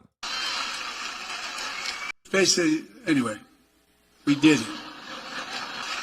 3 Mississippi, 4 Mississippi, We're gonna 5 bring rents down, as I Mississippi, said, we're gonna 6 build 2 million Mississippi, affordable 7 homes. Mississippi, 8 Mississippi, Cap rent 9 increases of Mississippi. 5% a year, so corporate landlords can't. I guess there was a cut. It was edited. I was wrong.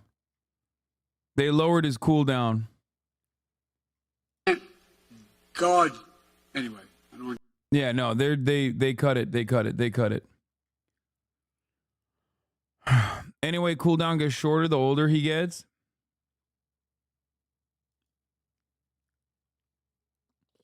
Wow, Biden has tested positive and had to cancel his speech today. Positive for what? Are you fucking... Bro, that's literally from a minute. He got COVID? Biden says he'd reevaluate campaign if medical condition emerged. No fucking way, dude. This happened like yesterday. Or not yesterday, like earlier today.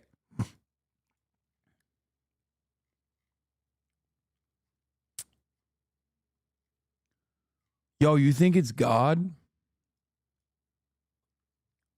Do you think this is a way out, boys? Biden has COVID. I mean, he's dead.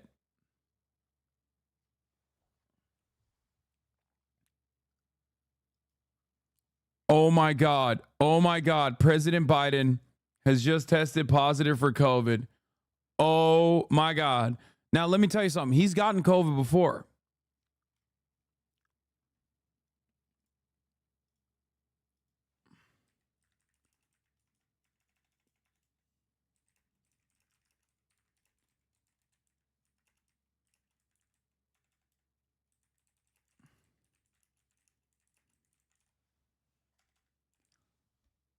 I'm posting. I had to do it to him. I said, seems like the Lord Almighty is evening the score this time around. Bro, this is literally what happened Dude.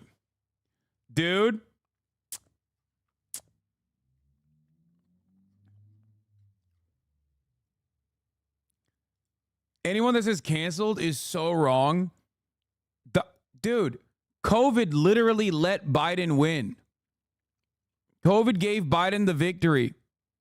Not only did COVID give Biden the victory, Trump got COVID right before the election. Now Biden's like, I'm not dropping. Unless the Lord Almighty tells me I'm dropping, I'm not dropping. And now the Lord Almighty has spoken. 3 days ago, Donald Trump dodged a bullet. And I'm not using that as a regular colloquialism, as a phrase. I'm saying he literally dodged a bullet by like 5 centimeters. Okay? Call me fucking Al Pacino the way life is a game of inches. Donald Trump was too busy looking at the Hispanics are doing rape chart in the right moment that he fucking grazed his ear. Okay? The bullet grazed the motherfucker's ear. Then, now, Joe Biden, after saying, the Lord Almighty alone can take me down. If he tells me I can't run, I'll stop running.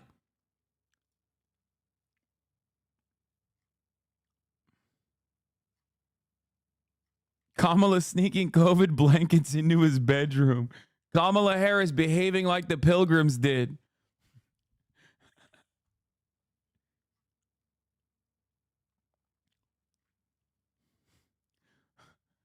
Kamala Harris wrapping Joe Biden up, singing him bedtime lullabies, wrapping him up in fucking COVID blankies.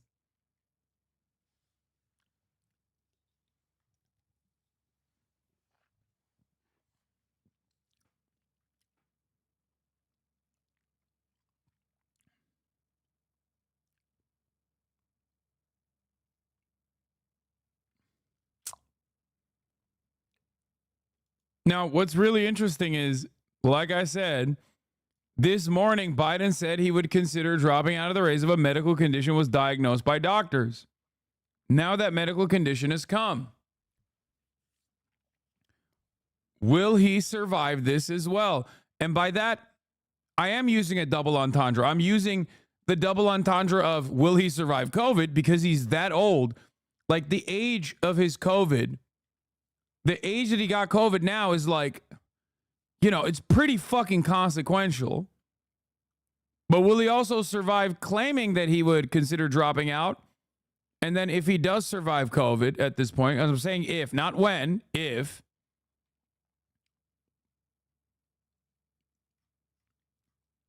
Not when, if he survives COVID, will he actually drop out?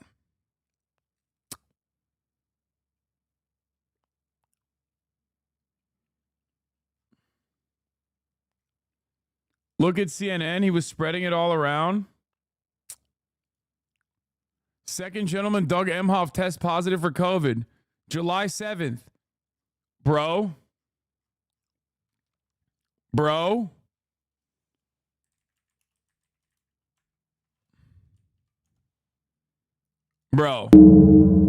That's crazy. This motherfucker was running around like the Grim Reaper, dude. Are you serious? This is a coup d'etat, ladies and gentlemen. This is a coup d'etat.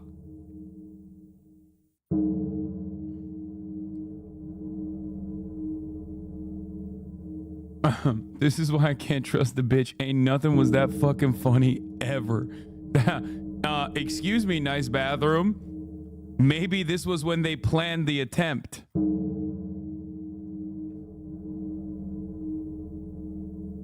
Okay, new big brain conspiracy time. Kamala Harris sends out the hitter, okay, to spin the block. And also simultaneously is giving COVID by way of Douglas Emhoff to the current president, taking out both at the same time. Only Kamala remains.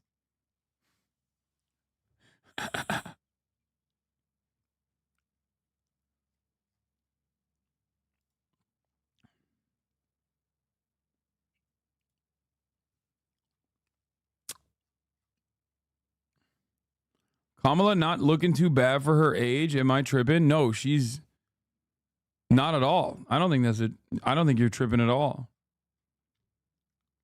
Like, not that her looks matter at any in any way, shape, or form, but no, I mean, I think a lot of Kamala Harris. Here's how you know Kamala Harris is attractive, okay, to like most people. Because, and Kat brought this up on her Mother Jones article.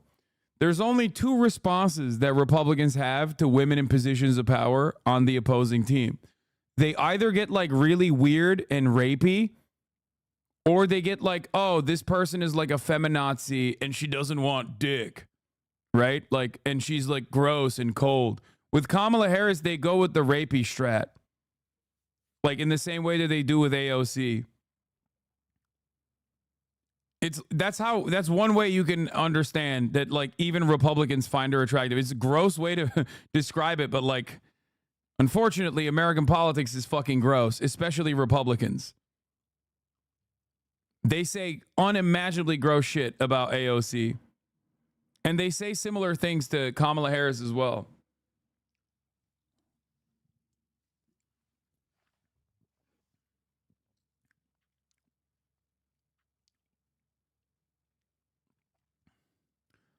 For those of you asking, why no crab dance for Joe Biden getting COVID? Sometimes we pray. Okay? Sometimes it's not appropriate to celebrate too early. Like, you know, do with that information what you will. Maybe I'm saying celebrate his swift recovery. Right?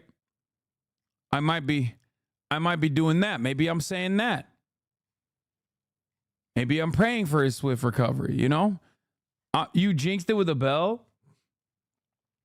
You don't know that.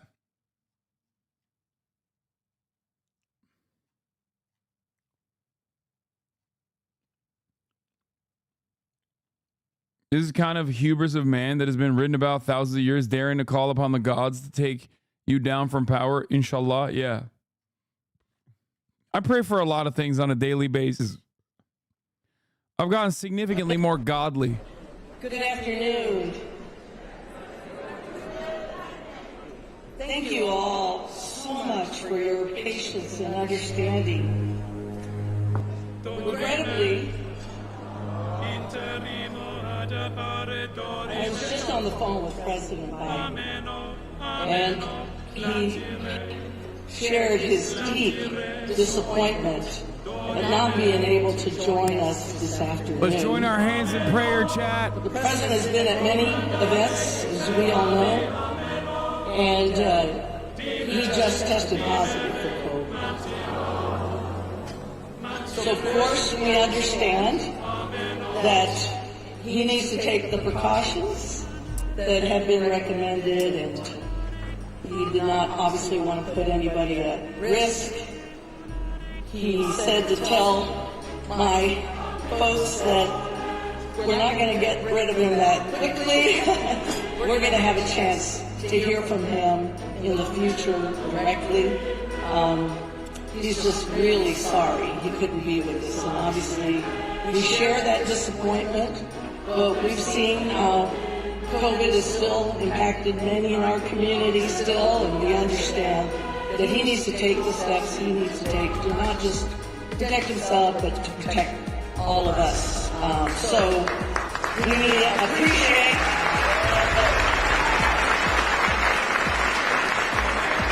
appreciate it very much.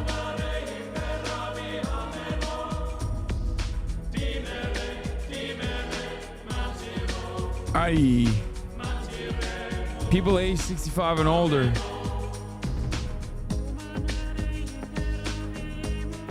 What age range die from COVID?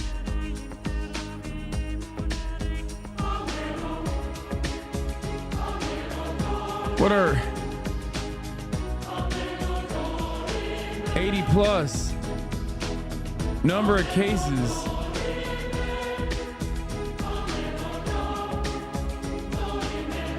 In California.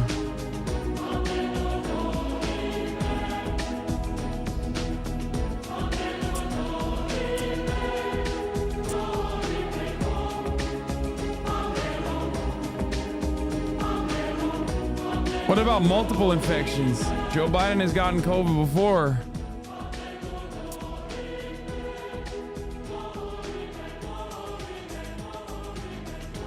%38.4%. 38.4%.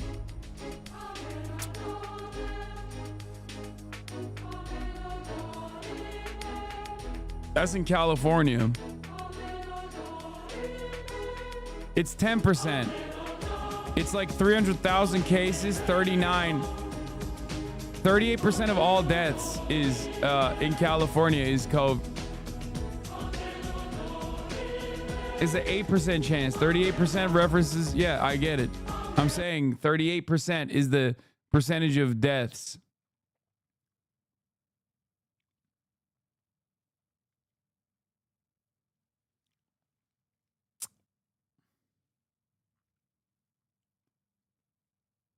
And the dodge skill is already on cooldown from Trump.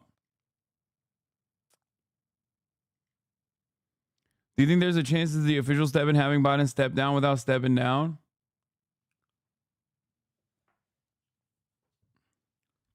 Dude, if Biden dies to COVID after Trump survives the shooting, conservatives will literally come so hard that all the red states will be flooded. Careful what you wish for.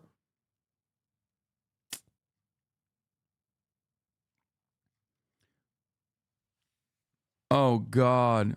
They'll say he got like 1 million boosters too, and that like boosters don't work.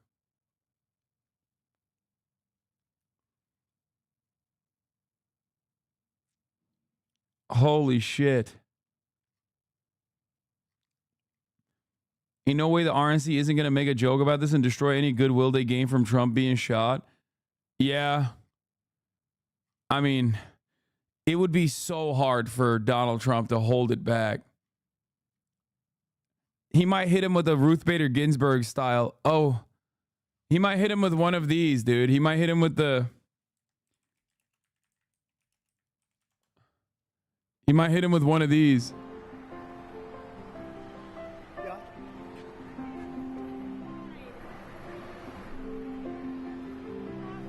just died?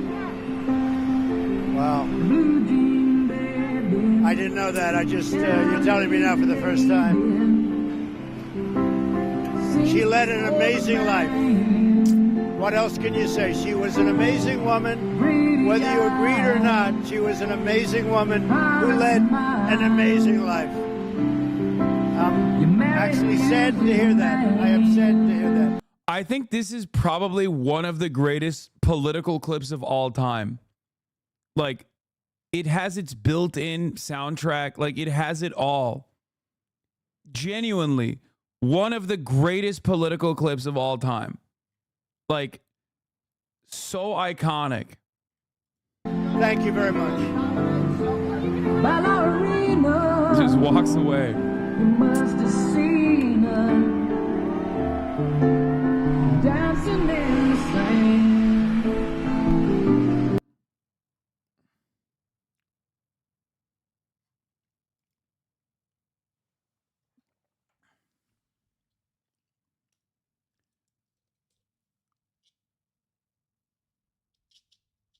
Anyway, I've never forgotten about that clip. It lives in my mind all the time. That's why I brought it up immediately.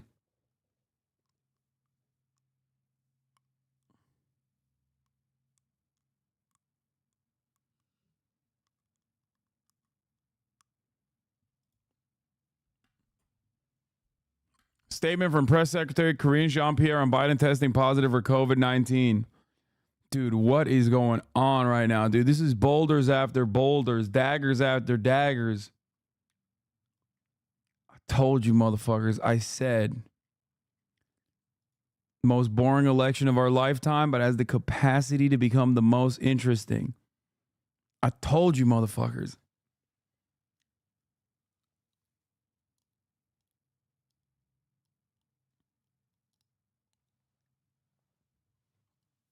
Yeah, call it Jovid. It's Jover because he's got Jovid. Statement from Press Secretary Karine Jean-Pierre earlier today following his recent event in Las Vegas. President Biden tested positive for COVID-19. He's vaccinated and boosted, and he's experiencing mild symptoms.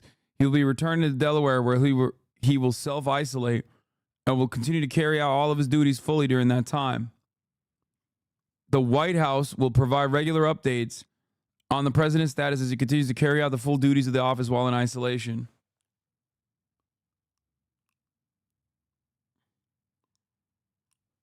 The DNC uses a COVID test with a high known false positivity as a guise to replace Biden, thinking Americans wouldn't question him mysteriously and coincidentally contracting COVID in the middle of a summer when transmission is the lowest.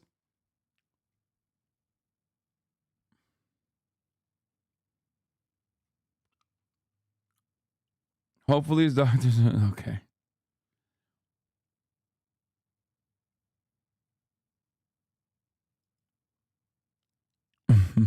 I wanted to try and say this before.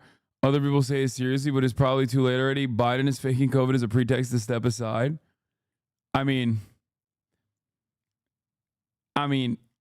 he got a COVID. He tested positive for COVID literally right like 4 hours after he said he would drop out if he had a medical emergency. It's not like... And it also happens to perfectly correspond with post-RNC. He said he would drop out and reevaluate campaign if medical condition emerged.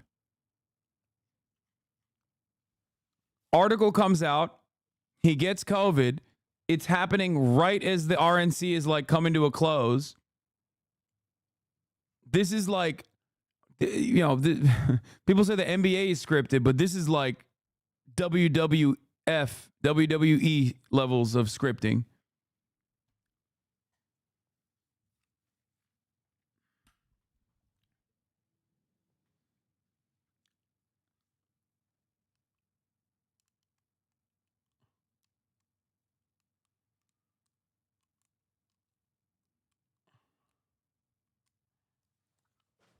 He was obviously referring to a cognitive condition, though.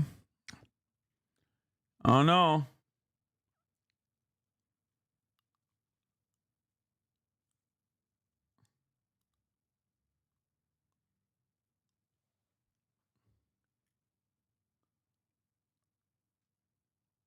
rooting for a COVID. Okay. Maybe he's faking it to save face. Another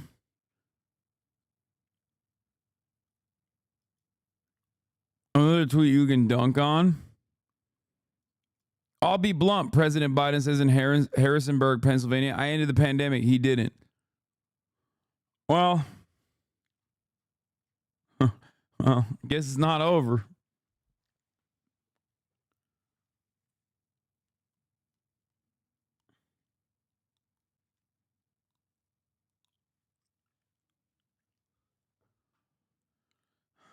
Yeah, remember when Biden said this? Only the Lord Almighty can convince me to quit. That's why I tweeted what I tweeted.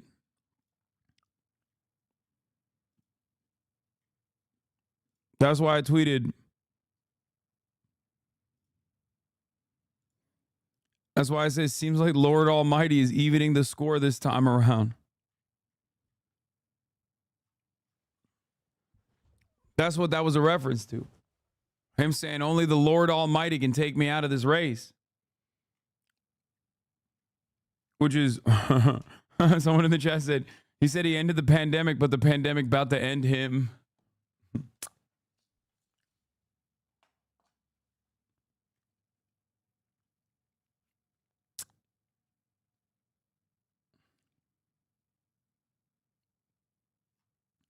Blue Jim Bearer. I highly doubt he will ever drop out.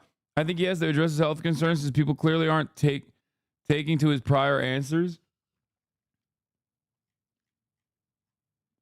I mean, I'm so cynical that I think there's credence to the conspiracy theories in the chat about like Biden using this as an opportunity to push the conversations about him being replaced even further.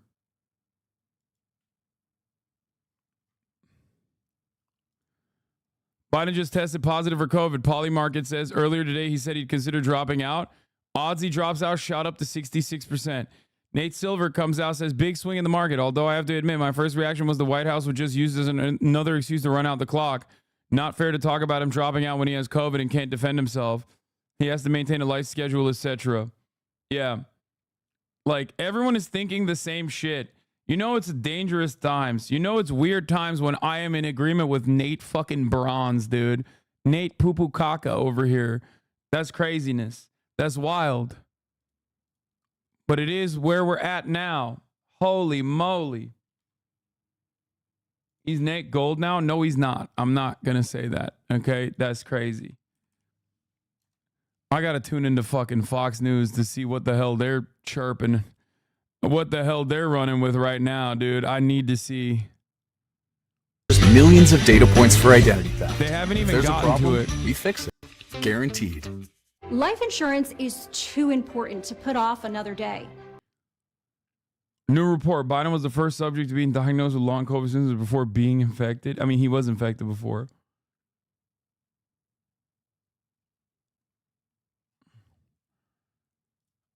I mean, holy moly, dude. What is going on, dude?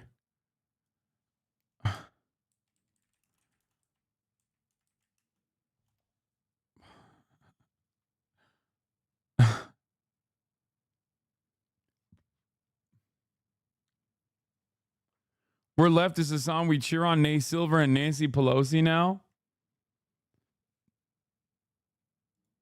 MSNBC's covering it. Are no longer with us. People's grandmas were dying alone with their God. iPad. Mm-hmm.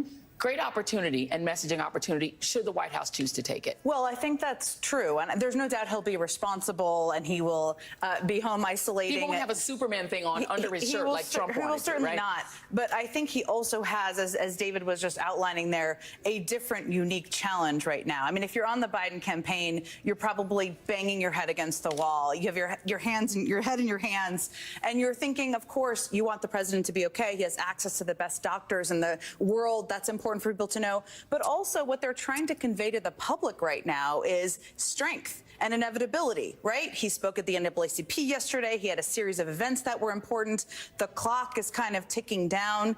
it's important. Yes, they can do a lot over the next 5 days. And after people stop banging their head against the wall, they have to plan, as David said, what that looks like, whether it's interviews, engagements with social media experts and others. But they need to show him strong and powerful. Yes, they should use this as a moment on COVID, but they have a more immediate challenge right now, which is projecting to the Democratic Party he's inevitable and he's up to this job. Yeah, well, here's the question that I have on that. These two men are both elderly.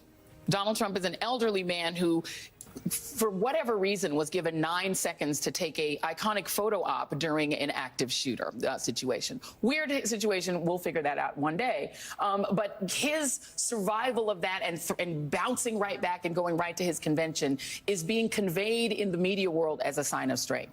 This current president of the United States is 81 years old and has COVID. Should he be fine in a couple of days?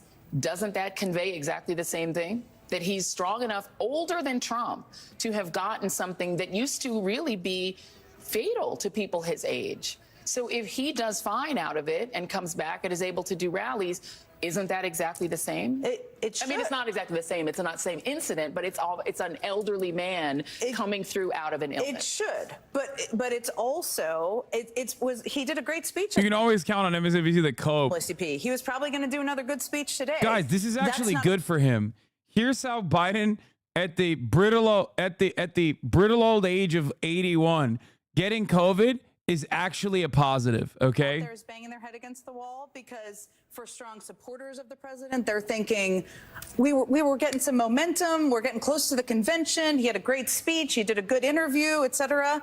And now this is just going to halt things. And if you're not a fan of the president being the nominee, and there are some people out there, Senator Adam Schiff and others, then this delays everything. He can't have meetings in person. There can't be private meetings with leaders.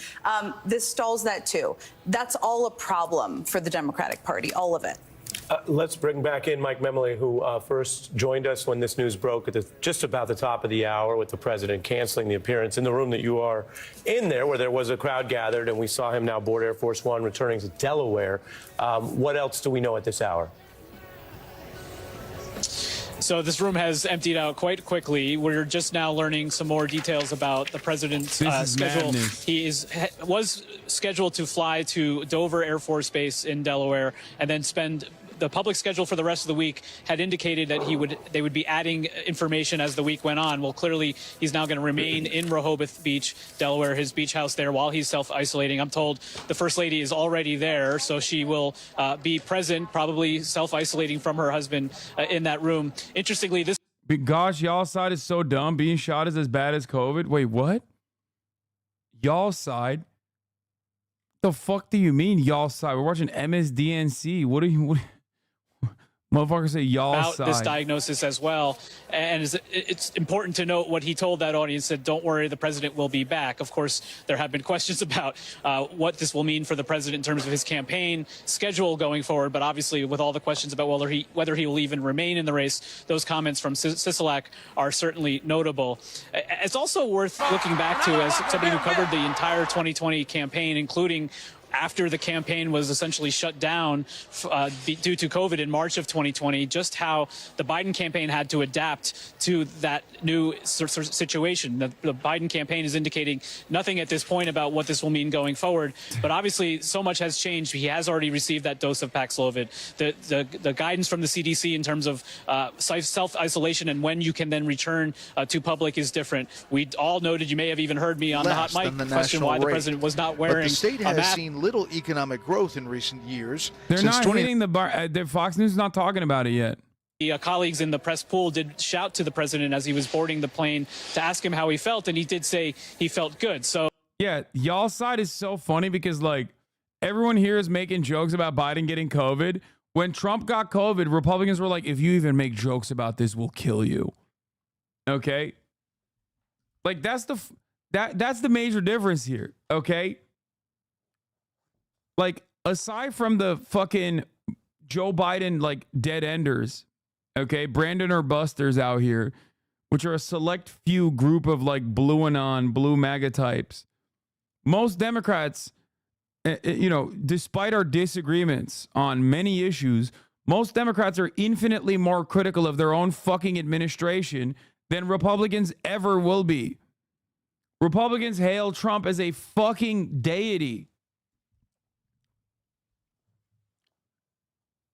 It's so fucking stupid. So all of those There's no lawmakers, comparison. I'm sure, will be indicating and getting tested themselves in accordance with all the best guidance from the Thank you for the CDC 5 about gifted what subs. happens next at this point, Ari. Yeah, and Mike, I mean, the White House woke up today to Adam Schiff, who's very close to Speaker Pelosi, former Speaker Pelosi, discussing, again, the idea that maybe there should be a different nominee, which is a conversation that Jen Psaki and David Plouffe referred to that they have tried to quiet. I'm curious, do you have any barometer for us over the last 2+ weeks? The Lester Holt interview here on NBC as well, our sister network, was very publicly part of a calculated blitz to try to draw out several events and appearances to quiet the doubters. Can you just give us, again, obviously separate from the COVID diagnosis, a barometer of where today felt like going into this, before the diagnosis, before this news broke, because they had a lot of tough days, first several days after the debate. They argued that it was getting better, that was quieting after Clooney and other things. What was the sort of 0 to 10 on that as of today, before this news broke? Well, the Biden campaign was really brushing off that new statement that came in the form of a statement to the Los Angeles Times first from Adam Schiff about the need for the president to step aside. They were pointing simply back to the letter that the president had written to the entire Democratic delegation in Congress about his intention to stay in the race and the fact that he felt that this conversation about the future of the Democratic ticket was only distracting what should be the primary goal for Democrats, which is defeating Donald Trump. That's a goal and an imperative that is even much more squarely in focus at this point, of course, with Republicans very much showing signs of unity in Milwaukee at their conference. I thought it was important, though, as you mentioned, some of the key details about Adam Schiff, somebody who is close to Nancy Pelosi, somebody who is a prodigious fundraiser in the Democratic Party, somebody who has raised lots of money and traveled quite often for what we call those frontline members, those members in the toughest congressional districts. Perhaps this is this indication on the part of Schiff that he is speaking for a group that does not feel like it can speak at this point. Schiff running, of course, his own campaign for Senate in California, but one where, against a Republican where he is heavily favored to be the victor in November. Rewind just 2 weeks, though, to what Adam Schiff said on NBC's Meet the Press when he talked about, it was much more delicate in how he spoke about the need for the president to make a decision that was in the best interest of the party. As he put it then, when we hear the Biden campaign now talking about we haven't seen a major shift in the polls still show a single digit, a margin of error race. In fact, one poll showing the president ahead of Donald Trump by 2 points. That's one of their justifications for the president moving ahead, full speed ahead. But Schiff's point on Meet the Press 2 weeks ago was that it shouldn't be this close, that you're running against a convicted felon, that you're running against somebody who is deeply unpopular as well, and that, in their view, somebody with the kind of political tailwinds behind them should be much further out in front. That was his warning 2 weeks ago. It's clear that he didn't think that the Biden team got the warning sufficiently, and that there is a need for more public, outspoken criticism for him to step aside. And you add that, Ari, to what we also saw today, which was the Democratic National Committee delaying what was the plan to begin the process. Yeah, where presidents are dropping like flies, dude. Process, a party-driven bureaucracy that requires several hoops to be jumped through before the Rules Committee can get to that point of doing it. But that process itself delayed at the behest not of the president, not of the Biden campaign, but of Leader Schumer and Leader Jeffries. Here's him walking to the plane Congress, after he tested positive for COVID, getting on Air Force One. Bro, God Almighty is literally telling him to step down, brother. That's like, there's no better indication. Kaya, okay. Go. Want to go on a walk? He looks the same. Yeah. You can't tell if he's just like dying because of COVID or just dying because of age.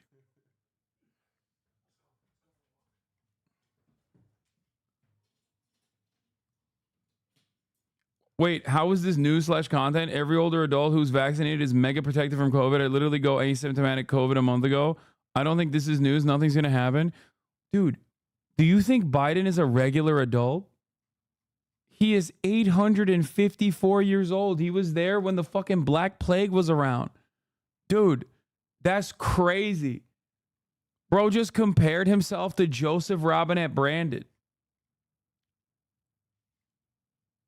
Biden has been living on borrowed time for like the past fucking 40 years. You're out of your mind. He had a stroke when he was 40. This is also, I think this is the third time he has COVID. I thought it was the second, but maybe it's the third time. I posted this, you know, I posted this fun little screenshot that I found on the Associated Press website when I was looking for the second gentleman, Doug Emhoff, test positive for COVID. Right up top, it says, President Joe Biden tests positive for COVID-19 ahead of his speech. Interesting. Don't come after Mamala.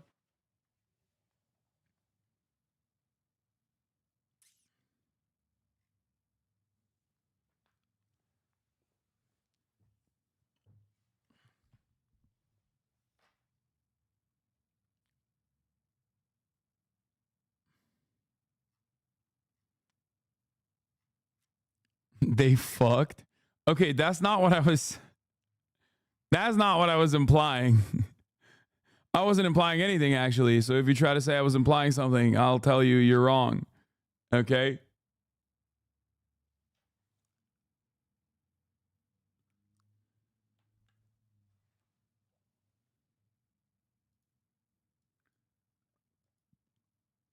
Ken Klippenstein update. What? I don't even know what that is. I can't believe it, dude. I cannot believe it. The Lord Almighty, he heard what Biden was saying. And over the next 3 to 5 days, this can't be a situation where Joe Biden's not visible. I'm sure he won't be, but he's got to be out there aggressively doing interviews and driving that. This is what the election's about. And it's got to be a lot less about his record. He's been an amazing president. He should be proud of his record. But elections are always about the future. You got to paint the picture for. Dude, wait. Republican Senator Joni Ernst can barely summon the goodwill to wish President Biden well when asked to respond to the news he tested positive for Thoughts COVID. about President Biden getting COVID. I mean, he can't catch a break. I wish him well, Greta, and I'll leave it at that. Well, okay. All right, we'll move on. Oh my God, she's smart. Bro, that's crazy. First of all, if I was a Republican and Biden got COVID, I wouldn't be so excited because the likelihood that he's replaced with a much stronger candidate is pretty fucking high. It's higher than it was yesterday. And secondly, dude, Republicans are great, dude. Look. She can't even say it. Look. Okay. All right, we'll move on then. All right. This Iranian threat, it is, I mean. Dude. Republicans are such little demons. I bet you she fucking complained about the Democratic Party's violent rhetoric earlier, too.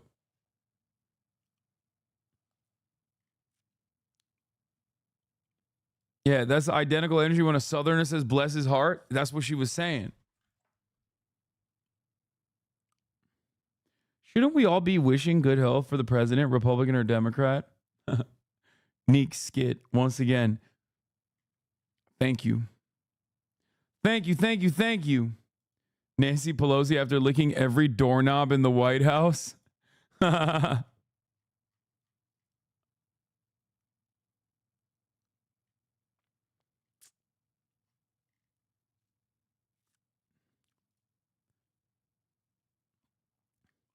think they want to blame COVID on his performance with this call to congressional Dems. Dude, we are a fucking clown show. The Republican false flag the shooting. The Democrats false flag COVID. This is perfect.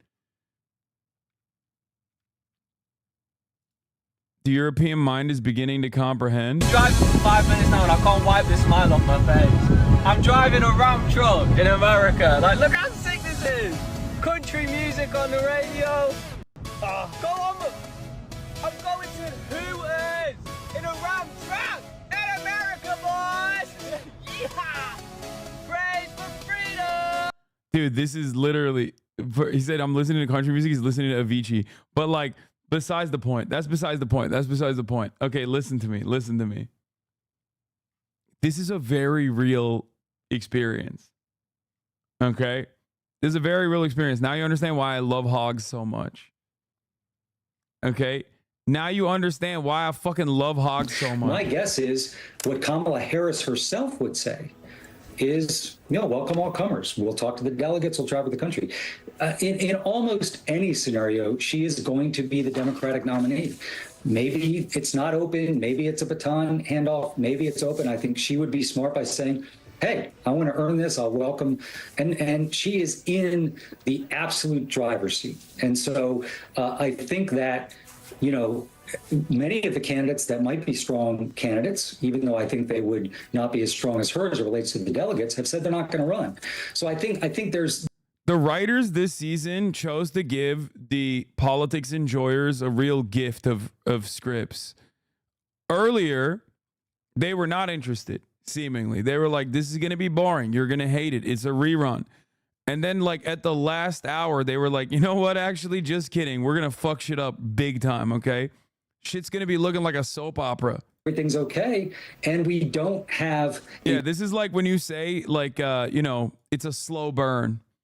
It's a slow burn. This season is a slow burn. It takes a lot of buildup. But once you get to the apex, dude, when you get to fucking peak velocity, it just goes nutty mode, okay? Back to back to back bangers. Term, I think that's welcome to everybody. So I get the frustration, but at the end of the day, this will be settled. And we will have our pair up, and I think everyone's going to be focused then on preventing Donald Trump from taking the oath of office on January 20th of next year. David Plouffe giving us reaction to the breaking news: the president diagnosed with COVID, returning to Delaware today, and you, as a former campaign manager for the Obama-Biden campaign, talking about these fresh questions, speaks.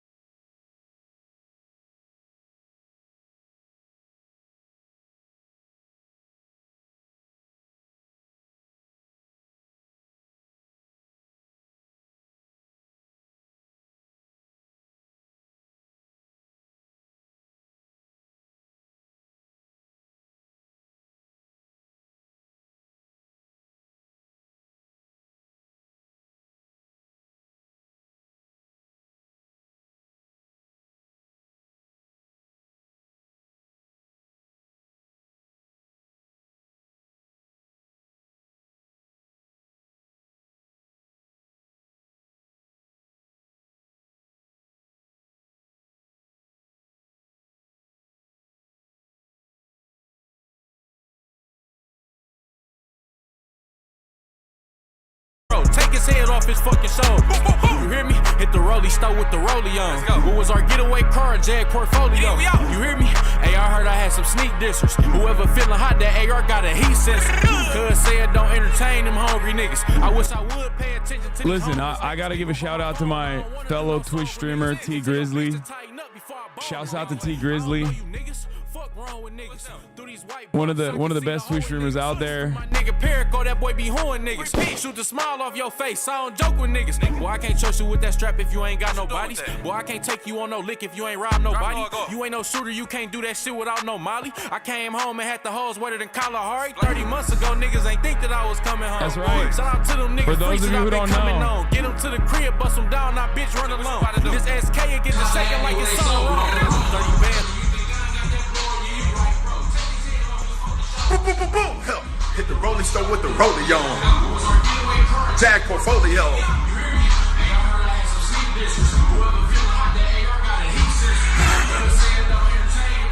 Come on, bro. His AR has a heat sensor, of course.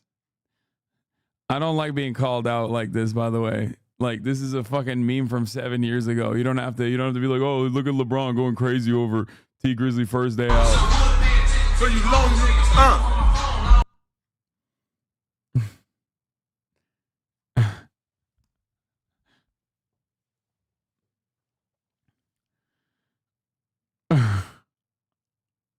When 40-year-olds like your music,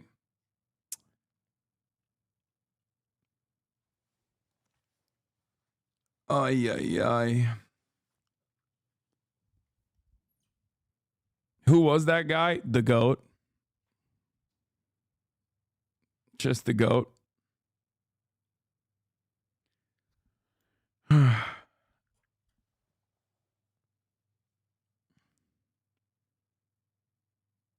What? Anyway, let's see what Peter Navarro has to say. Welcome back to our coverage of the Republican National Convention. You were looking at 5:50 p.m. local time in Milwaukee, Wisconsin. We told you the delegates would be gathering and assembling on the floor, and you can see that's Bronny's dad. Excuse me, you can't say that when he had fucking 2 points last game, okay? Like, you cannot say that. That's Boruto's dad. Not even. That's Bronny's dad. In the evening primetime coverage. So a lot going on. We did want to share something with you, and we were covering breaking news. There's a TikTok account that I follow, or that just shows up on my For You page, that glazes up Bronny so hard. And it's pretty funny because it's like, it literally always is like, oh, and he took this attempt, and it was an incredible attempt. He missed it, but it almost went in. And I'm like, dude, that is insane. like the way this account tries to describe Bronny's gameplay in the summer games is fucking hilarious. And he's not even trying. Like, he's not even trying to, like, he's not doing like a humorous quip. He's just gotta be Lake Show, yo. It could, I don't know. It might be. You mean your alt? No, I don't glaze Bronny. Up and down the ticket, who you trust to defend our freedom and to be faithful to the Constitution.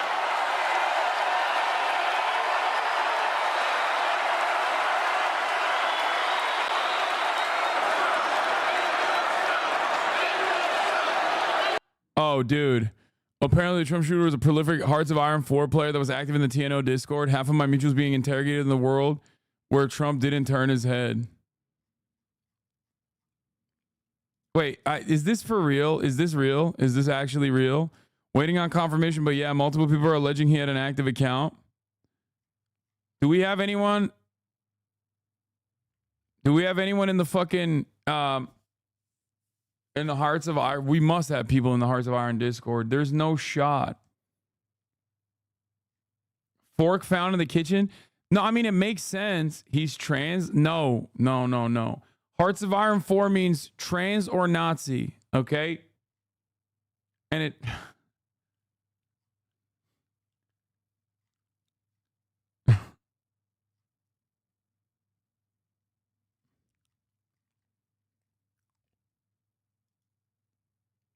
He did join the TNO server, if I recall correct. His last comment was asking about Borman content. Hearts of Iron 4 is the real, is the real horseshoe theory.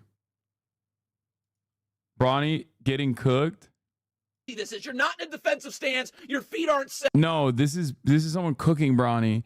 That's not what the person I'm talking about is like trying to hype up Bronny while covering his games, but because he's like kind of ass. Dude, I saw this too. LeBron watching Bronny airball shots, but win the COD tournament at Summer League. Dude, I saw this as well. You can hear him talk about Call of Duty and how much he loves it. Like, it's just, he just loves gaming, dude. That man loves gaming.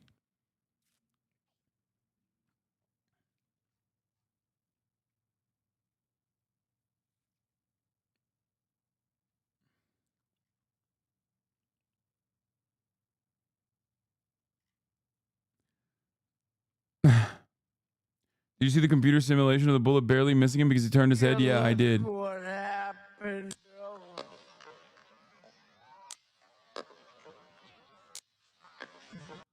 Take a look what happened.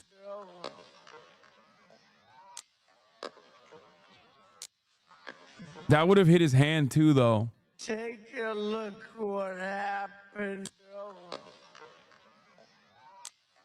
This simulation isn't good because his hand is in his ear and it would have hit his hand. The second bullet would have hit his hand. Both of those bullets hit his ear. No. It's virtually impossible for all three shots to fucking hit that exact same. Yeah, this simulation sucks. C'est toi le nouveau Titan assaillant. Tu dois survivre. Décale ta tête. Tu vas finir ce que j'ai commencé.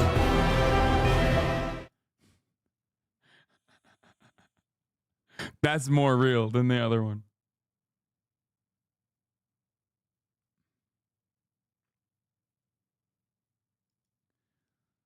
Wait, Schumer has fallen?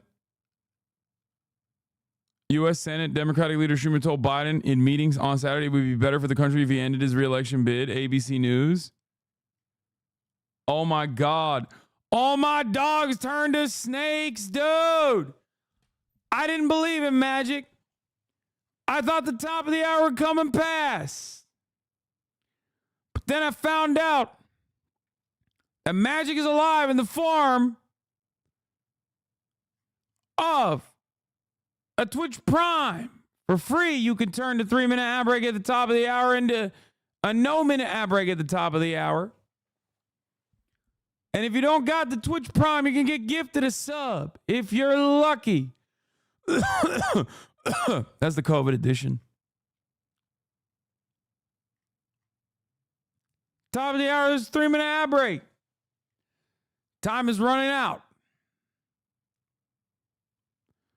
Time is running out for everybody, myself included. Father Time is always chasing me. Chasing. I tell Father Time, look alive. God love you. Here's a 3-minute ad break now. Andrew Filer, thank you for the 10 gifted subs.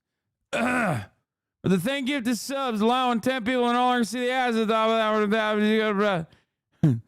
We beat the top of the hour ad break, and we're going to beat it again. Anyway, here's a 3-minute ad break now. Virtual meal, thank you.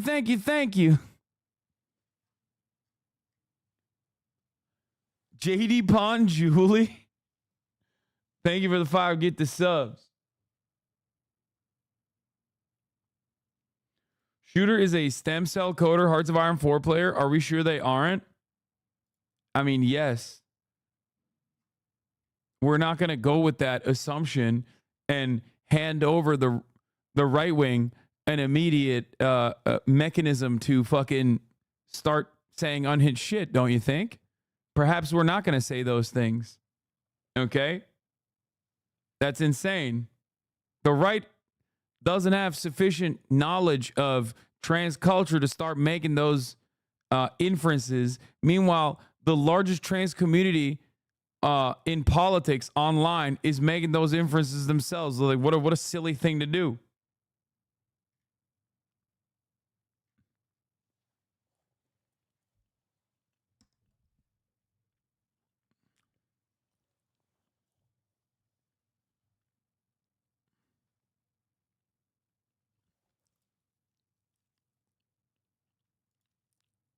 Yeah, this is it. This is right. Are you enjoying the show? Refill your popcorn. You'll love the next part.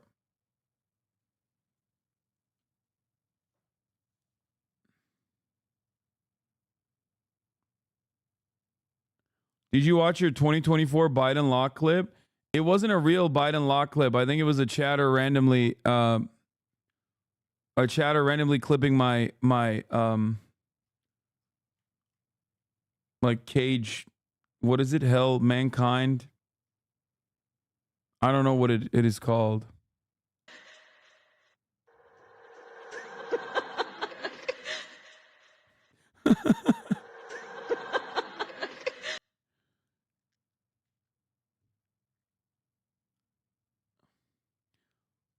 Oh my God.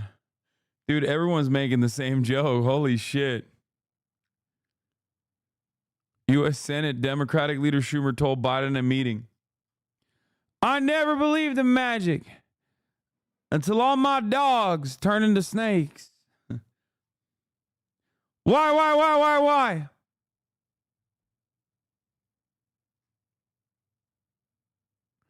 If Mamala gets handed the nom, will you play the K-Hive song again? Yes.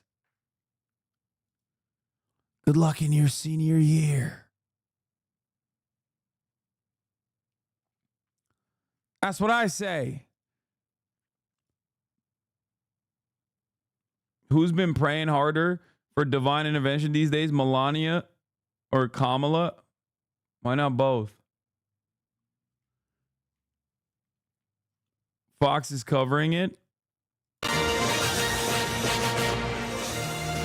Welcome back to our special coverage of the Republican National. In his first major speech as Trump's running mate. They're not. First. All right, with the GOP in Milwaukee, it does feel like kind of the awesome 80s, but with Biden in Vegas, it kind of felt like the sluggish 70s. Let's bring back price controls. The idea that corporate-owned housing is able to raise your rent $300-400 a month or something, under what I'm about to announce, they can't raise it more than $55. Actually, it's 5%, Joe. The man can't even state his own policies correctly. And rent control isn't the only thing the squad's smiling about tonight. So as Adam Schiff and Schumer try to give him the hook, Biden's on a radical roll. Join me in getting these weapons of war off the streets of America. It's time to outlaw them. I did it once and I will do it again. We're going to keep relieving student debt. We're going to raise the federal minimum wage. But they've convinced us that any spending of money is costly. It's saving money. By God's truth, it's saving money. And that's not all. Democracy Joe wants to do an end run around the Constitution and radically change the Supreme Court. That's a direct attack on the independence of the judiciary and the separation of powers. Because when they... I swear to God, if I watch Fox News more, I'd be voting for Joe Biden. Like, they're just so aggro, like making it seem like this man is a bold radical.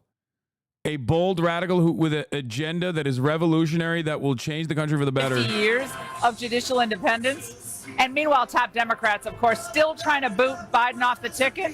They'd prefer he shelter at home with COVID permanently. And meanwhile, look at the Republicans. It's unity as far as the eye can see. Trump has brought together a strong, diverse, and growing coalition of Americans who are willing to work together to stop the hard left from doing any more damage to this country. It's a 50-state strategy for renewal with a powerful outreach to working people from all socioeconomic backgrounds, all races, and all ethnicities. And you've seen this at the convention. They're more compelling stories because it's actual American storytelling of struggle, success, and yes, redemption, not the usual dry partisan lectures. We escaped from Vietnam just days before Saigon fell to the communists. And America saved my life. I was always vigilant to be the best mother that I could be. Fentanyl still found my son. Our lives were shattered, and our baby was gone. My son received enemy fire from the Taliban, only to be murdered with a knife on the streets of New York City. Look at my face. This is the high cost of war. I've been through the fire, but hope has not been extinguished. It is reignited. It was inspiring, and this coalition was only made possible by one man who put it all on the line, Donald Trump. Joining us now, Laura Trump, co-chair of the RNC. She's done a fantastic job in helping put this entire extravaganza together and bring the party together. Laura, I mean, you're a young person, but have you ever seen so many happy people in one place at one time, given everything they've been through and everything your father-in-law has been through just in the last few days? No, I mean, it's incredible. I would say yes, I have at a Trump rally because it's a very joyous event and it's always positive. But honestly, Laura, you can't overlook the fact that it feels like there is such unity. And I think that the Republican Party is more unified now than we've seen in generations, certainly in my lifetime. Probably 88. Yeah, it is true. She's only 41. I mean, that's not really young, but god damn, dude. God damn. She's 41 years old, bro. What the fuck? Yo. Evil ages you. Yeah, not gonna lie, Biden isn't that sharp, but he might be sharp enough to pass policy over the progressives in his cabinet and will get axed in the Harris admin. What?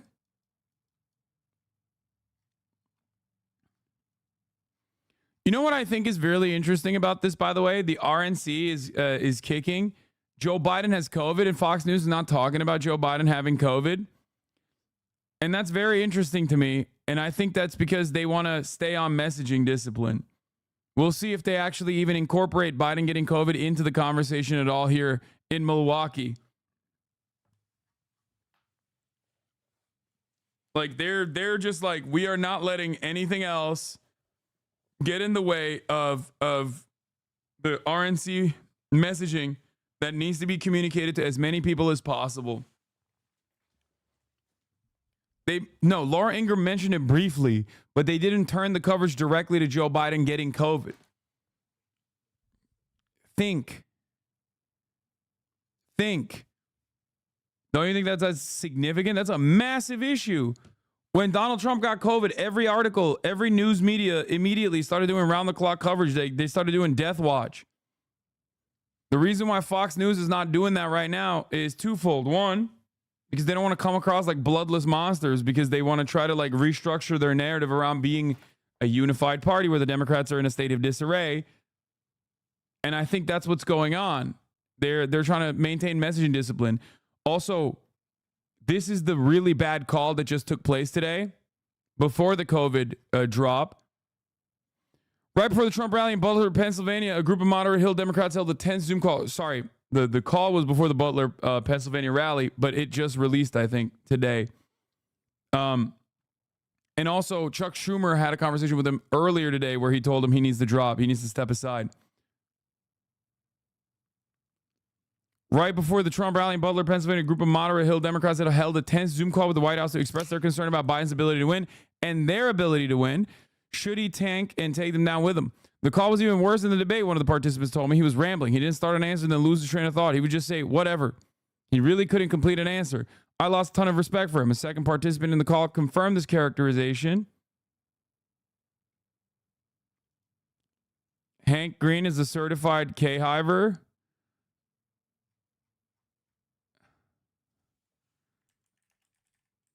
It's Mamala's time.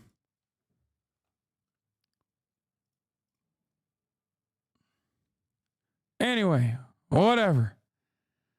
The president was rambling, dismissive of concerns, unable or unprepared to present a campaign strategy, and had particularly troubling exchange with Jason Crow, saying to him, "Tell me something you've ever done with your Bronze Star like my son." This member of Congress told me. Had the campaign did not, however, what the fuck?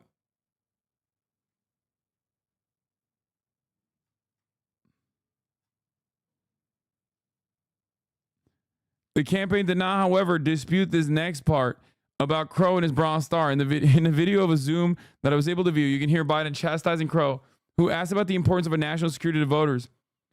First of all, I think you're dead wrong on national security, the president says. The emotion at times garbling his words. You saw what happened recently in terms of the meeting we had with NATO. I put NATO together. Name me a foreign leader who thinks I'm not the most effective leader in the world on foreign policy. Tell me who the hell that is. Tell me who put NATO back together. Tell me who enlarged NATO. Tell me who did the Pacific Basin. Tell me who did something that you've never done with your Bronze Star like my son. And I'm proud of your leadership, but guess what? What's happening? We've got Korea and Japan working together. I put AUKUS together. Anyway, things are in chaos, and I'm bringing some order to it.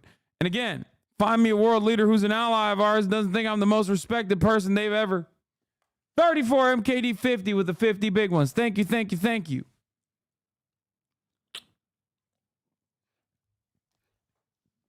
No one cares about NATO? No, these guys do care about NATO. They're moderate Democrats. But they already know that. They don't give a shit about NATO because as moderate Democrats, they understand the average fucking working class American doesn't give a single shred of a fuck about NATO. Ain't nobody in fucking Western Pennsylvania is going, oh my God, thank God Finland and Sweden are a part of NATO. I'm certainly voting for Joe Biden now. Okay? That's not a real thing. And I think they recognize that. Obviously, when communicating to their own base of support, they will reiterate the importance of NATO. They'll reiterate that every single time because they're beholden to the military-industrial complex, the most important constituency. Having said that, however, they also come with the recognition that Americans don't give a fuck about that sort of thing.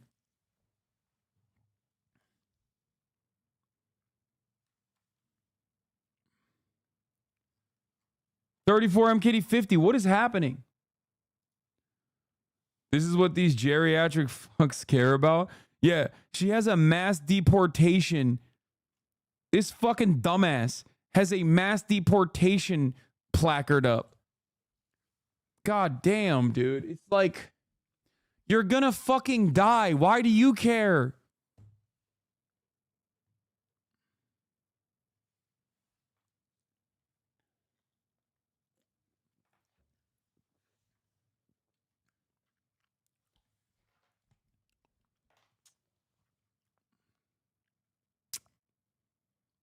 When the Democrats finally admit that Biden's crumbling mind, then they'll tell everyone not to make fun of the elderly.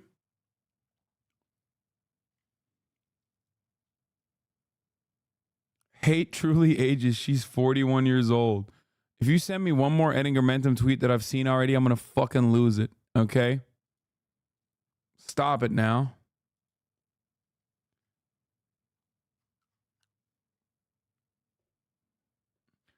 That says mass transportation. She's a train head. Yeah, transporting migrants into a country that they are not from. Okay? Transporting migrants by train into camps. Kind of look at it a little bit from the point of view of sitting political leaders, because something that has come up again and again in my interviews with public servants, right, whether they're elected officials at the national level, federal level, or local level, is that they are aware of these patterns. They are aware of this phenomenon of political violence, this normalization of political violence. And they're living with that anxiety and fear in ways that are just deeply unhealthy for our political culture. I'll give you one example. Mitt Romney once told me that in the months after January 6th, as that second impeachment trial was taking place, he talked to a number of Republicans in Congress who told him that they wanted to vote for Trump's conviction, but that they were afraid of violence being targeted at them or their families. And so they didn't vote for his impeachment or conviction. And that is kind of a staggering reality that we're living in. Like, this experiment in American democracy does not work if our political leaders have to make their calculations, their governing decisions based on a fear of violence from their own constituents. And I think that it's easy to not be sympathetic for politicians, obviously, especially if they belong to parties that we disagree with or we think are harming the country. But I think all of us need to realize that it is profoundly against the the interest of American democracy if our political leaders have in the back of their minds this fear ever lingering that somebody is going to try to kill them. That is just a symptom of a really broken political culture. A real stark reality. And when people are wondering where are a lot of these leaders, some of them, to your point, you read about this in the piece, are fearful for their lives. Some people are still brave regardless, but it's such a good piece and interesting point. McKay Coppins, thank you as always for joining us. We have just taken a quick break, but coming up next, Silicon Valley thinks they've landed a tech bro on the ticket. They may have a tech bro friend, I guess. Ethel Kane, you will always be famous. I mean, she was right. Politicians should fear their constituents, no? I mean, yes. What is this? Hodeidah now. 3 raids by U.S. British aggression aircraft on Hodeidah International Airport. Let them bomb day and night. We all don't care. The children of Palestine are all that matters to us. I'm glad that in the midst of this all, they've decided to switch off their targets from like bombing sites or missile silos directly to the fucking international airport. What the hell? It's great.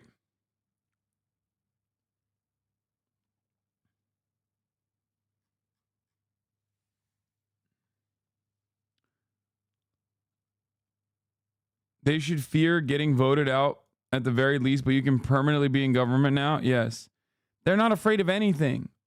The reason why they're not afraid of anything is because nothing ever happens to them. Oh, here's the Schumer meeting. Here's more information on the Schumer meeting.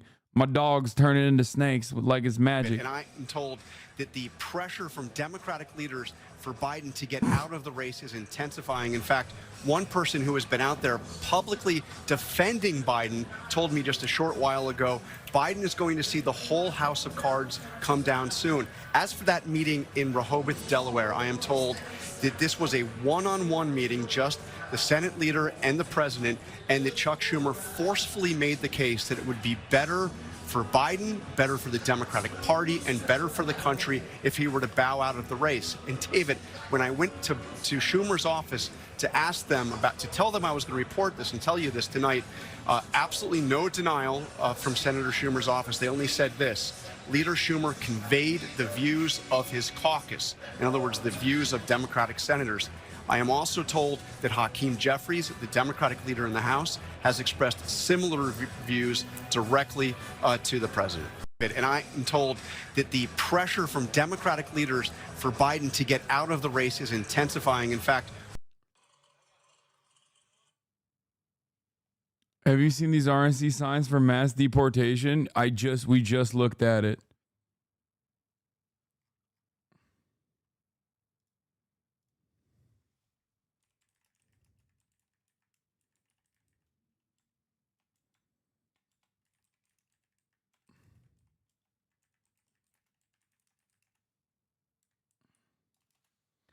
Is Kamala actually a viable replacement, or should it be someone else? Yes, she's a viable replacement.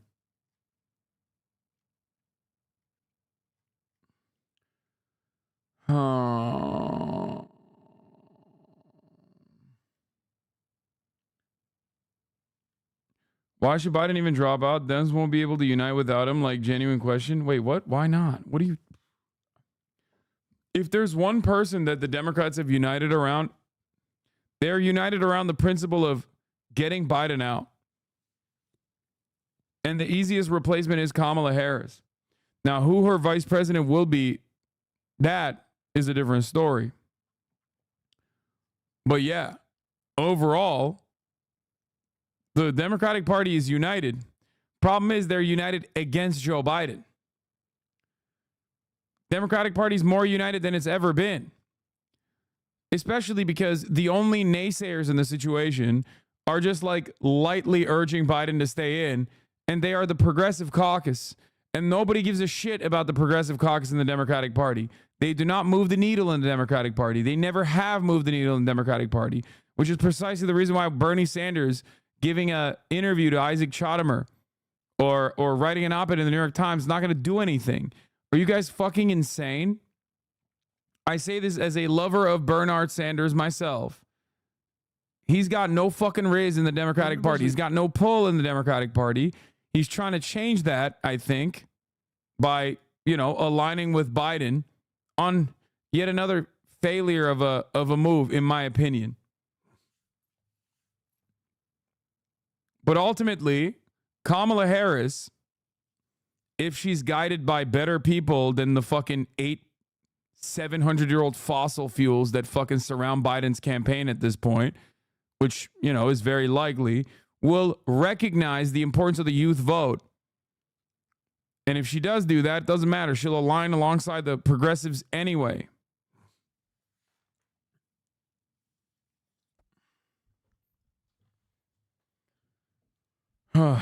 Yes, Bernie Sanders and AOC and the progressives are gambling on sticking to Biden with the hopes that they can get 100 for the first 100 days of the Biden administration if he's able to survive this knife fight, and that is pre-COVID, by the way.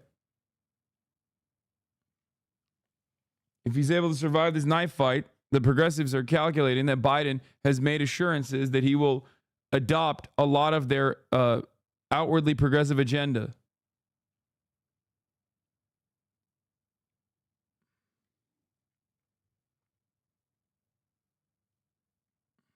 What the fuck has Kamala done this entire 4 years? Nothing. She's the vice president. The vice president, unless it's like Dick Cheney, doesn't really do much. Anyway, this is New York Times is on his stead, saying now that Biden himself acknowledging the implied one-term transition. I hope that you can all stop pretending otherwise. This is a snippet from the BET interview. Originally ran, you may remember it, I said I was going to be a transitional candidate. And I thought that I'd be able to move from this to pass it on to someone else. But I didn't anticipate things getting so divided.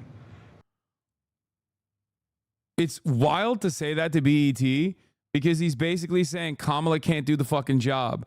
I chose Kamala, a black woman, as my replacement. And then I decided later on that she is just not capable. And quite frankly, I think the only thing age brings is a little bit of wisdom. And I think I've demonstrated that I know how to get things done. Oh, shit. In spite of the fact that we couldn't get it done. But there's more to do. Hakeem Jeffries came out and also encouraged Biden to drop out of the presidential race. Oh, my Lord.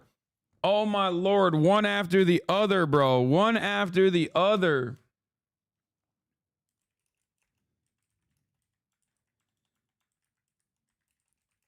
That's crazy. I mean, Hakeem Jeffries is basically Nancy Pelosi. That's it. Nancy Pelosi's been saying this, so it's not shocking.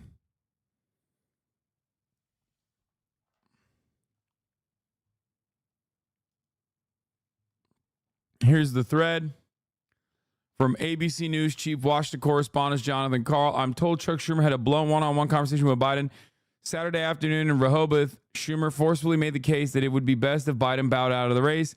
Schumer's office wouldn't comment on the specifics of the conversation, telling me only Leader Schumer conveyed the views of his caucus. Hakeem Jeffries has expressed similar views to Biden, according to a source familiar. A Jeffries spokesman tells me the letter sent by Leader Hakeem Jeffries to his House Democratic colleague speaks for itself. It was a private conversation that will remain private. What?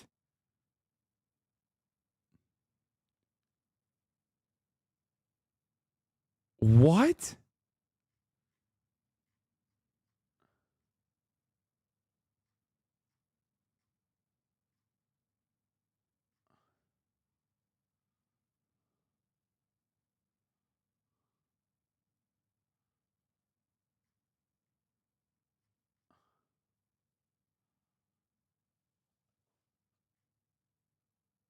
What?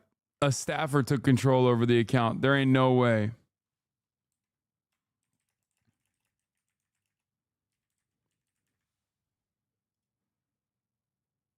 I'm sick.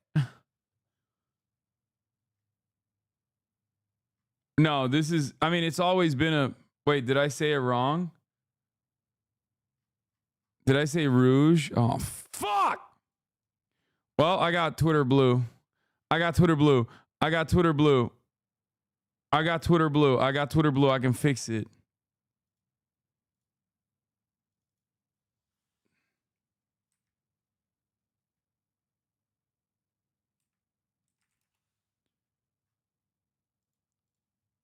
Fixed it. I fixed it. I fixed it. Shut up.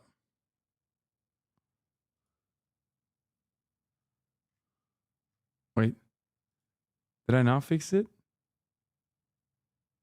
Oh, okay.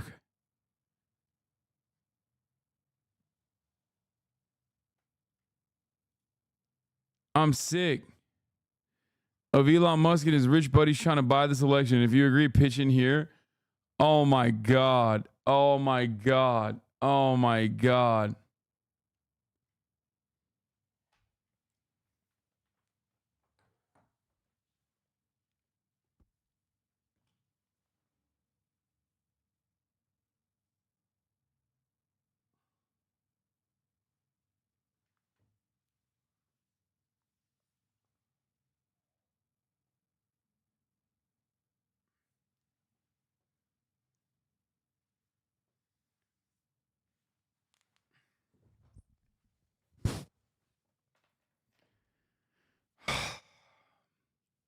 That's got to be a motherfucker from here, dude. I swear to God, it's the new meme manager. That's a HasanAbi head. Okay. He used a two-parter. I know what you guys do. I know what the method is. I know what your movement is. I know how you're moving. Okay. That's a two-parter. I'm banning it. Yeah, it's because Katzenberg is leaving. Hollywood producer and Biden counselor Jeffrey Katzenberg met today with the president and warned him that donor cash is drying up. Yeah, I know.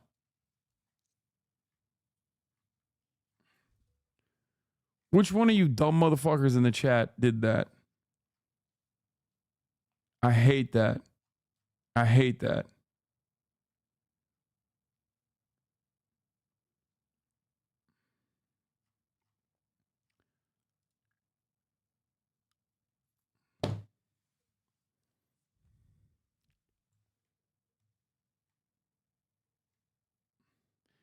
Because the president of the two-parter debate, that means it's legal for us and you can't ban us for two-parters? No, I will ban you for two-parters. I will ban you for two-parters. Don't come at me like that. Yeah, Hakeem Jeffries demanded he drop out. Chuck Schumer demanded he drop out. It's fucking Joe over. It's done. That's the House and the Senate. They're both saying they're relaying the needs of the caucus. Lütfen mesajlarımı okur musun? Let me see, dude. Get the Pope to tell Biden to drop out. Turkish chatters, just dial it back a little bit, okay? Please. For days, dude. For days.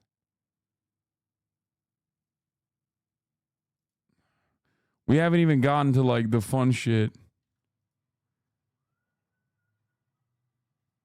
Wait, what is this?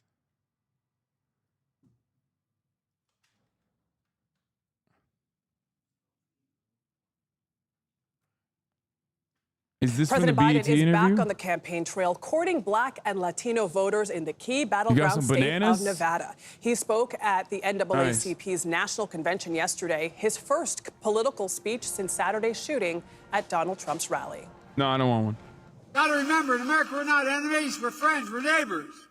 We're fellow Americans. Most importantly, must fully and firmly reject not only political violence, but violence of any kind. Biden also sat down with journalist Ed Gordon for an interview with BET News. Gordon asked the president under what circumstances would he reevaluate staying in the race.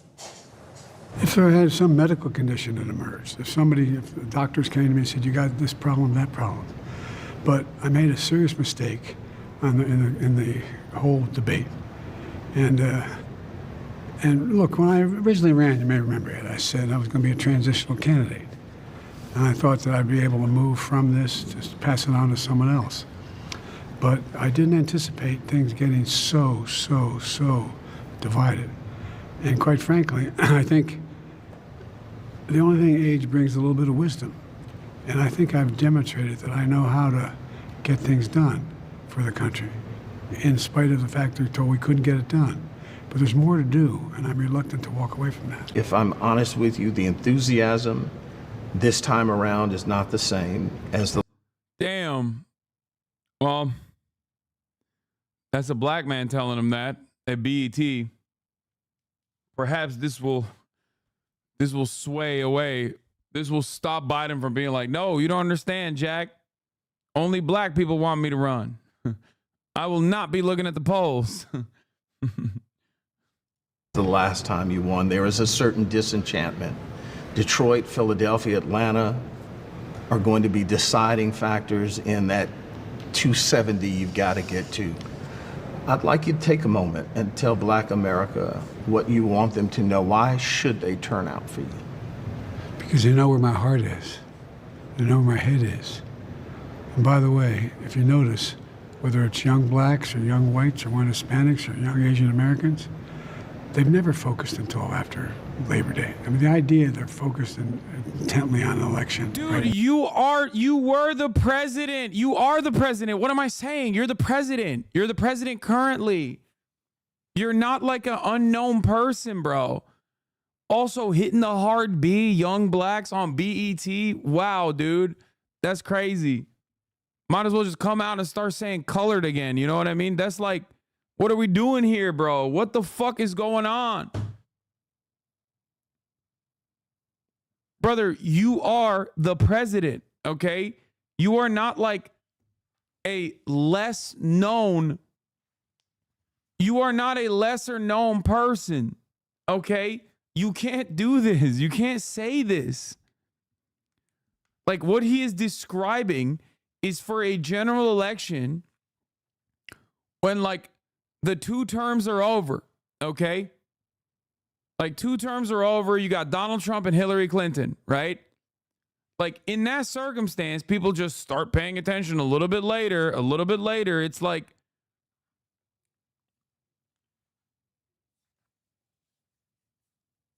young POC would be better. I never said that, bro. Young black people, okay?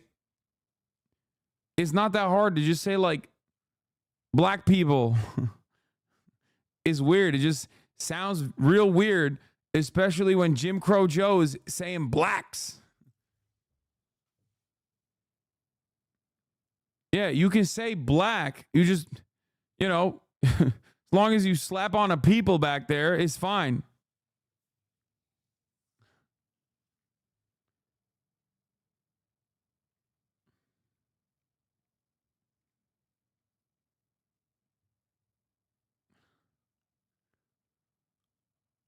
Now is not there. And by the way, if you take a look at the presidents who have won at this stage of the game, in the last 7 or 8 presidents, 5 of them were losing at this time by significant margins.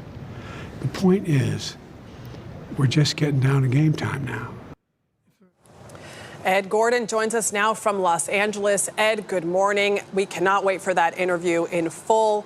Expand for us on what you were talking to the president about that disenchantment that you're hearing from black voters. What are the specific concerns you're hearing, and what are the differences that you're hearing from younger black voters versus older black voters? Good morning. I think it's important for us to note that while there is disenchantment, and I think the disenchantment grows from the question of his age and whether he's going to be able to hold out all 4 years of his term, I must be fair and suggest that particularly during the last 2 live events he's been a part of for African-American voters in Detroit and yesterday in Vegas at the NAACP convention, he was met to raucous applause, cheers of 4 more years, 4 more years. If he is concerned about those who are asking him to step aside, he is not showing it.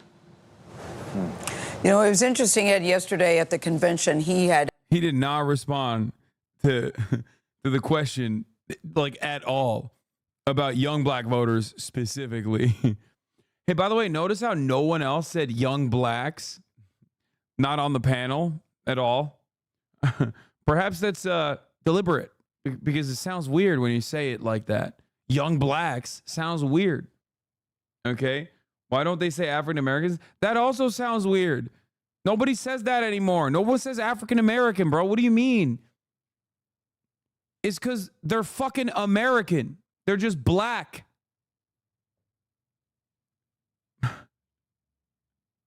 Like, it's just American, dude. What are we talking about, dude? What the fuck?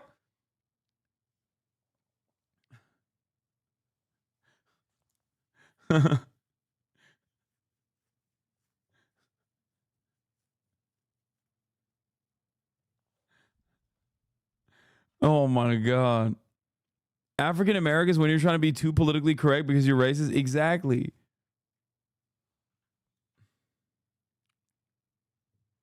How can you say this when you said you'd be training with the All Blacks? Yeah.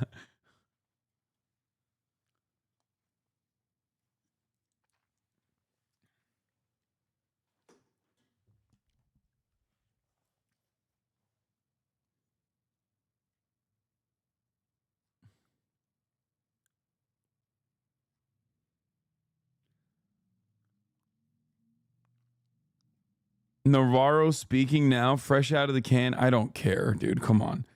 I'm not dialed into the RNC to hear from fucking Peter Navarro. I mean, it's funny that he like literally got out of prison and immediately went to the RNC. But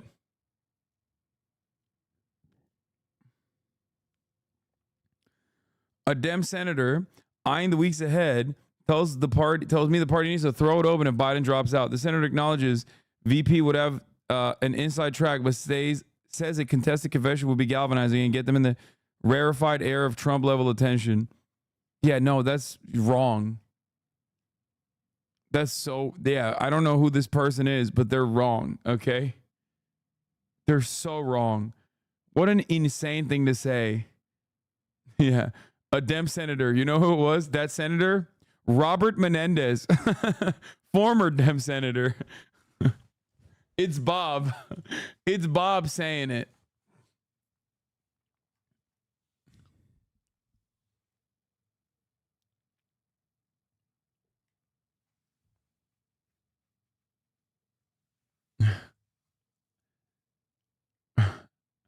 Speaking of Bob, no, he has resigned. Democratic Senator Bob Menendez tells allies he will resign after bribery conviction. Yeah, Gold Bar Bob is gone. Another reason why I fucking hate the Democratic Party.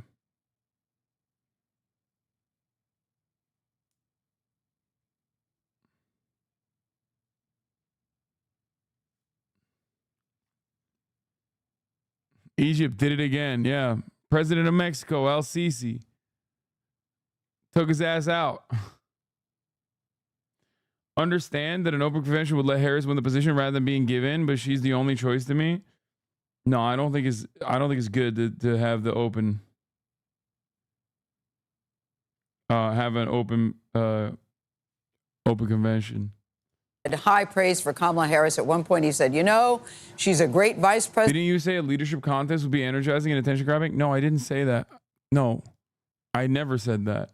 I said the exact opposite from the start. This change needs to be made swiftly, and it needs to be done in a decisive way, and communication needs to reflect that. I never said that it would be great to have an open contest. Can you explain why? Because an open contest, you might be mistaking me for like maybe something that like Jenkins said. I don't know. But an open contest, in my opinion, would make this race even more contentious. Because the one thing that the Democrats have in their corner is that they're supposed to be the adults in the room. Okay? The Democrats are supposed to be the adults. They're the party of adults, okay? Republicans are chaotic. Republicans are crazy. Republicans are violent. Open contest, in my opinion, spells disorder and chaos. No one will read it like, oh man, it's so wonderful that they're doing so much democracy at the convention, especially because the convention structure is not going to be democratic anyway. Because like the primaries already happened. That's technically supposed to be the democracy in play. Casual take. Okay. No. I think that the Democratic Party needs to show unity, not division. If they want to win, they need to show unity. They need to not be more divisive. Okay? Trading that for a little bit of extra drama and extra media attention is so dumb. It is the most significant upper hand they have over the Republican Party. And it's already fucked up right now. Joe Biden is busting that right now. President, but she could also be a very good president. What do you think the point is that he was trying to make to that? Like, and that goes against my primary goals of making as much content out of this as possible. Yes, an open convention would be great for me because, you know, way more eyeballs. But ultimately, I think it would be horrible for the Democratic Party's prospects in this election. Content-wise, though, it'd be great. So, yeah, open it up.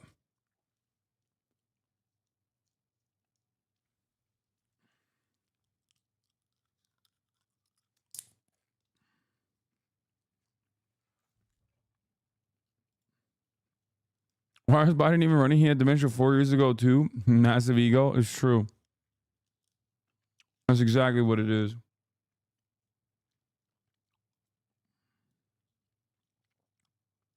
Particular crowd, because he keeps saying he has no intention of stepping aside or down. That's a $64,000 question, Gail. I even asked him during the interview if, in fact, he won, would he be willing? Would he look at the idea of maybe carrying it for a couple of years and then allowing her to take it to the finish line? And so I won't give you the full answer. We want people to tune in tonight at 10 on BET. But it was an interesting answer, and I think that he understands the importance of the black vote being critical and crucial to his victory. You know, I wanted to know the answer to that. I'm like, and the answer is, Ed, but okay. A good tease. Very Exactly. good tease. That's what we call a tease. Yeah. Thank you so much, Ed Gordon. If you weren't already following the presidential election, the past few days may have changed all of that, but Shocking new revelation shows Biden supporters lack enthusiasm compared to Trump voters as electioneers, which was exactly the same dynamic last time around as well, for the record. People literally have never voted for Biden for president. They've only voted against Trump being president. Historically speaking, the last election cycle was an election cycle entirely around Donald Trump. That's it. Anybody who tells you something else is lying, okay? The last election cycle was on the boundaries of Trump. Do we want Trump? Do we not want Trump? And the American people decisively said, we do not want Trump.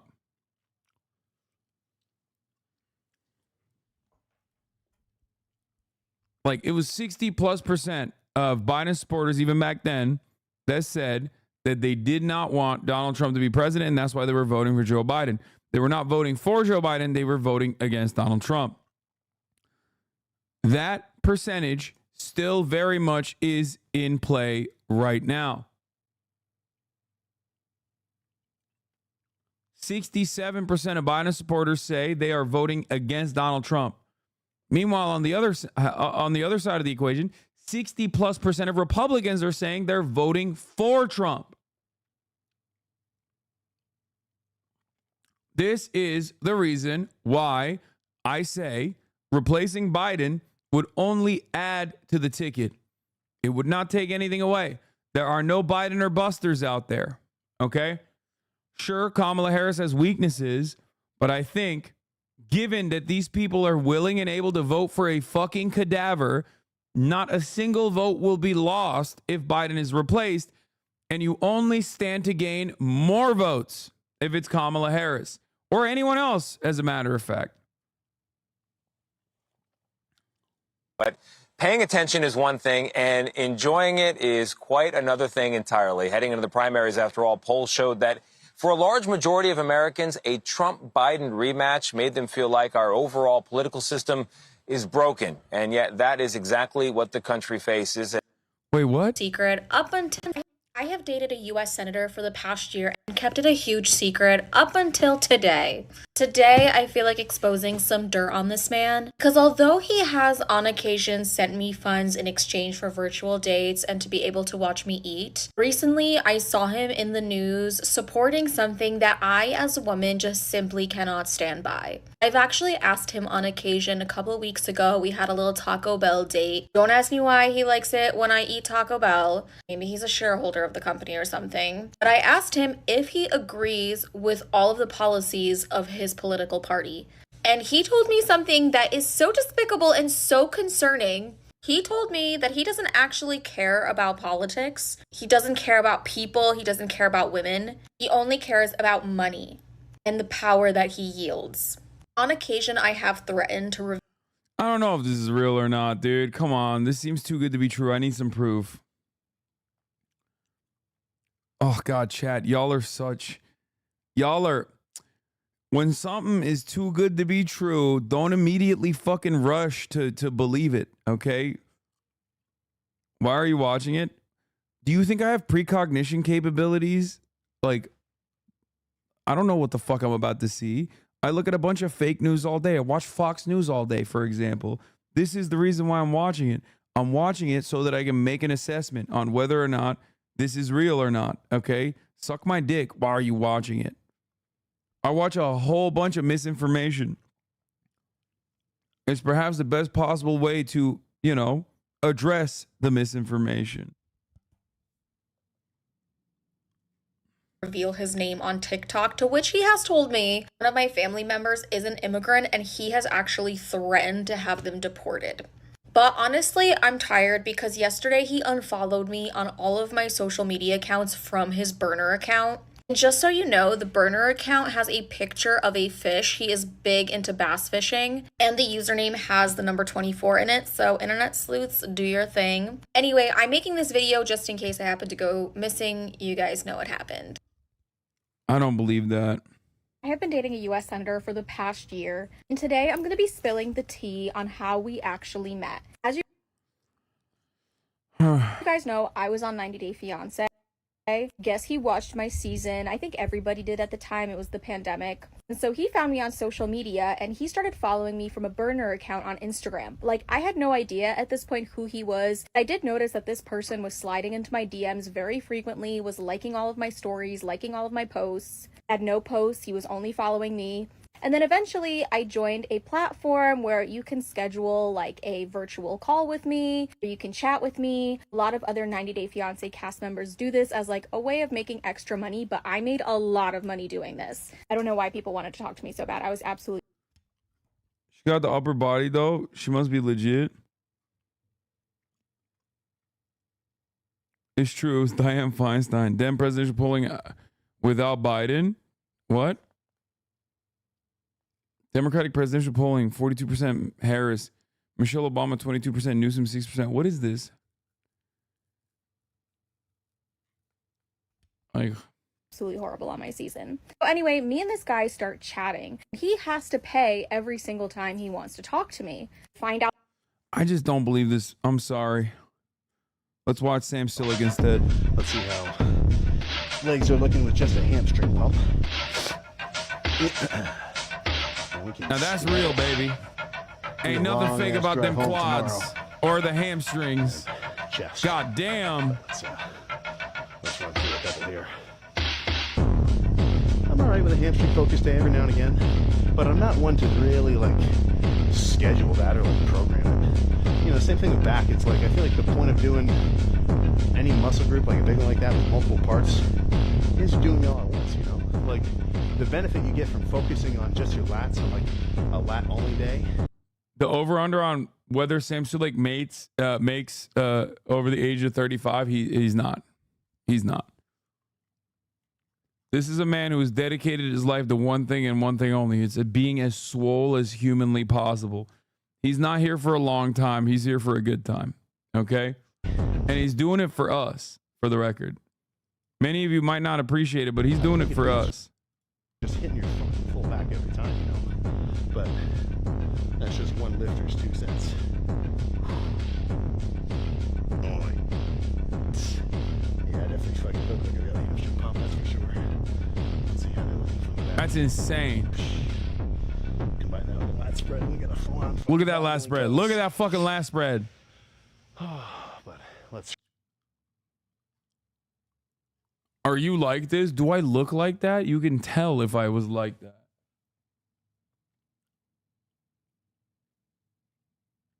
Would you believe this other political drama, though? I'll kiss every guy, man and woman. Look at that guy, how handsome he is. I'll kiss him. This is why I said he's bisexual. Like, I clocked this a long time ago. I'll kiss every guy, man and woman. Look at that guy, how handsome he is. I'll kiss him. That's the ham spread, not a lat spread? Are you fucking kidding me? Do you know what he just did there? That's a lat spread. Why would you ever? No, he hit the top as well. He did both. He did the ham spread and then he did the lat spread.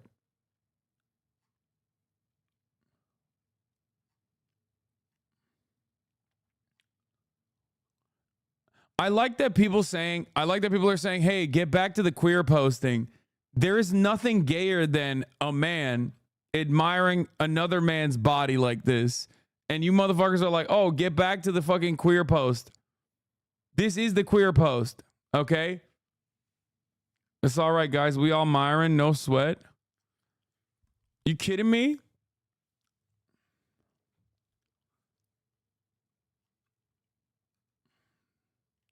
Not really weird take. You only consider this to be a weird take if you're weirdly homophobic.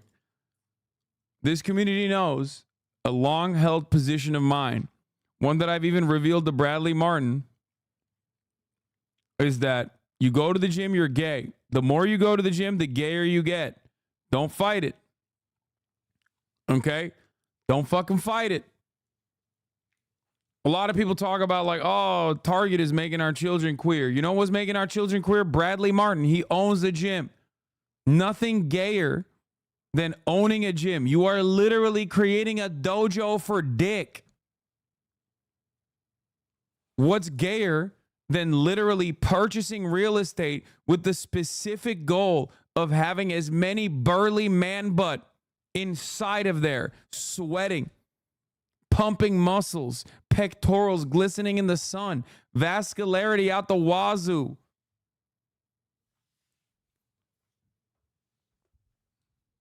Come on now.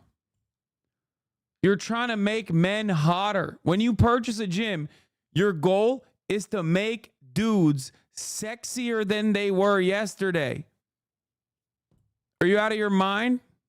Are you out of your fucking mind? Also, everybody knows that men do not lift for women. Men lift to impress other men. There is like 8 women on the planet that look at Sam Schillig and go, wow, what a hottie. However, 98% of men look at Sam Schillig and go, that's the GOAT. That's the legend. You think he's doing this for ladies?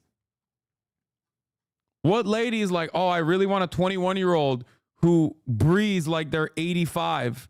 I want a 21-year-old who's experiencing heart palpitations after trying to talk for 3.5 minutes. He's not 21. He is. I think he's literally like, how old is Sam Schillig? 22 maybe? Yeah, he's 22.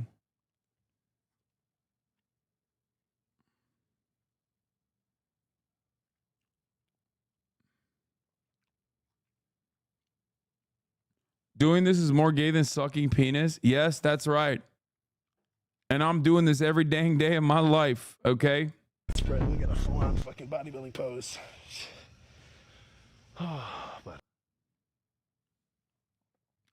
Is he on steroids? Nah, he's natty. Dude, my TikTok For You page is just like begging me to take steroids. It's not even a joke, dude. Every fucking third TikTok is just like, there's that one guy, Togi or whatever. I literally, every TikTok I see is just like, bro, you should do steroids. It's so sick. Every fucking For You page video I get, every third one.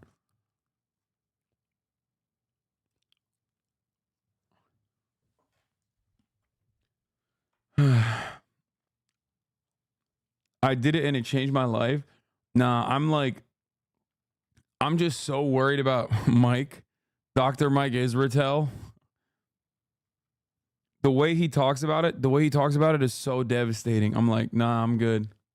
Also, his hairline is so devastating, or rather, lack thereof.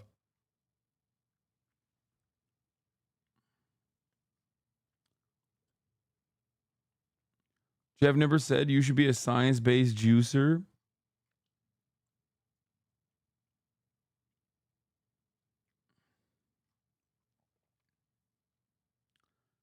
TikTok has become 66% ads. Every other video, some motherfucker promoting trimmer for balls is worse than the top of the hour ad break at this broadcast. Like, you're absolutely correct. At the top of the hour, there's a 3-minute ad break, and it's annoying, but you can avoid it by subscribing for $5, $6 or for free with a Twitch Prime. Right?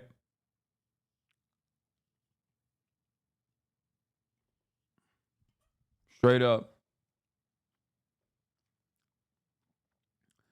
And the reality is, if you no longer want to see those ads, you can also avoid them by getting gifted a sub. And that is if you're lucky. Here's a 3-minute ad break. Now,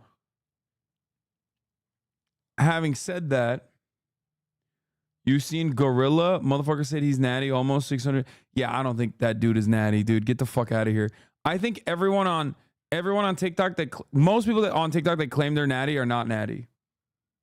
Like, I think Jeff Nippert is the perfect person to point to. He's the perfect size to be as brolic as you physically can be. Okay? Dude, the guy they're talking about who calls himself Gorilla. Yeah, I see what's his face is that guy that always that guy that made fun of me before. What's his fucking face? He's always hanging out with that dude in Shan. I think he's having sex with Shan, actually. What the fuck's the dude? The little bit of gyno guy. Jeff Nippert uses steroids? No, he doesn't. What the fuck? Who is Shan? Shan is a freak. Damn it. What's his name? The Turkish guy? I think he might literally be Turkish. Isn't his last name Sinan? Oh, Connor Sinan. Is it Connor Sinan? Yeah, it is. Here. This is the dude who used to make really funny content about, like, I mean, he's made funny content about me as well. He like rates streamers' physiques and shit. Anyway, here. So this Strength Wars. This is the guy who's claiming natty. He calls himself Gorilla. Okay? And this is Shan. With the 2 biggest natural bodybuilders in the world. Today, we're gonna be doing pull-ups. We have 6'5", 270 pounds, and 6'4", 305 pounds. And the winner gets $1,000. All right, boys, what are your predictions here? Who do you think is gonna take this one? I'm feeling pretty sleepy, but I think I should get it done. Might be a close one. All right, first, we got Shan. I already know what happened. Spoiler alert. Man. Stop being a pussy. 21. You got one more. 22. Oh! I can't give you that one. So the official number to beat is 22 reps. All right, next up we got Gorilla. Bro, this man is not natty, dude. Are you fucking kidding me? Connor has so much wasted twink potential. This is so tragic to look at. No, I respect what Connor's done to his body. This man ate the hospital, bro. Yeah. Dude. Come on. Someone said, why grip pull-ups are easy though, lol? Dude, how much do you weigh? Are you fucking delusional? Both of those dudes are like almost 300 or more than 300 pounds. What are you talking about?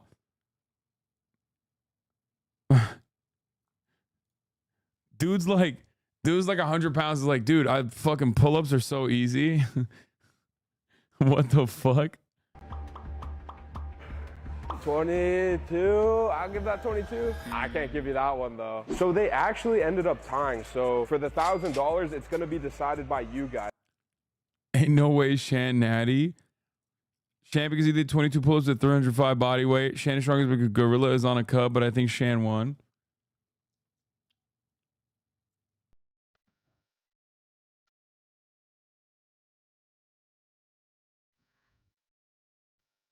Is this a joke?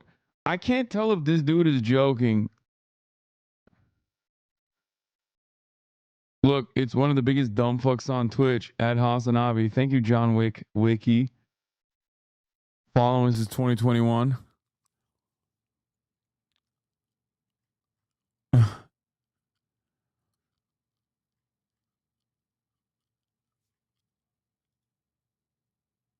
I love that. I'm gonna see if this 6'6", 275-pound natural bodybuilder can play basketball. Natural bodybuilder. Look at his bicep veins. Natural bodybuilder, by the way. Basketball. I've actually never ever played a single basketball game in my life. How do you think you're gonna do today? Pretty fucking good, bro. All right, so first thing I'm gonna show you is a simple layup. One dribble, off the glass. Okay, not bad. You got good hands. So next thing Dude, Connor can also dunk, which is crazy. I'm gonna show you is a jump shot. Connor can kind of ball. Oh shit. I don't even know how you miss like that. All right, so you're really tall. The next thing I'm gonna show you is a slam dunk. Looks a little something like this. Now, it's your toughest test. You're gonna play me in one-on-one for $1,000. All right, I'm getting, oh my God. Do that!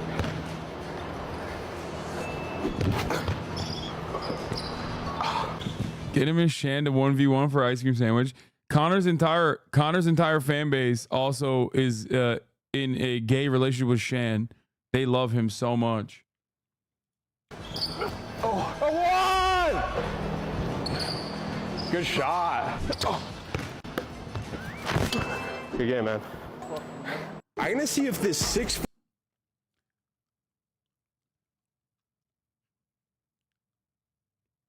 strength wars with strong as a head. Strong as a head. $300 if you could beat me in any lift of your choice. Are you down? Okay, you don't talk. What exercise do you want to do? Overhead press.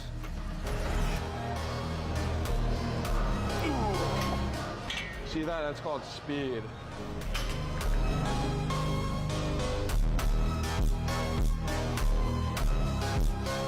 Real shit though, like why are you wearing this? Okay. Come on. Oh my goodness. That's crazy. That's crazy. Ain't no way. He's gonna pull a... I think that was my max, but I'm willing to triple your money to $900 if you could hit 315 right now. Are you down? Oh, easy, easy. Damn. Okay, well, at least show me who you fucking... Bro did no spotter 315 military press. That's insane. Overhead press. That's so stupid. You're fucking strong as fuck. Overhead pressing 315. Jack's Fitness. Oh my God. $300? How much can you bench press? Not a lot. How do you even spot for that? I don't know. You stand behind him or you get two people on both sides. Brandon does this and he wins in a landslide. Brandon does this and he dies. We're bodybuilders and we're going to see if we can win a game of 2-on-2 at the basketball court. He's 6'4", 300 pounds. I'm about 6'2", and I weighed in at 230 today. $100 if they can beat us in a 2-on-2 match. So what are the rules? You just can't double dribble. Shan, shoot it. Oh, man, these guys have crazy shots.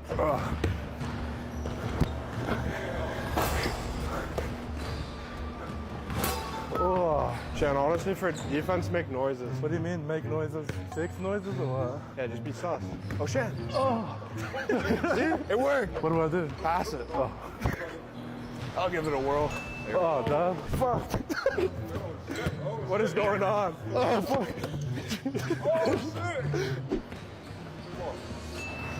Oh.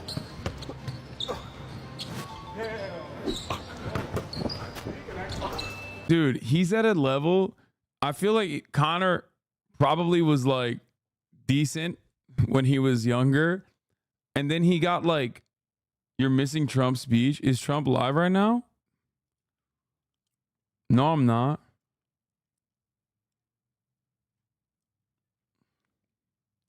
Is Trump even today?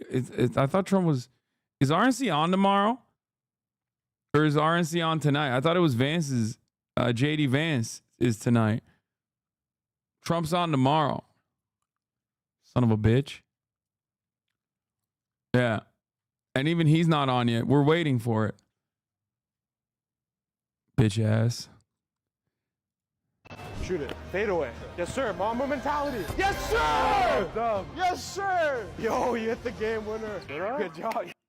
I'm swapping diets with my 315-pound body. Dude, he loves, dude. This man loves Shan.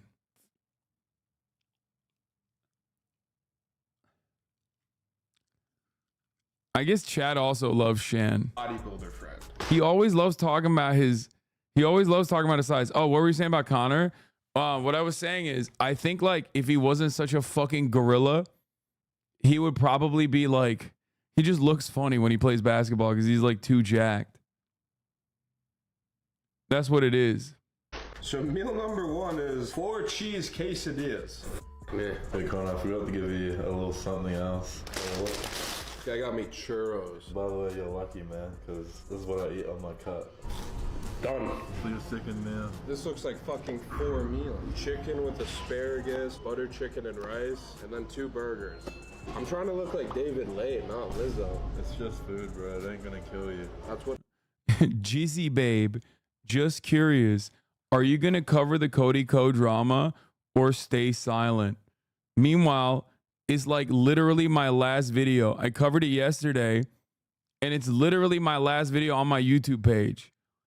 Oh, just kidding. Okay. Lamau, bro, fell for the bait. Good bait, dude.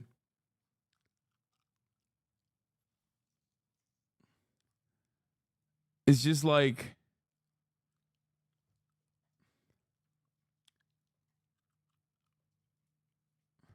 literally every obese person says before they die.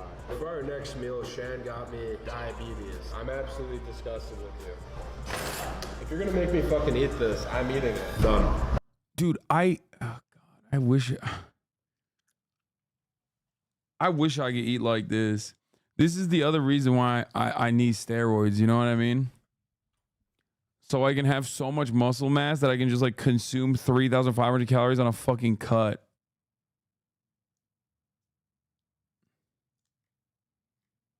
What is his metabolism?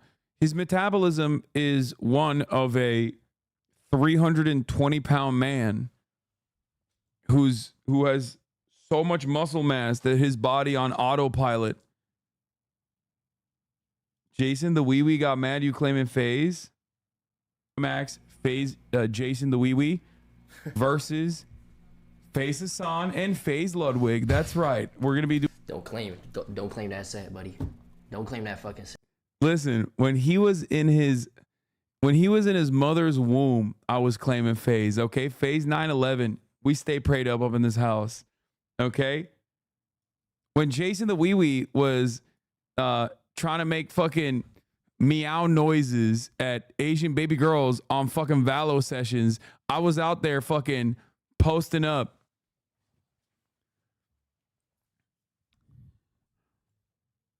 Okay, don't come at me. Don't ever test my fucking FaZe loyalty. Set, buddy. Don't claim what you're not, boy. He's doing a 2v2 basketball stream Saturday night, so get fucking ready for that. Get fired up for that. I stay phased up. I've never phased down.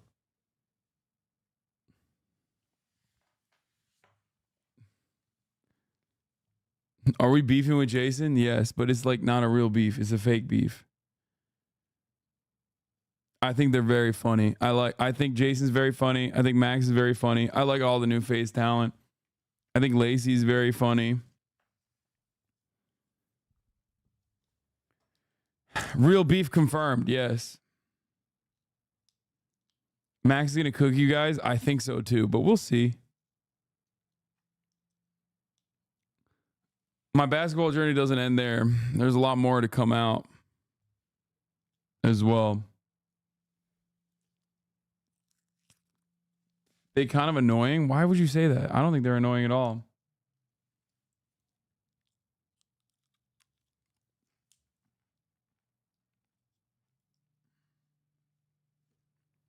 What?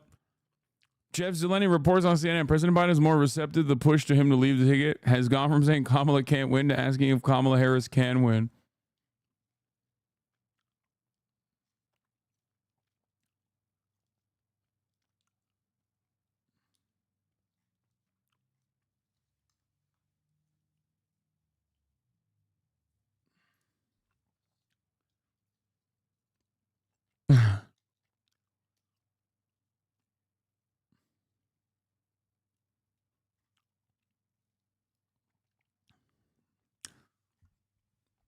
Dude, my man got COVID and immediately started asking the right questions. All the coconuts are falling into place. I'm feeling unburdened as fuck right now by what has become and what will be. I'm feeling so goddamn unburdened right now. What is this? 60%? I can't believe this motherfucker has 6 million subs. Congratulations to Lud. None of this matters unless he can't perform on Saturday on the courts. I believe in him. I trust him. Okay? 1v1 Jinxie if you're not scared. Why would I?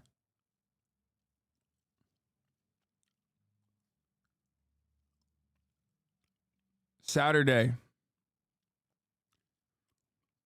He has to have a raging hangover today? Yeah, I know. He was calling me a cracker last night. Who's going to be streaming it? I'm sure Jason will be streaming it. I'll be streaming it as well. 2 members of FaZe playing each other, Max and Silky. Yeah. What's up? Yeah, I mean, wait, are they playing or not? They're just fighting each other. Oh, they're play fighting each other. I thought you meant they're playing basketball with each other.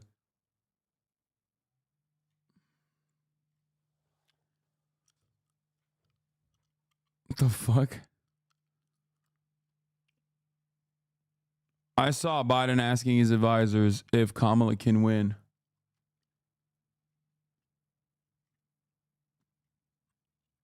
The Crow guy, Corvid content when? Not today, maybe not tomorrow either. TikTok's newest Andrew Tate clone is out of control. Wait, is it my goat? Is it my goat? What's his face? Belmar, Luke Belmar. Is it Luke Belmar? Yes, it is Luke Belmar. Let's fucking go. I knew it, dude. I love Luke Belmar. Luke Belmar is actually like an inside meme amongst my normie friends. Like we send videos of Luke Belmar to one another and we're like facts all the time. Like all the time. I'm sure you guys have probably seen this guy too. He's so bad. He is so fucking bad. Like he is, oh my God, he's the worst. He's the worst of the worst. You're not sharing your memes with us? He looks so British. He's not, but he does. He looks like he's never had buccal fat in his entire life.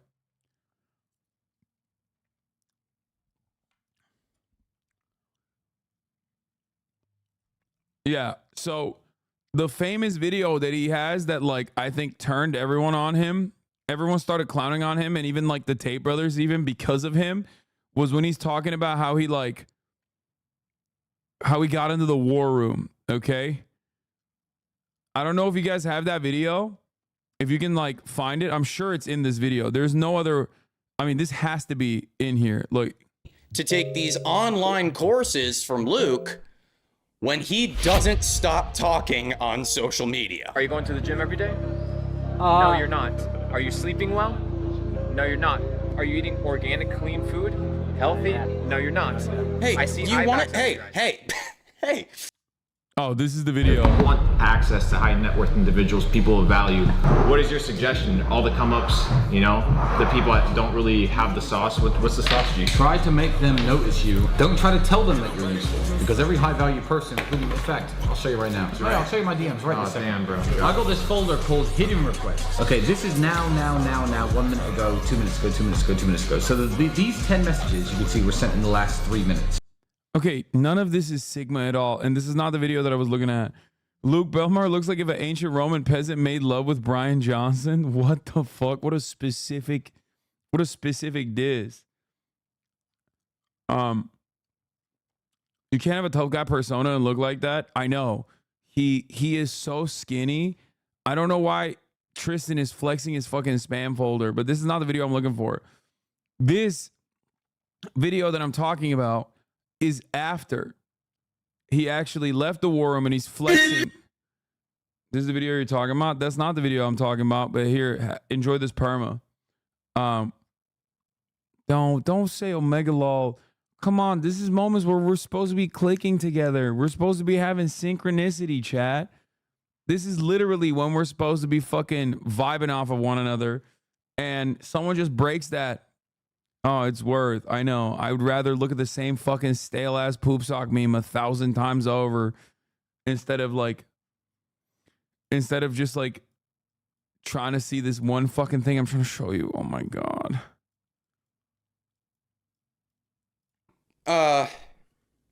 I want to hit him, but we'll get there. I promise. Let's take a look at some more. Let's dive further into this content. Not be like the people that are around you. Don't wear the same shit that people wear. Don't talk the same way that people talk. Have your own thoughts. Do not go in the direction of the crowd. Stand apart. Set yourself apart. That will attract. Bro's wearing essentials fear of God. Well, he's saying don't wear the shit that other people wear. It's the most like wearing the shit other people wear. For example, yes. Yes. Thank you. You found it. So this is the original video. I mean, this has like been re-uploaded a million times over, but like this is what, for example, in my opinion, got him fucking clowned on Instagram Reels. That like basically, thank you, Chatter. You're the go, by the way. Thank you. You got it. You did it. Wait. No, who the fuck was it? Strong like bull. That was the one. Respect. Anyway, look at this. This is the video that everybody made fun of him. His favorite whiskey, Johnny Walker. What do I do at duty free? Fucking Johnny Walker. That night, sipping the fucking Johnny Walker in the war room by myself with him, chilling. Why? I studied, bro. I knew what he liked. Oh shit, this guy's paying attention. I'll figure out something that he likes. Utilize that information. Guys, the world's yours for the taking. I can't begin to explain to you how funny this video is to me. I don't know why. When I saw this the first time, I could not. Like, I watched it so many times. He's like so excited to tell these fucking losers. He always is surrounded by people who are even more of a loser than he is somehow. He's like, what did I do? Tristan Tate, he likes Johnny Walker. What did I do? I'm at the duty free fucking getting Johnny Walker. I'm trying to suck him off. I'm trying to fuck him. It's me and him alone in the war room. We're having sex. Okay. Pulled up a video, his favorite whiskey, Johnny Walker. What do I do at duty free? Fucking Johnny Walker. That night, sipping the fucking Johnny Walker in the war room by myself with him, chilling. Why? I studied, bro. I knew what he liked. For example. Everyone, his favorite whiskey, Johnny Walker. What do? I do at duty free, fucking Johnny Walker. That night, sipping the fucking Johnny Walker in the war room by myself with him, chilling.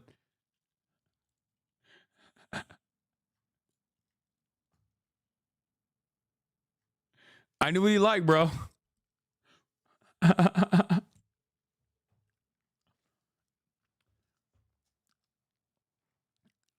Anyway, he does this all the time.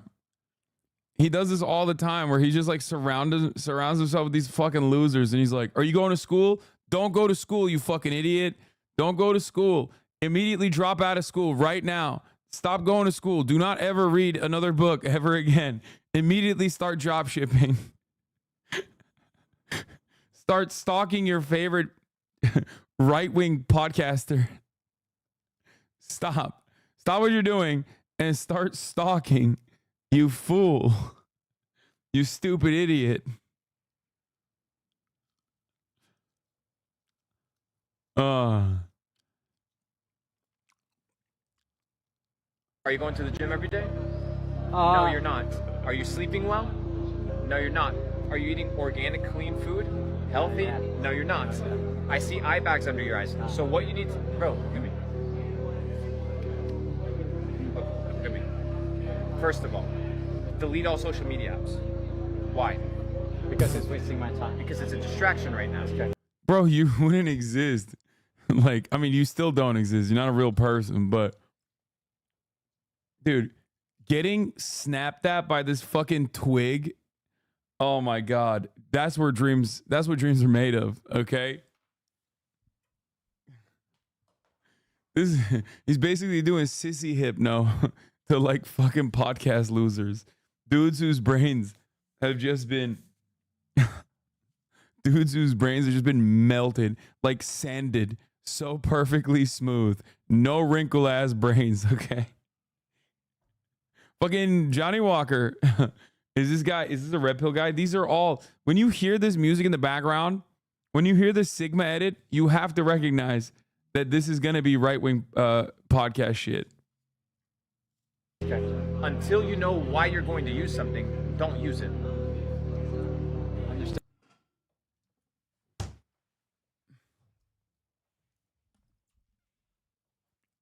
Let's see. We need more. Luke Belmar. There's another one of these guys who's like more famous than Luke Belmar. People out here flexing that they make 10K a day. What is it? A lot of people make fun of Luke Belmar, but there's also another guy who people don't make fun of, but people are always like talking about how he's like a scammer. His name is Iman Gadzhi. Be okay making your parents mad. Not a big deal. Your parents won't be upset when they're driving a Ferrari down the coast of Monaco. Parents aren't going to be fucking upset. Get them there. Your parents aren't going to be upset when you're hanging out with all your family in Italy, sipping some beautiful wine, eating some nice organic food. Are they going to be upset? Then you got to get them there. They're not going to see it. Get them there. Sick. The kid had a click moment and he finna log in now. Who want Luke Belmar's courses? Bro, I used to think Iman Gadzhi was awesome and I was going to escape the Matrix. Yeah, there are so many of these fucking Have we ever take-homes. had sexual fantasies about each other? We've seen each other in such horrible situations where, like, of course, like, Oh, God, I have that same t-shirt. Oh, my God, I'm dying. It's over for me. It's Jover. Why did you send me this video, bro? Come on, dog. That's like...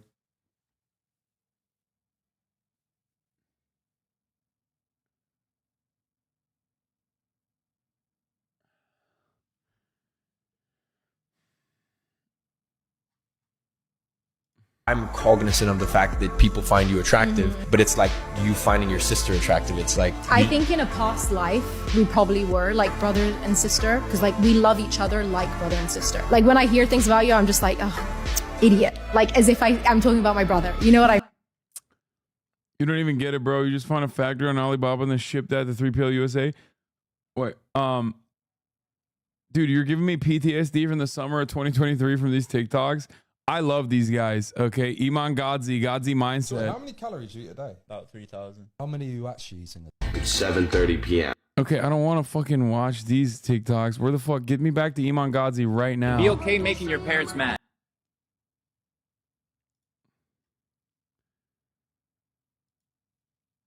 What the fuck? Give me more Iman Godzi. We're plumbers. Of course we're gonna walk all over your carpet with our dirty shit. Why are you sending me this, bro?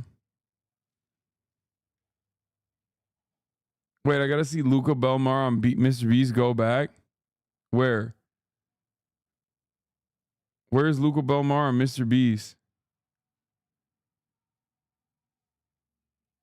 Where do you see that? Remember when the Sigma Grind said, guys, every kid love was Dan Bilzerian? You are the best investment. You know why? Because if money goes to zero, you still have you. Yeah. That's why I don't give a fuck whether the currency implodes. Because Luke Belmar, the currency implodes. Luke Belmar sends out a story, and Luke Belmar has $250,000 in whatever currency exists anywhere. Right? So your position is to do what? Bro. The frogs are becoming gay, which is basically the feminization of the frogs, and that's what I believe is a cause for the feminization of men. So you have what is estrogen. We can talk about the birth control pill. Orally, when you take it, 90+% of that gets urinated because pills don't actually get digested extremely well. So that's just high levels of estrogen getting urinated by 100 million plus women. The treatment plants aren't treating for estrogen. They just simply are not. So that just gets recycled and that gets put back into the tap water because water is considered a recycled commodity.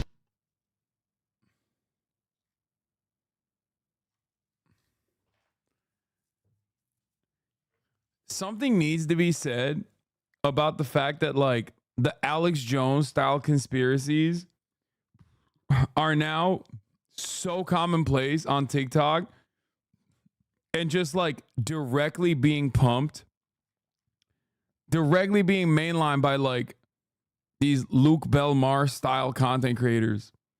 And there are so many of them.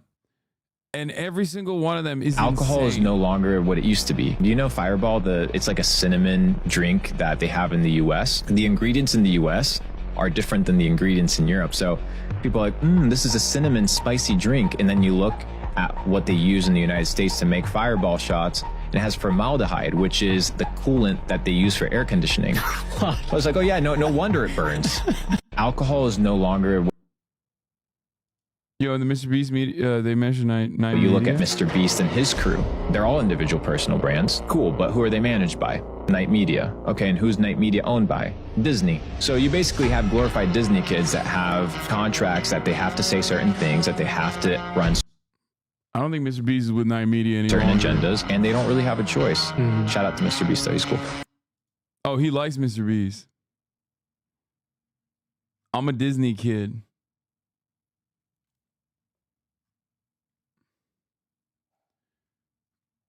Find the clip of him talking about breakfast Energy being a can neither be conspiracy created theory. nor destroyed. It can only be what? Transformed. So what happens when you create $6 trillion out of thin air? You're not creating energy, you're creating an illusion. Let's say it's a minimum wage, $15 an hour. If I take $6 trillion, right, divided by $15 an hour, I have roughly about 400 billion human hours of minimum wage labor that have been printed out of thin air. So I have infused into the economic system 400 billion hours of false human labor in order to stimulate growth, which now does what? It deflates the value of real labor. That's why people are like, why is it that things are getting more expensive? No. Oh, I forgot to mention, he also sometimes will like weirdly spit Marxist theory. Oh, I forgot to mention, he accidentally landed on the labor theory of value one time. That was my pivotal like turning moment on Luke Belmar. He's so stupid. No, people think that. I don't think he read Karl Marx. I do not think that he like learned the labor theory of value. I think he independently came across it. I'm not even joking. Like, I think he's so fucking stupid that he just like randomly stepped on it one time. And it was a broken clock moment for him. LeBron basketball and All Blacks in one. Dude, this is a sad video. Okay, this is a very sad video. Team USA reacts to New Zealand Haka, then beats them by 80.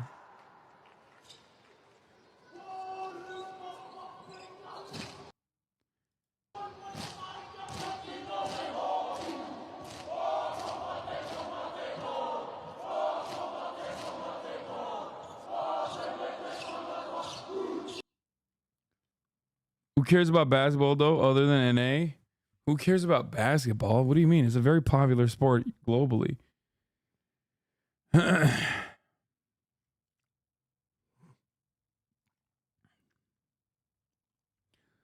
Chatters, I'm sorry. I don't know how to communicate this to you.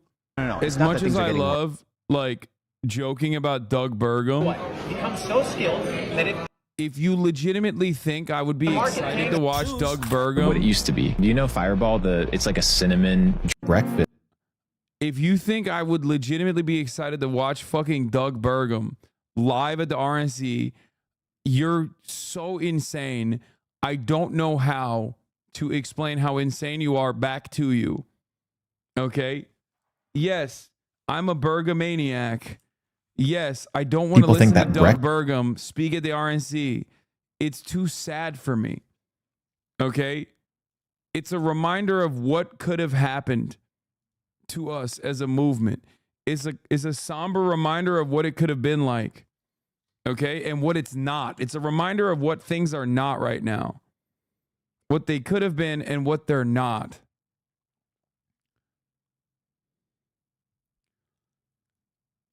Breakfast is this normal thing that is just everybody has always done, but it's not. Edward Bernays, who's oh my god, I love these guys. They like hear one random water fasting. He hears like the father. He learns like one random thing and then just like and then everybody thinks he's spitting propaganda. He's, I think, the uncle to the founder of Netflix, another propaganda machine. No, Edward Bernays is related to Freud. Someone has seen Adam Curtis? Nah, this guy does not. No, he fucking watched a podcast. Come on, Edward Bernays is like such a famous, like it's a classic fucking. Every podcast has covered it. Okay, he watched a YouTube video.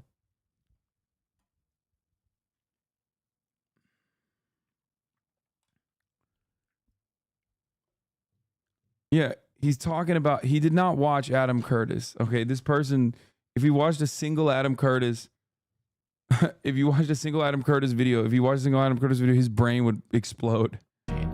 He created a campaign based off of breakfast. The meat industry came to him and said, hey, we're missing sales on sausages and bacon. We need to boost the sales of sausages and bacon. So he created this entire campaign and went to all the medical professionals and said, hey, let's start pushing breakfast being the healthiest, most essential meal of the day. And guess what happened to the sale of bacon and sausages? Skyrocketed. He did. I think there's something about guys like this. Lol, no, they didn't. No, he's not wrong. I mean, he's explaining in a very reductive way, but he's not wrong. Like, breakfast being the most important meal of the day is a concept that, yes, was I mean, this is like marketing 101 courses, dude. He's not wrong. Edward Bernays is the person that like created a big marketing campaign around having a massive breakfast. It boosted, I think it was like at the time for dairy and also at the time for poultry, or not poultry, for eggs specifically. Between yesterday's TikToks and today's, your For You page is literal torture. No, luckily this doesn't actually impact my For You page that much. I don't know why. But yeah, it's not a conspiracy. This is factually correct. Guys like this will always have like one factually correct like nugget of truth. Okay? And then everything else is just like insane. He did the exact same thing with what? Cigarettes. He was the guy behind cigarettes empowering women. So he built an entire campaign. We're talking about these. He's right about the cigarette thing too. The cigarette companies came to Edward Bernays and they're like, you know what? We need to boost our sales. I think it was Lucky. Lucky was the company back in the day. You've probably seen those old commercials like Lucky. And the entire premise of the campaign was cigarettes to women are torches of freedom.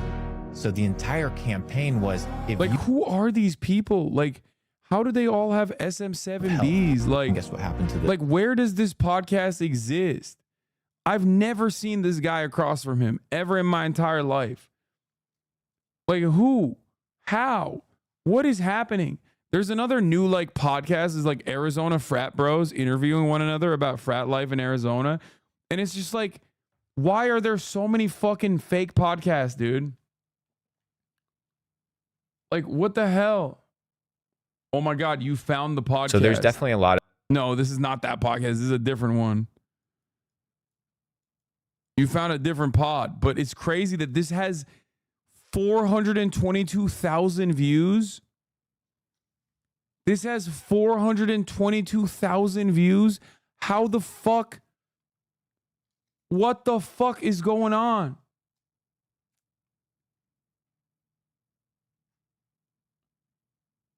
$933 comments is botted. Like, how is this possible? 433,000 views. Like, Trump shot at rally 3 days ago, 600,000 views, 3,000 comments. How the fuck?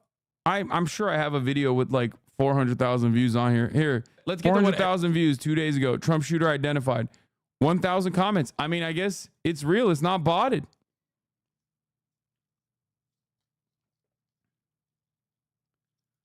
Quality over. Luke Belmar, a glitch in the Matrix.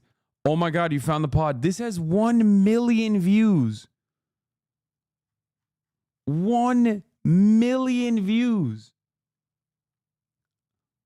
What is happening in this world, bro? What? His YouTube account has 400,000 views. Dude, I'm done. I'm done. I'm done. I'm done. I'm done. I'm done. I'm done. I need to do Sigma grind set. I need to do fucking Sigma grind set. I need to do Sigma grind set. The algorithm on YouTube is so punishing if you are even remotely progressive, remotely leftist. Okay? All my shit is auto demonetized. And when all my shit's auto demonetized, it doesn't even show up on the fucking related search tabs.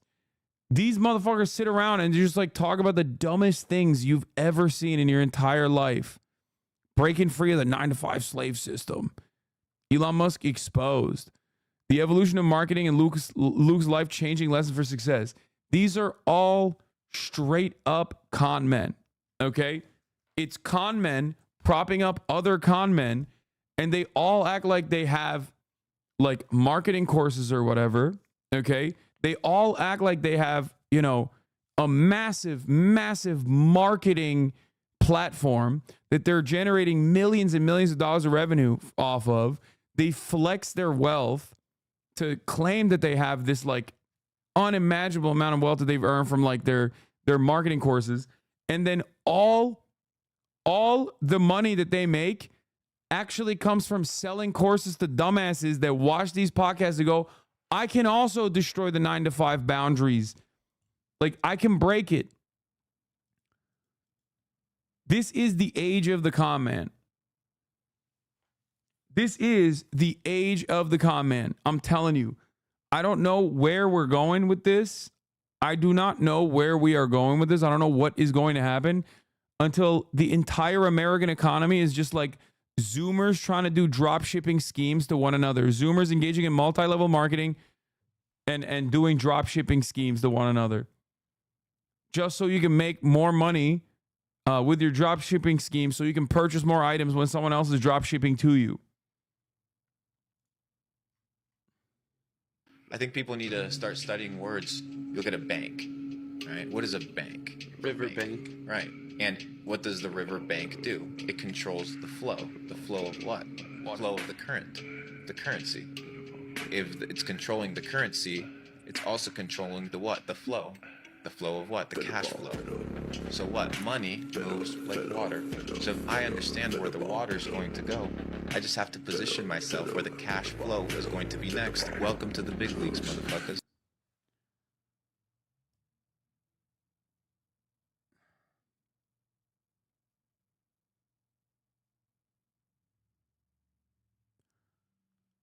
Welcome to the big leagues, motherfuckers. This has to be satire? No, bro, this is not. I don't know why people talking bad word about him, that he trying to be cool. He's just trying to awake your mind. I think he speak about Forex. So you're saying I should build a dam. Why can't we save them videos? But how do we predict the flow? It can't be easy, right? Are you telling me to be a bank teller? I mean, it's like half people memeing on him, half people being fucking super serious.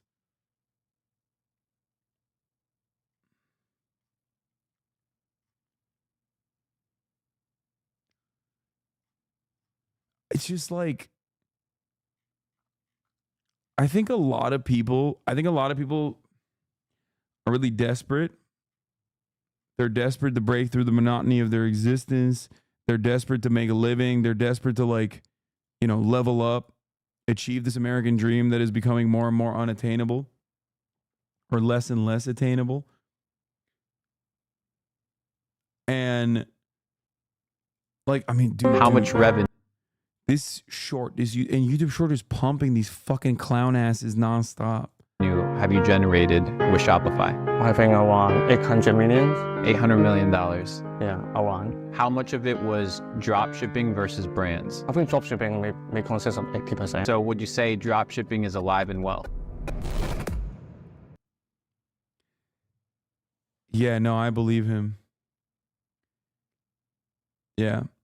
I have a company that's generating $800 million in revenue, and I haven't created my own portal because I just personally love giving Shopify a percentage of $1 billion.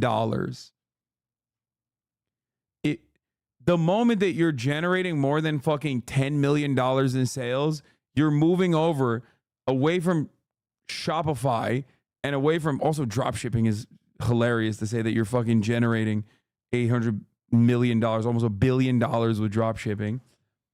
Like,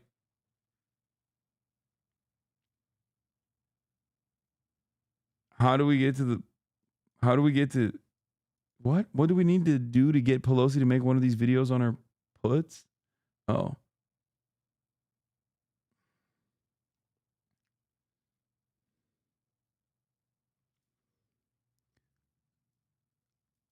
What is this? It's funny how all these gurus are not mentioning the ebook money bore list. It's quite shocking how few people know about the forbidden book called The Hidden Truths of Wealth. Living proof that if you stay consistent and dedicate yourself, you can achieve whatever you want. Good for him.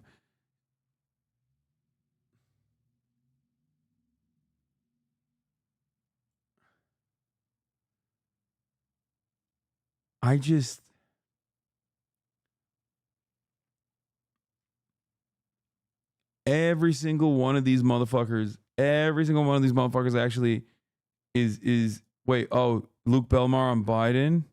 It's not the same guy. They think you're dumb. My goat.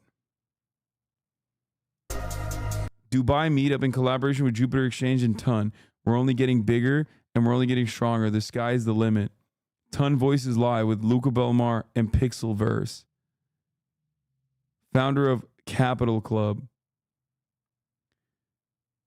The biggest bull run in history is upon us. Just in, Donald Trump will still attend and speak at Bitcoin conference later this month following yesterday's assassination attempt.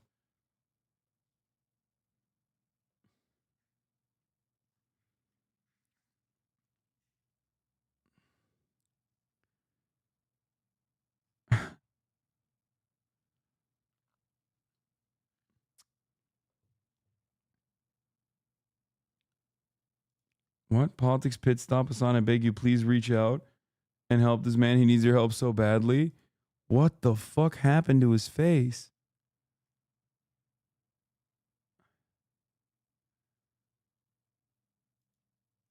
What happened? Inflation has gotten so bad, you can no longer bribe Democrat senators with cash alone. What happened? I don't think that's Botox. Is that a facelift? What is that? Bro, I think is that injections? Like, what is that? What? You have to use gold bars just so the bribes hold the inflation. Okay, now I believe in the cloning, I think. or lizard people. It's one or the other. I can't tell which is which. I don't know if it's like, I don't know if he, what the fuck? Did they clone him since yesterday? I watched him yesterday. He didn't look this bad.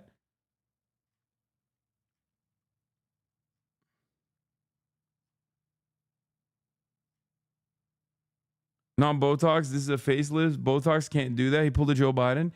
Okay, but like it doesn't make sense because yesterday his face didn't do that.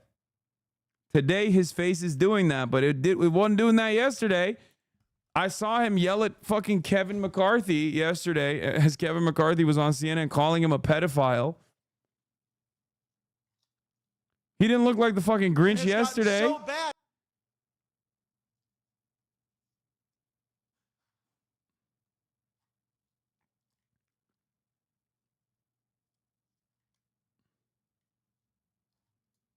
Attacked by woke liberal bees.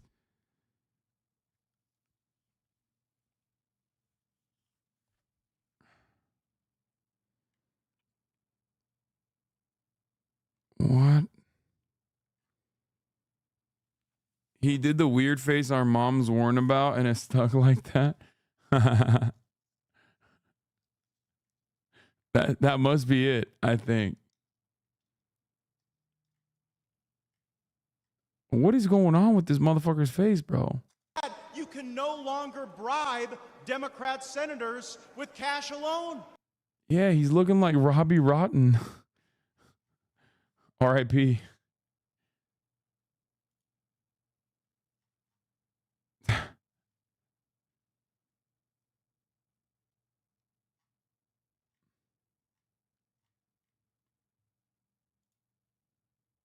How did Representative Matt Gaetz achieve his dramatic transformation? Was it surgery or not? Over the past decade or so, Representative Matt Gaetz has changed his look quite dramatically. When he was a little bit younger, he's actually looked a little bit heavier. His face was a lot fuller. His eyebrows seemed a little bit lower. And then we look at him today, and he seems like he has lost a lot of weight. His face is more chiseled. His jawlines were defined. His eyebrows are a little more open, or his eyes are. I mean, he just lost weight.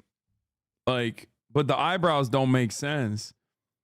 Every other aspect of this is just like he lost weight. He has makeup here. That's why you can't see the fucking brow ridge and like the crows around his eyes. I think this is due to surgery. Initially, I would just say, no, I don't think this is actually surgical. I do think it gives people an idea of how powerful just getting your body in shape will transform your face. I think it's probably due more to his dramatic lifestyle changes and changing his diet and working out regularly than it is to plastic surgery. However, I do notice in his brow and eye area, even if you exercise and work out, your eyes aren't going to open up more and lift your brow on its own. So I do think it's possibly due to some Botox in his forehead, glabella, and around his eyes, because I do notice his brow is much softer, less lines and wrinkles. Yeah, I think he got like a brow lift.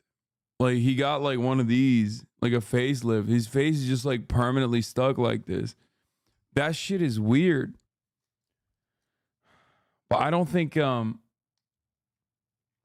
what I don't think the other stuff is, I mean, he might have just lost weight. He has less crow's feet around the outer eyes. He has less 11s or glabellar lines here, as well as in some recent photos, you see a little bit of arching to his eyebrows, as well as heaviness in the glabella or this area, which again can't be done to Botox, being a touch too strong or done up frequently over time. So my suspicion for him is probably diet, exercise, and some Botox to the brow and around the eyes. Yeah, okay.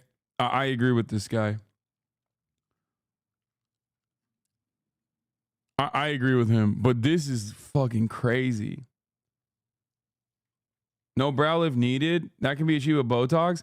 I don't understand how like Botox makes. I thought Botox just like killed your muscles, so you can't like move your eyebrows, so you don't make this like line when you get older. I didn't realize that Botox could permanently plant your eyebrows like that.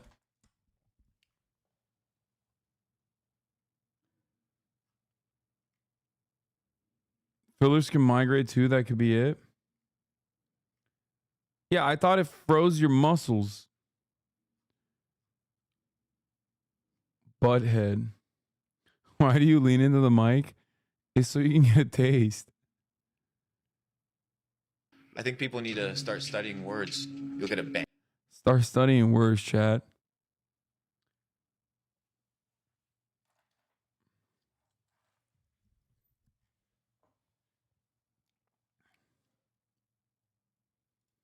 White House spokesperson responds to the meeting, the Biden-Schumer meeting.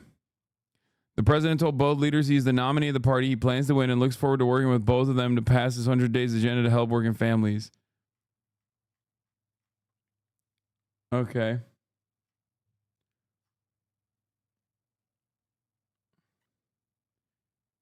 Ethan did a segment on It's been a him. while since we covered one of these guys. And this guy's new. He's just flashing on the scene. So annoying. Listen to me, 5 people in your life right now that you give them a phone call and be I don't like when you guys send me other people watching clip compies. Like, I want to do the clip compy. Just send me the clips. You know what I mean? Like, I don't care about car crime. It's just I'm like, not sure if it's a male or female in the vehicle, but definitely jumped in the vehicle. okay, at took least this off. is like a The airship fast was seen and car. Took off at a high rate of speed from that area up on Slauson, went on surface streets northbound, and here he is making a left turn westbound. He's now past the 10 freeway in the downtown area now, and here he comes back at us here. So they're going to try it. They're trying desperately to stole get a your pit bid? maneuver, but you're right, Cher, the speeds are a little too fast for that at this point, but he's going back towards the 10 freeway now.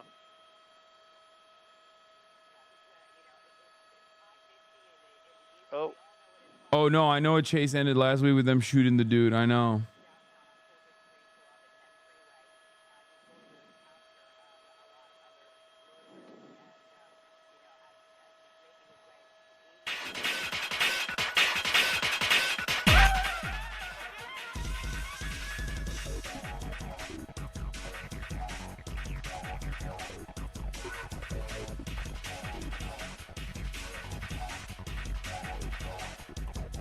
Oh, right turn.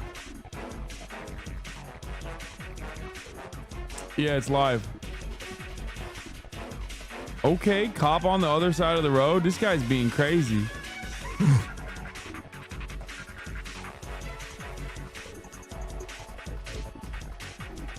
Officers doing what they can to stay up with the speed of this vehicle. They're doing a great job staying right behind it. The airship overhead from the LA County Sheriff's keeping an eye on it, calling the pursuit for those officers there. But coming up on Adams Boulevard now, we're gonna have some heavy traffic there. He's gonna go wrong side of the road, and there's a bus, city bus coming right at him. Oh He's gonna shit! squeeze through.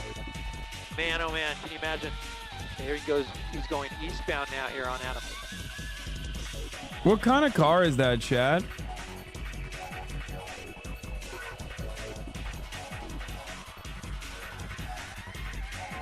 Is it a Kia? It looks... No, it's not a Tesla, chat. What the fuck? No, it's not a Tesla. Bro, why are so many people saying it's a Tesla? It's definitely not a Tesla. Y'all, what have you never seen a fucking Tesla? It looks more like it's a Kia.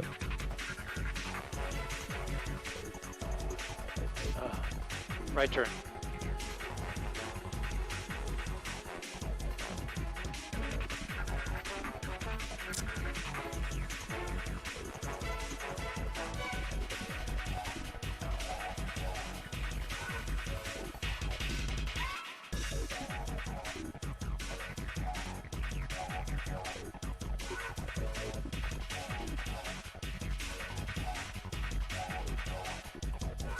It's a new Prius?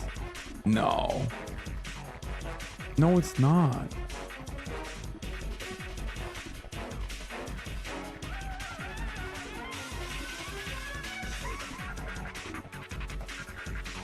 It's too long to be a Prius. Absolutely not. You see the 3 units that are in pursuit there. Southbound on Broadway. He's got cross traffic, heavy traffic. He's going to squeeze through. Oh, look at that. Man, he almost hit that white car. God Fortunately, damn. that white car left I think it is a Kia K5, yes. To get by. It doesn't look like he hit it, but wow, what moves out here. Such heavy traffic, such a dangerous situation. Wrong side of the road here, off of that diagonal, and boy, this is so dangerous. Damn, he's opening up, bro. He's going 80. Oh my God, that's dangerous. Oh my Lord. Damn, the cop is just fucking pulling up on his ass too. Oh shit. Bro, this is a very fucking crowded area to be pulling some shenanigans like this. This is a great ad for Kia. Oh, is he gonna get on the highway? He's hit it a bunch already while he was running away. It's high traffic time, bro. It's high traffic time all the time.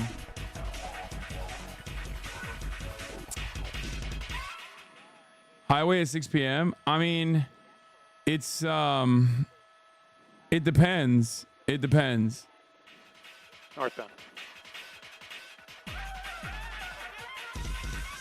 Oh! That guy didn't even notice. That guy didn't even notice. He just saved his life. Why you got the windshield wipers on? What the fuck? Anyway,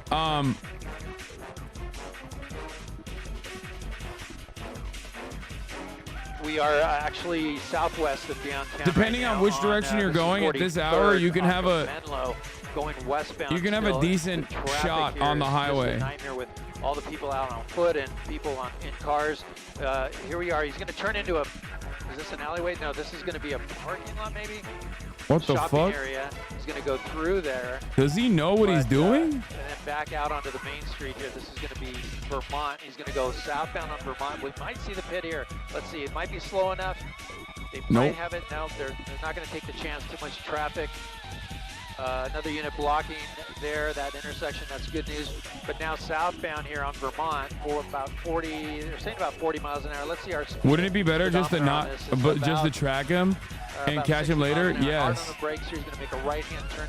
You know, every time that, Yes. that lead unit, the That's why many cities have made it illegal. the driver is able to turn But off that's not on how the that road shit works in Grand and Theft Auto avoid the world. pit. Los So here he's Angeles gonna loves be this shit. blocked by Oh, he's traffic. cooked. He's cooked. People He's there cooked. with cars that are stopped. He's going to squeeze through. Oh man, don't hit him. He's got nowhere to go for the meantime. That black car. Yeah, for sure. They tried to box him in, but now the officers are having a hard time squeezing through. He's southbound here on Kansas. Damn, he's Go oh my right-hand God, turn he's here. actually So the cutting airship through is pretty keeping an eye on well. him. If the units on the ground lose him, they know exactly where the driver is. But it doesn't matter because the helicopter's on him. Confirmed a robbery suspect inside this vehicle. And Robbery right now, suspect. The vehicle is actually heading back to where the initial pursuit terminated, which was off of Florence. So we'll see if Florence and Vermont, I believe it was, where it initially terminated. Why didn't you They do the jumped Doug out Dog and ran. challenge last So night, Pussy Boy? going One, I back don't towards drink that like same that. area. And two, I wasn't asked. So it's not my fault.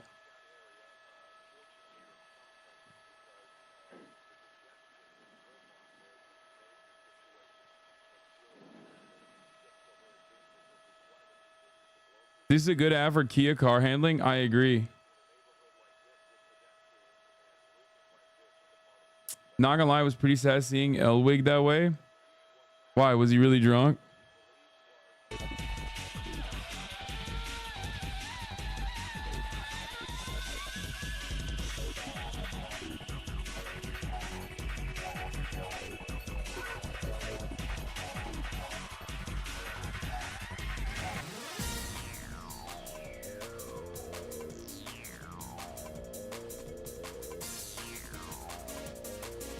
It's Grand Theft Auto 6, chatter. We're watching GTA 6. Could you please talk about more serious things? No.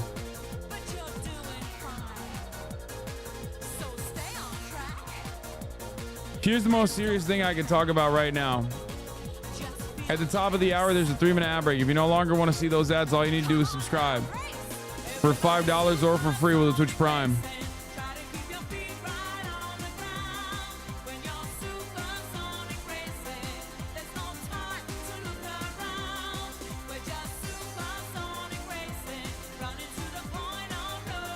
If you no longer want to see those ads, you can also get gifted a sub if you're lucky. But Twitch Prime is free. Make your own luck. Here's the 3-minute ad break now.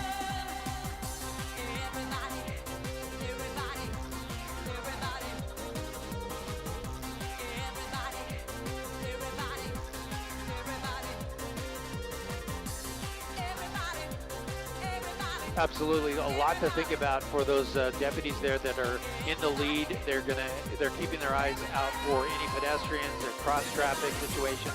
The airship overhead doing a great job coordinating all that, letting those units know that that the driver's coming up on some cross-traffic or pedestrians in the road. So that's a big help for those deputies on the ground as the chase continues here southbound.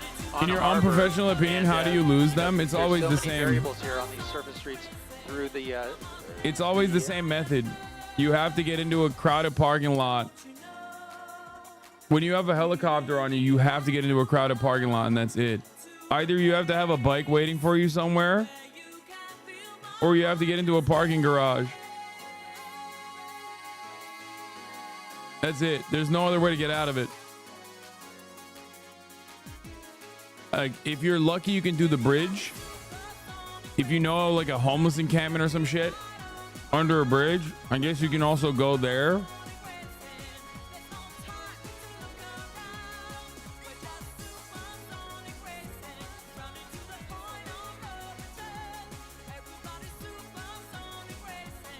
Bro, this is in GTA 5. It's funny you're saying that, but like, I wasn't even referencing Grand Theft Auto roleplay. I was referencing the literal times when I've seen in the real world people get away.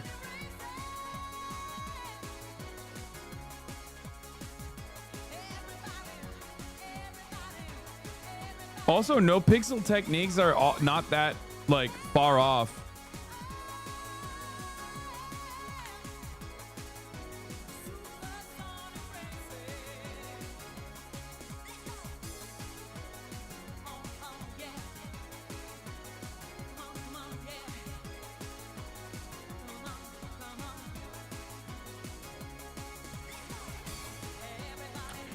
Why is this televised? What in the Coliseum is this? Are you a European chatter?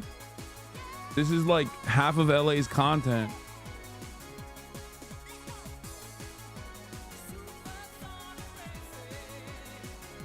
I didn't know Kias could do that, by the way. This is like pretty wild. This is a pretty wild app for Kias.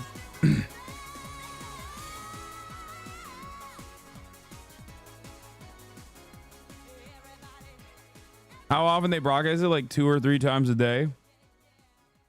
Oh. God damn. That could have been bad.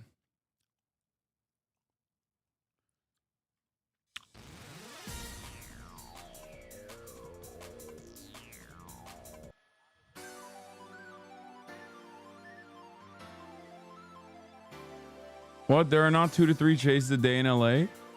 I think there are.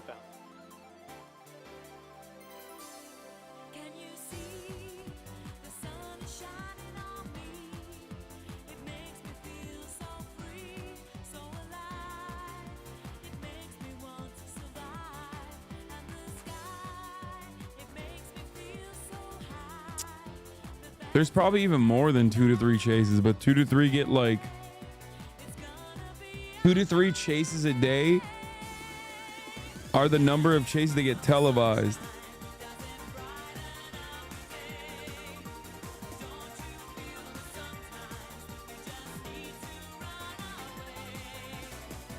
$4,000 from 2018 to 2022, so yeah, around 2 to 3. How was LA that crime ridden? Big cities are crazy. Dude, you think...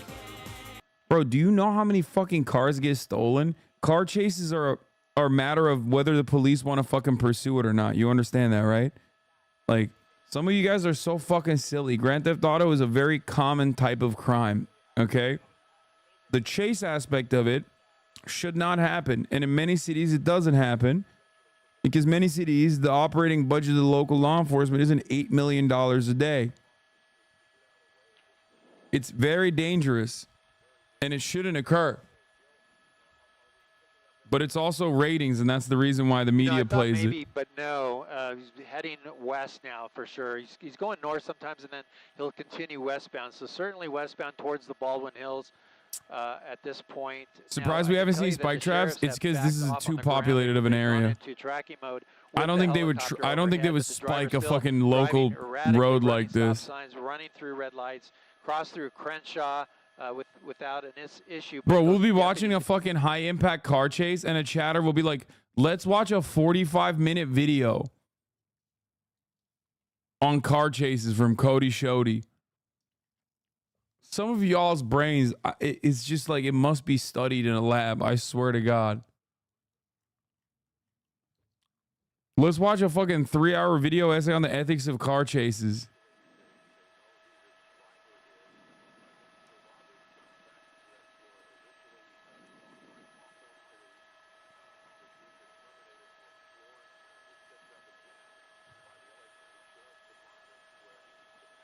Do you think he's watching the stream like that one guy was watching Kai? That one guy wasn't watching Kai. That was a meme. He did a very funny meme.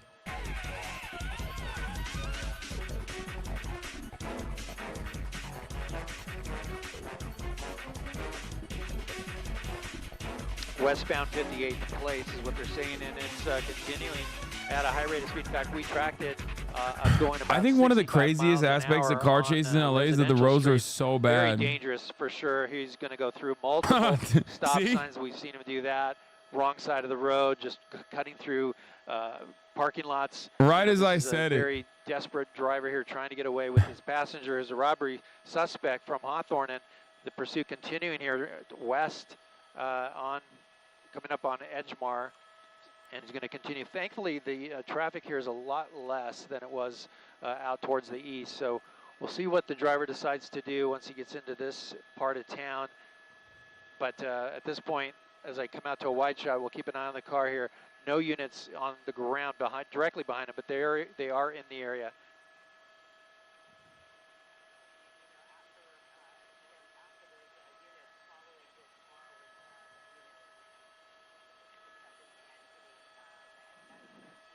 These roads are great compared to... Ooh, they tried to catch him on the straight here.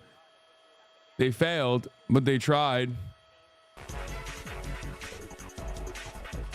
God damn, dude. That thing's got a decent pickup. Yep.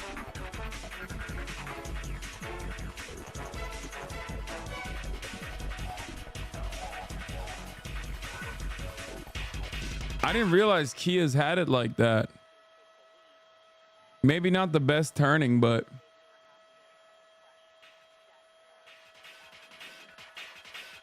That's right. They were waiting for the driver there, and they have re-engaged in the pursuit. So you see the lights and sirens on those vehicles. Oh, he's got cross traffic. See, that's one of the concerns for deputies in a pursuit like that, or law enforcement for that matter.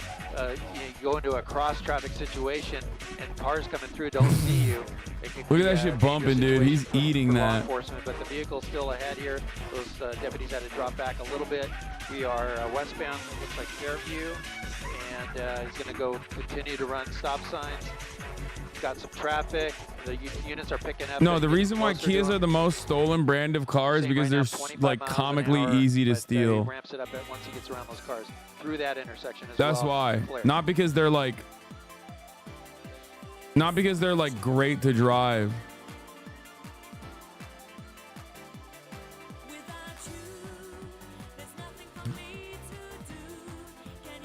Ooh, that's crazy.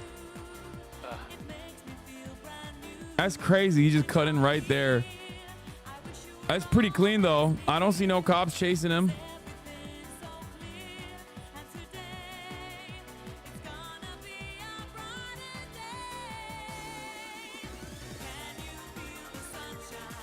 Uh-oh. Oh, he's getting on the highway. Oh, wait, he's getting...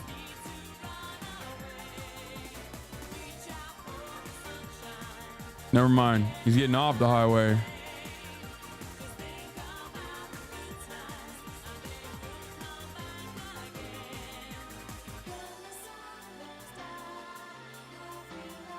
This is a new Kia. It's not easy to steal like the ones you're referring to. What are you, a fucking Kia salesman?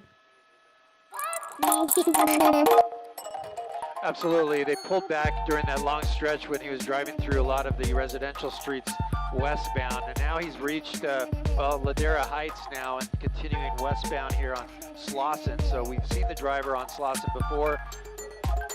we're hearing now that I'm getting word on the scanner that it was an armed robbery suspects that initially were being chased by Hawthorne police, but they're trying to confirm if this person is armed still or not.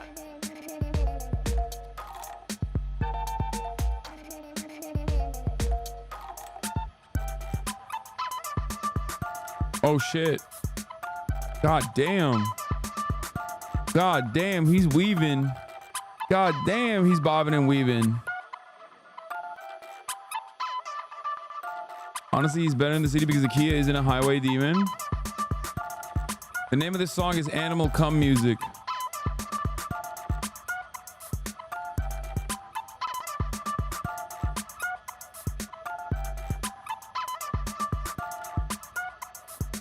Right turn.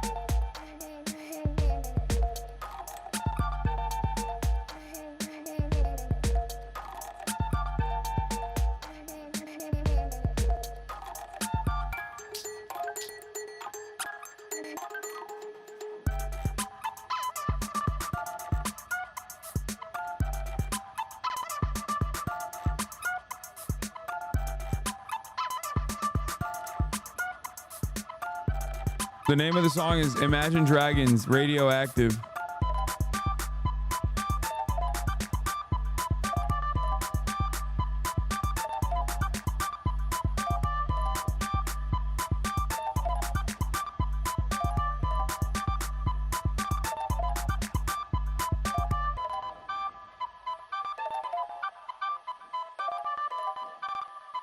That's right, Sheriff Micah. Yeah, this driver's not following a normal pattern where it's possibly familiar to them. It's going in different directions. Now we're over here on the west side on Sepulveda, northbound here, and you got the 405 freeway close by. We'll see if the driver decides to jump on that, but it is jammed right now at this hour. So, yeah, very difficult for the law enforcement to at least stay up with it. We do see some units at intersections that are blocking at times, but as far as a spike strip, that would be really helpful. But at this point, now I'm hearing they're going back into some surveillance mode once again because the units, it's very Damn, bro, dangerous for them. bro's in Culver City. This is my old hood. Go right turn here, eastbound on Culver Boulevard, so away from Sepulveda Boulevard. And we'll see if Culver City officers try to get involved.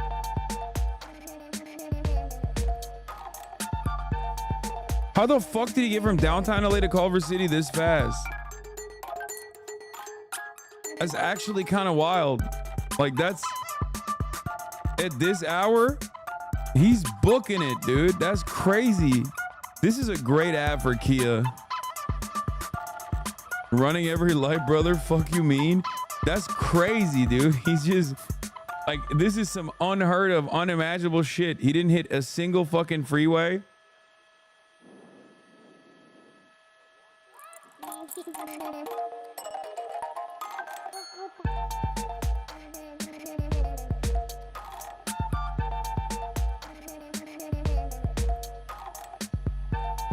Yeah, he's just trying to bring my Uber, dude. Don't hate on my man. He's working hard. Trying to get my Uber order back to me in time.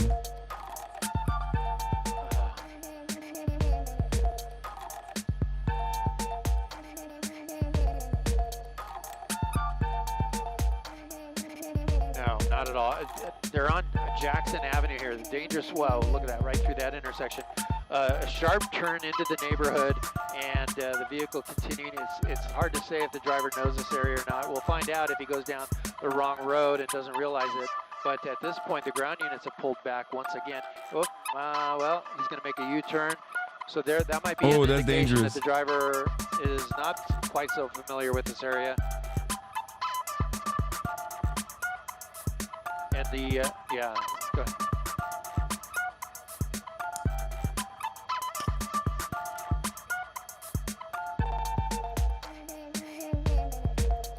The blind intersection runs are crazy. I mean, you got to do what you got to do, man. You're trying to evade law enforcement, you know?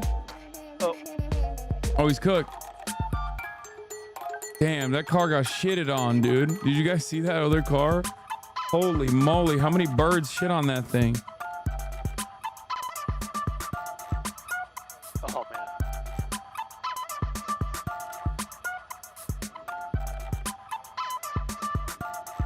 Bro stole a $20,000 car. Yeah, but he's driving the fucking doors off of it, dude. Got about 10 minutes. Respect. And then we have to go.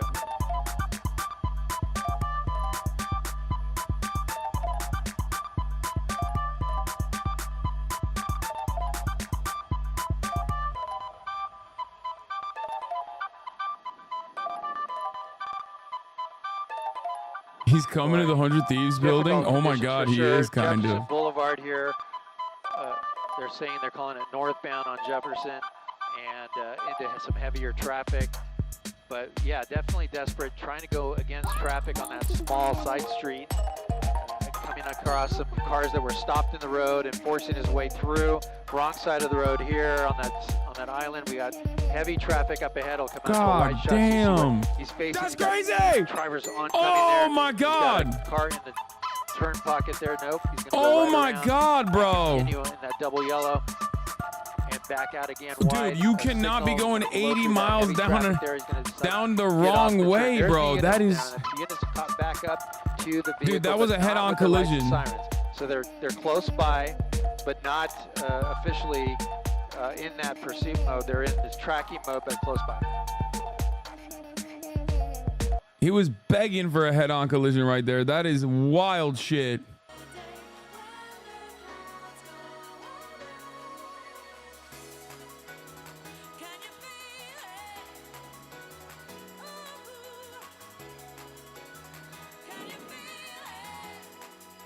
How long do you think kick streamers start doing this? They have done this. What are you talking about? Neon literally did this with like a famous getaway driver. Like that's not even a joke. Brother, if you have thought of a crime, if you've thought of a crime in your mind, any crime, literally any crime, just think about it. Worst crime you've ever thought about. A kick streamer has done it and fucking streamed it. And yes, that literally includes the distribution and facilitation of child pornography. Okay? As far as I know, I don't know if they've done murder, but it wouldn't surprise me if they have. There was one that like attempted it. Put a fucking homeless lady in the water, left her there.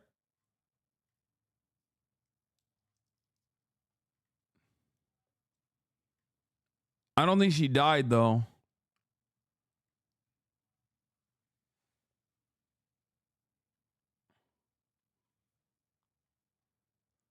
So yeah.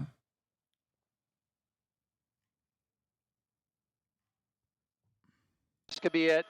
Nowhere to go. You can see the sign there, no outlet. Oh, no outlet. He's cooked. And let's see. This is going to have to be it Oh, unless this is he it. tries This to is the ram his moment. way through those deputies. They're going to set up a spike strip behind those deputies. Bro, It looks what like did in a you short distance here, it's going do? to have a cul-de-sac, nowhere to go, a gate that's blocking every way, and they're going to jump out and run, or they're going to stay placed. Nope, they're going to back up. That's never Oh, good. what is that to turn back up into those radius? deputies. They My better, boy, just what is give it that up turn here, radius? because they have nowhere to go. Guns are drawn. They have a spike strip set up behind them in case the car gets away. It's over.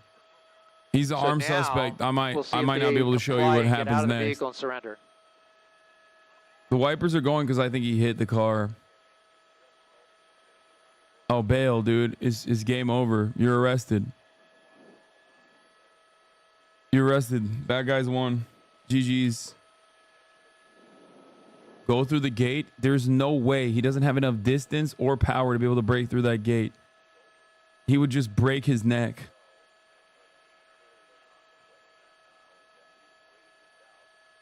Nah, he's busted. Look at that, dude. They're on him.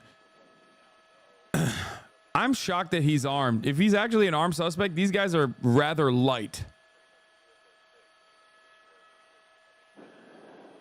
Relatively surprising that, like,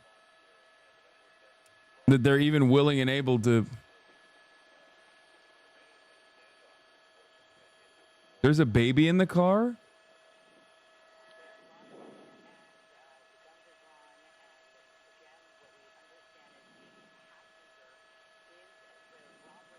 ABC 7 stream has a better shot.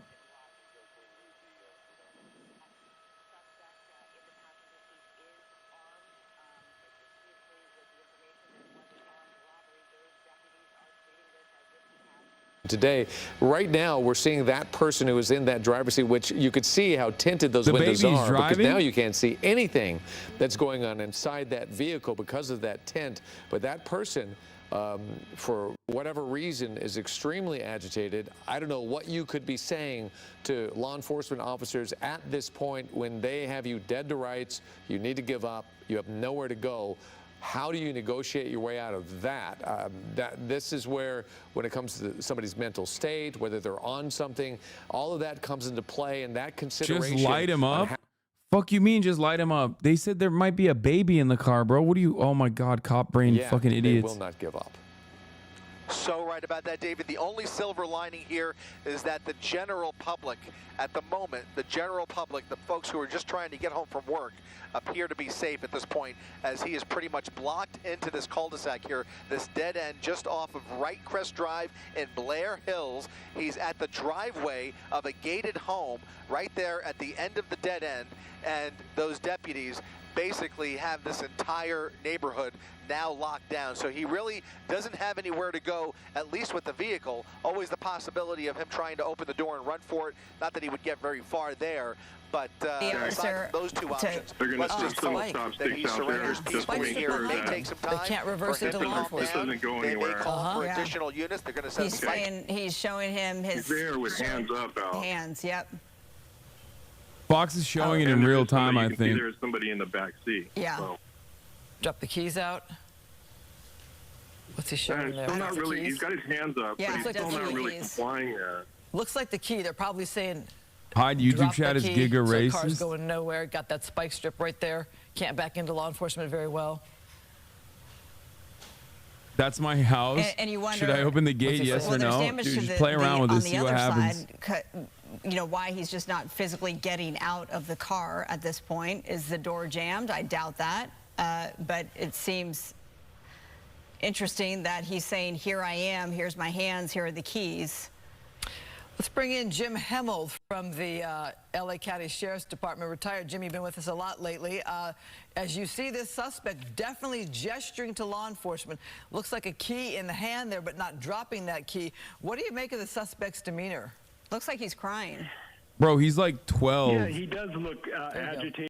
That looks like a kid, dude. What the fuck? Law enforcement wants to control how this apprehension concludes rather than having the suspect control when He looks comes so out, goddamn if he young. comes Holy out. shit. We don't know what type of weapon, if any, is inside. So as you can see now, they're putting out spike strips to prevent any sort of ramming incident where there's unintentional consequences if you were to ram the vehicle. So we want to take precautions in law enforcement to try to mitigate any harm. But you see Yeah, it turns out this is baby driver.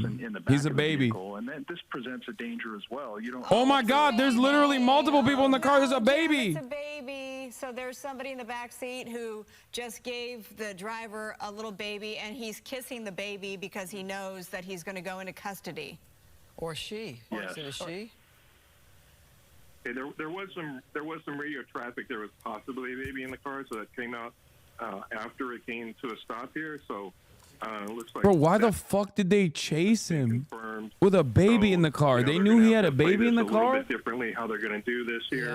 How they're going to bring this to an end. It is true, and it would be interesting to know at dispatch. It's oftentimes we're not aware, watching from a distance, what the dispatch might know if there's a child inside the vehicle. So that can be why the vehicle wasn't a pit maneuver or things of that nature for the safety of the child. So all of those considerations have to be taken into Well, it sounds like the person was trying to negotiate with law enforcement and let them know we have a child in the car, and law enforcement dealing with the person in the back seat who was the original suspect in the robbery case. So a lot going on there, Jim, for law enforcement to decipher and to end this peacefully. So true, and it sort of epitomizes what law enforcement has to go through as far as navigating what you see. Bro just lost It's his also aura. why it's so important to keep your demeanor calm. There's a tendency to get agitated because you're at high speeds. Maybe there was a violent robbery. We don't know the nature of it. But at the same token, you have to keep your demeanor because unexpected What is happening things right such now? as this that could endanger the life of a child and other things could come into play. It looks like there's an embrace happening inside the car between the driver and the person that's in the back seat, who presumably now has the child. As it appears, the driver will get up, Jim, and turn himself in. He's obviously distraught. You make a great point, though, Jim. You've done this. You did this for your profession. You're in consulting now. Bro, this Everything dude that is you have to deal with crazy. when you're dealing with a situation like this, where it's just a robbery suspect and then there's another car involved, and then you never know. Oh, she's out the car with the baby. And now we're with seeing a lot the of woman real is life the- emotions and drama playing Yeah. out here. But now you can see the woman coming towards those officers with child. Whether she was a willing participant or not, they will figure it out very quickly. They're about to gonna take handcuff the custody of baby. child temporarily, because obviously somebody's being charged with child endangerment. Oh my But goodness. finally, it is up to the suspect to just give up peacefully at this point, now that the baby is out of the picture. But this is about as tense as it gets, guys. Well, thank goodness he's complying now with the orders, at least with both hands up and backing. The worst thing up. is if they they'll make him get on his And keep knees. in They're mind gonna that make him back the up. car's not clear. We don't know what else is in that car, and that's right. We've been surprised before, and that's where they're going to handle it as well. Try to take care of this suspect, and then they'll check. The They're gonna make him vehicle. cross But his this legs, is going in the right direction, Chris. which is really fucking annoying. Oh, they There is didn't. so much training that comes into play They in make a him situation get on your. like this. They make you get on your fucking knees, and then they make you cross your legs. Sometimes it's the most annoying shit ever, dude. They stop here after a wild chase that has come to a relatively peaceful end. These deputies faced with so many life or death decisions as they try and just wrap this up. And they're going to continue to treat this very carefully until they know for sure, as you mentioned, they're arresting David, the mama. that vehicle is completely cleared. But look at that. How dare they make criminals do annoying shit? Yeah, one day when you're in the fucking crosshairs, you'll understand why it's annoying. Because it's literally a fucking order that they're giving you that your body doesn't want to fucking stand in. So if you accidentally flinch and make a wrong move, they'll shoot you. Dumbass. Not everyone that cops deal with are fucking criminals. Stupid. Is there someone else in the car? What's happening? Fast as he was driving 80 miles an hour on surface streets with no reaction time. And then now to find out there was an infant child and a woman in the back seat of that vehicle. It's really remarkable that we're at this point, and so far so good when it comes to not seeing You're an anybody idiot? Why? getting hurt or any severe damage or anything like that. They're And it arresting looks the like car. No movement in that car, so that. Yep, approaching it very slowly, and it looks like they can rest easy here in just a second. The only thing left is popping open that trunk to make sure. But right There's now, another it does baby in appear the trunk. prepared to issue the code 4 here in This just a time it's a second. That baby would with a be blicky. An all clear. There's the code 4. Trunk is empty, and now we can say that this has come to a peaceful resolution, but not without some In the very, trunk, another baby very with a tense blicky. moments after I gotta pee. just Hold an on. extremely dangerous chase here that's ending just south of Culver City. It's Look at that heartbreaking shot. to watch to The- see that little child with the officer. The deputy with the child Oh, trying to goodness. comfort the baby, and hopefully everything's okay when it Yeah. comes to that. What an episode. What a pursuit. And we'll keep you posted on finding out more information on this. We're going to check in with Dallas Rains now. We just have a few minutes left in this half hour to get the weather. Ellen, thank you. Well, today the clouds kind of helped us out a little bit, David and Ellen, folks at home. But out in Palm Springs, 114 degrees. Disneyland today at 86. Big Bear hit an 82-degree reading today. Not much in the form of any rain or any thunderstorms, but that big high is building. So over the next 2 or 3 days, especially over the weekend, I'm going to put that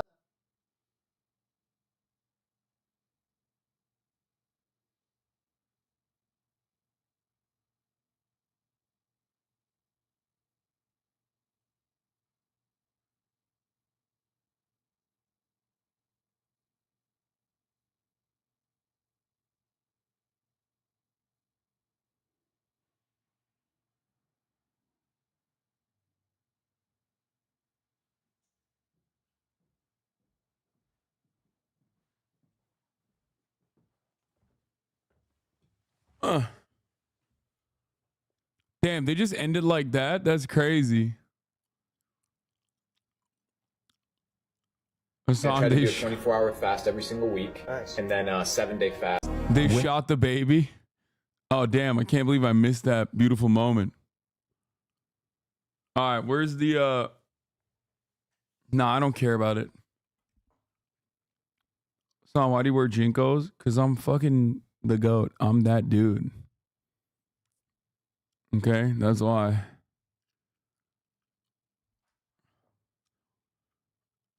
The baby is now evidence. Where Hunter would have joined his brothers and sister and us for family gatherings.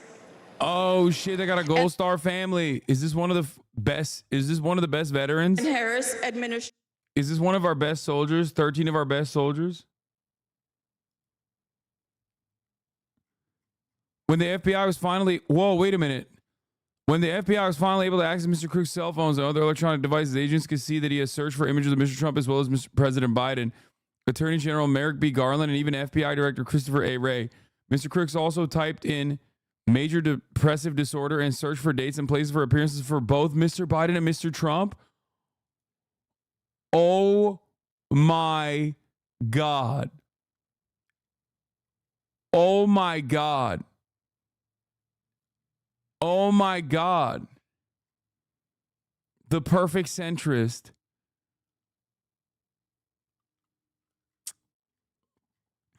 Dude had bipartisan hands. Dude said, I'm dead set in the center. Dude said, I'm a Lex Fridman enjoyer. Dude said extreme centrism to the max. So he wanted to miss twice? Oh my God, he's a radical centrist, dude. He was 100% a D-Watcher. I can see that, but no, he wouldn't want to kill Biden if he was a Destiny Watcher. Come on.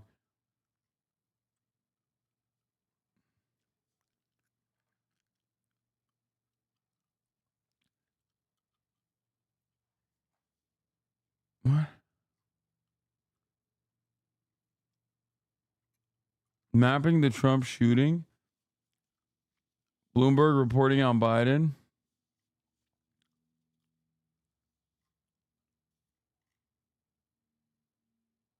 Hasan, do you like class of 09? What?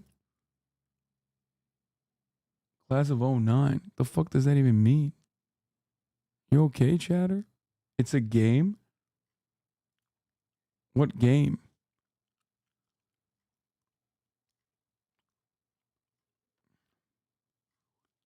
It's a visual novel? Oh, I don't know. How do the Olympic coaches be when they got it? Okay, we're not gonna do that right now. They have the Dylan Marola. Biden is dropping out of the race tomorrow at 1,700 per sources. That's not, you just made that up. Loba gets kicked out of a bar. To America. I'm too fucked up? Yes. When I'm fucked up, I'm the real me. Ludwig has been booted. No. You gotta get out. You gotta. God bless America. No, just hang out outside. Okay, somebody drink that. I drink half. Alex, you want to help me out here? Let's get half. Just. Yeah. Is that water? That's water. Alex said Lud was tanked by like 3 beers deep. Alex said Ludwig was already blasted like 3 drinks in. So no, it is not ASU time. What? I'm watching him get kicked out right now. I'm sorry, guys. No, that's fair. That's fair. Yeah, we're out. We're just finishing this one. You guys are fine. Yeah, no, he's still alive, yeah. He drank 1 large margarita and was ruined instantly, though it was 3 drinks worth. Yeah. You got us kicked out. Ain't no way. Do I have it towards me? Wait, he also had the 2nd lowest alco levels. Doug had almost dangerous levels. He kind of has alcohol issues on camera. Obviously, we don't know him, but that's how it appears a lot of the time. What are you saying? Yeah. Ludwig is a secret alcoholic, chatter. You got it. Oh, yeah. Here. No, it's just one clip. I'm just looking at a clip. He was also fucking calling me a cracker and simultaneously trying to get banned. I saw that. It didn't work, though. Doug blew a 2.9? Yeah, the things must be wrong, though. I think it's when we had the alcohol, like, in our mouth. Yeah, that's... No. A 2.9? Yeah, that's like insane. a quarter of his blood was alcohol replaced with alcohol. I don't think it's... Isn't that how that... No, I think it's 1/3%. Am I right? 1/4%. Yeah. It matters how soon you blow? Yeah. Or 2% of his blood was alcohol. Sorry, not. You need to wait 20 minutes? It was horrible. Horrible idea. We got 51 drinks at the end, though. When do you die? I think you die past the point of 3, right? I went to hospital when I got 0.32. Like, that's... like... 2.9 is still a lot? Yeah, I know. So how do I get him banned? How do I get him banned off Twitch? Hasan is a cracker. Fuck that cracker bitch. Stop listening to him. Cracker ass bitch. Okay, ban us, fuckers. Hey, who's the president of Twitch right now? What's his name? Yeah, he called out the Dan president. Clancy. Dan Clancy. Cracker. You didn't seem to be very cringe from the clips I've seen. You were... I don't think I was cringe until the end. And then I was like, I am drunk now. I kept trying to tell everyone, yeah, let's go dancing and get some cocaine. That's what I was saying at the end of it. But funny. Ludwig totally did it on Connor's channel so he could be fucking obnoxious and say stuff and not, have it affect Connor's channel. Yeah, he claimed that it was because, YouTube is like really shitty for like live streaming, but I think it was so that he could just be a freak. So he could say the C word. Yeah, so he could be a meanie. Are you allowed to say that now?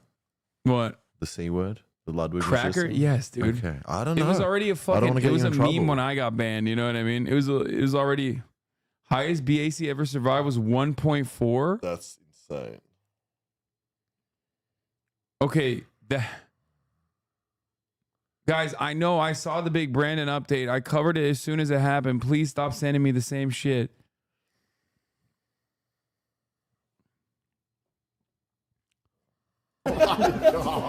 What he's saying is, take him off the airwaves. He's racist. Ready? 3, 2, 1, go.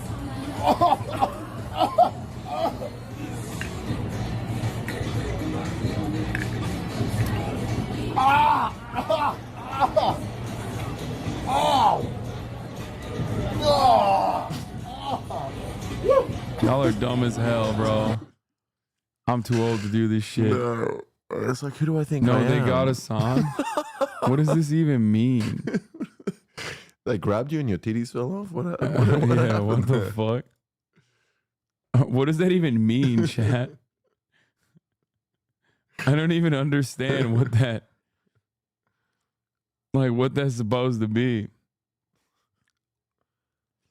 Apparently, a blood alcohol level of 0.31 is or higher is generally considered life-threatening and hospital time. Yeah. So we were close. We were like, I think I was... those breathalyzers are really inconsistent. Yeah. Even the ones that cops have, where they make you, and those are like much larger and like much better than the field breathalyzers that you probably bought off of Amazon. And even those are really inconsistent, and that's precisely why it's actually inadmissible in court in order to determine whether you're actually above the legal limit or not. It's enough for them to detain you and arrest you under suspicion that you're under the influence, and then they take you to the precinct, or you can opt in for blood work done. Yeah, they do that in Australia, but then they take you to like a different van that has a proper thing to. They might, they might have like a mobile unit or whatever. But do your cops still do the thing where they're like, touch your nose? Yeah. Walker, that's so funny because I feel like even when I'm at like 0.3, I can still walk in a straight line. Like, I vomit before. No, there's more than that. Okay. It's not about walking in a straight line. They track your eye. They make you do a bunch of weird shit. Like, they make you do shit sometimes that you can't even do sober. Like, I don't fucking understand. I took one of those tests too. 88% Italian. Oh, Italian. Southern European, dude. That's all I have. 12%. Irish. Me saying something racist. Say it. Say what? Guido?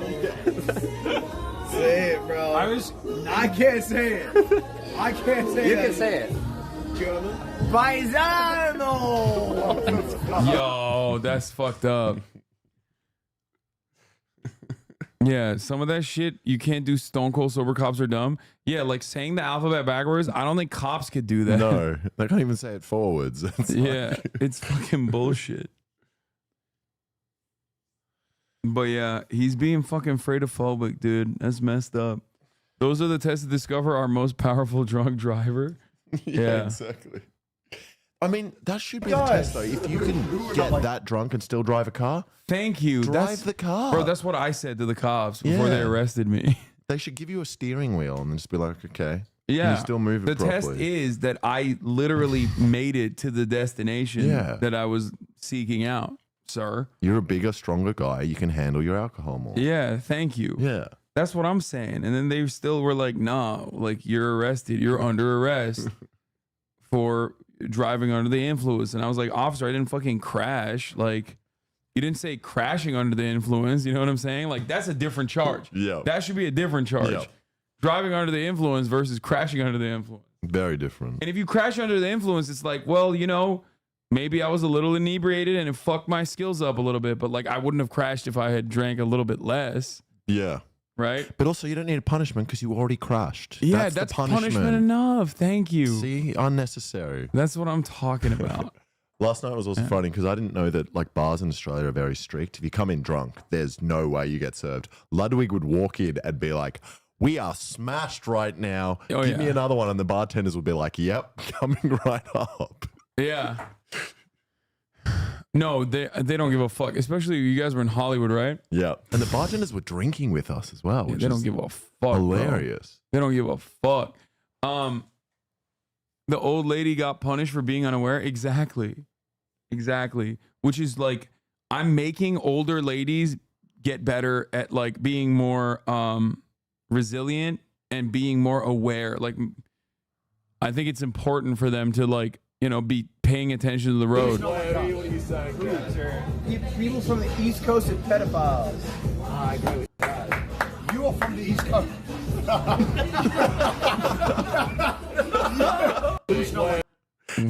Wait, what is he saying?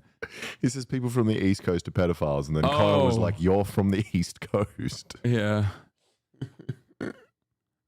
Someone in the chat said Hasan is a lightweight. I take no offense to that. I think it's awesome. Are you? I don't know if we've drank before. I don't think you're a lightweight. I don't think I'm a lightweight. I don't think I can physically be a lightweight, but like I'd be happy to be a lightweight. You tap out early. But we went to karaoke until like 2 a.m. the other day. Oh no, that night I drank the whole you drank night. a lot. Yeah. Yeah, no, I had drank everybody that night actually, now that I remember. But let's just say back in my day I was not a lightweight, okay? Which means and I think I still have that dog in me a little bit, so I can still drink, I can still put down a lot. But I take no offense to someone saying I'm a lightweight. I need to accept my age and be like, I'm not.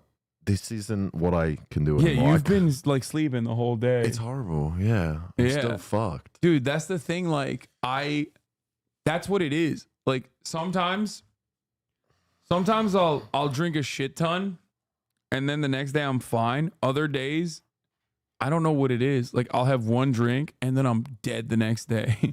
It's pretty hit or miss.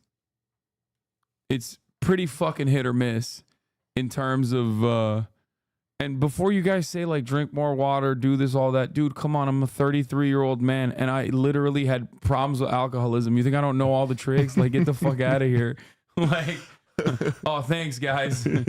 Like, nothing to, not exactly impressive to be able to drink a lot of alcohol. I think it's very sad. But really. also, nothing helps you if you're having 15 shots in 3 hours. It doesn't matter what you do. There's no like, oh, I'll eat a piece of bread and it'll soak up the alcohol. Yeah, I mean, I just like those. I mean, I feel like the Koreans and the Japanese have invented technology for it though, because they're fucking crazy. Like, I do trust that shit, like the liver pills and stuff that they give you beforehand. Does that work? I think it does, because that's like 2 entire nations of alcoholics who also have to work really early in the morning. when we were in Russia before we drunk, they gave us like these carbon pills, and the only thing that happened was it just made us vomit black when we did vomit. It's horrible. Alcohol tastes more and more like actual poison the older you get, in my opinion. I mean, I still love the taste of whiskey. No, it doesn't. It's all placebo. No, I think it's all shit. You would not drink alcohol if it wasn't for the alcohol. Like if you just had juice that tasted like that with no benefit, you would not drink it. Yeah. No, I think the feeling's pretty good. Yeah. But also, no, I like the taste of it too. But you're right, I would not drink it. Well, why do people drink O'Doul's and shit then? Alcoholics. Yeah.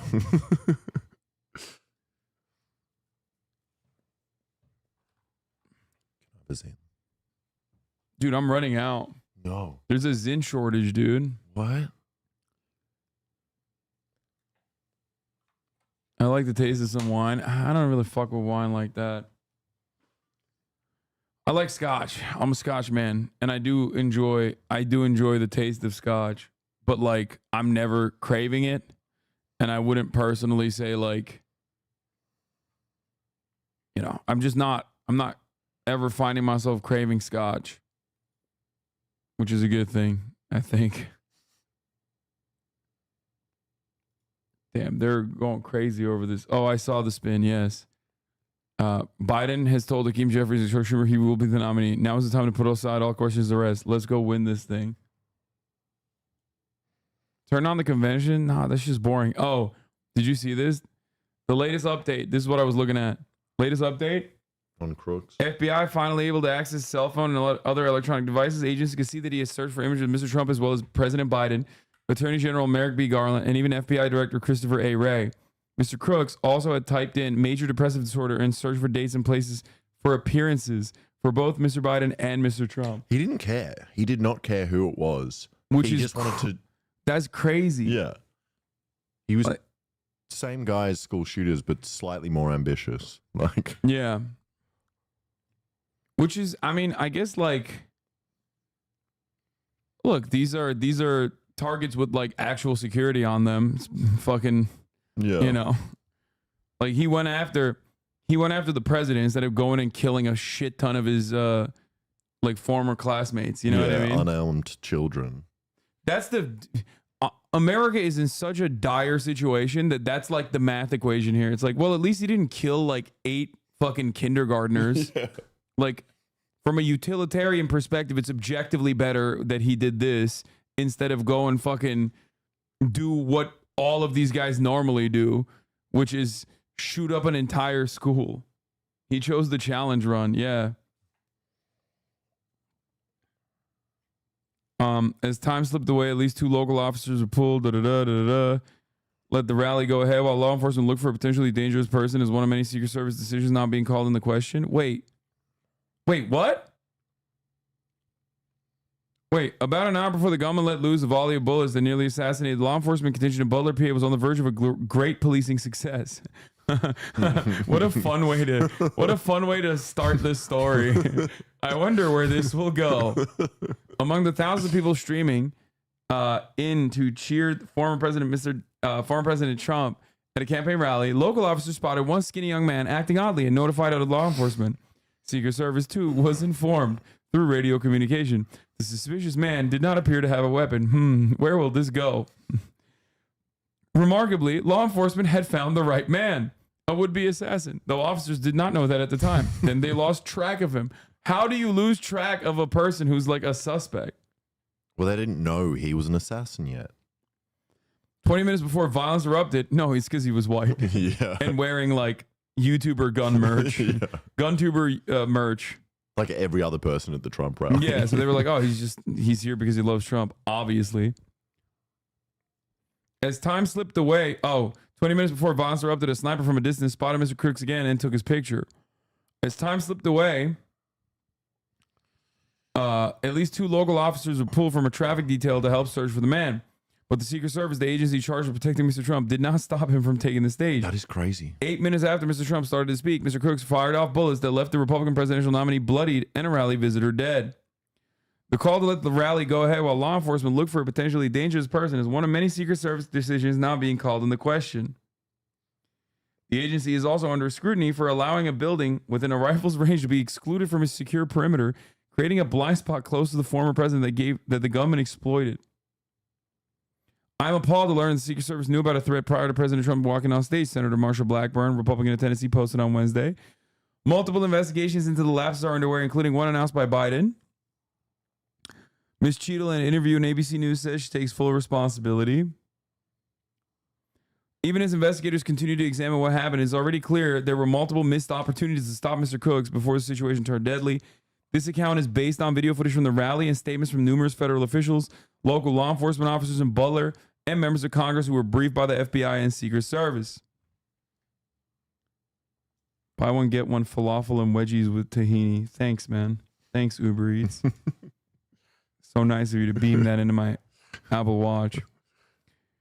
On July 8th, an advance team walked the site, the Butler Farm Show grounds, to assess a security threat. Okay, that part I don't give a shit about. Apparently there were snipers in the building he was on top of. Well, have you thought that it's like kind of hot out? And they just wanted to... They wanted some shade. Yeah, they wanted a little bit of shade. I don't know whose responsibility that building was, Butler County District Attorney Richard Goldinger said. That's also kind of crazy. Why do you not know? But somebody should have been there. But also, surely if you see a shooter, it doesn't matter whose responsibility it is. You don't go, that's someone else's problem. Yeah. Gene was saying hi to chat. Oh, yeah. It was also unclear how long in advance Mr. Crooks had prepared. Mr. Trump announced his rally on July 3rd.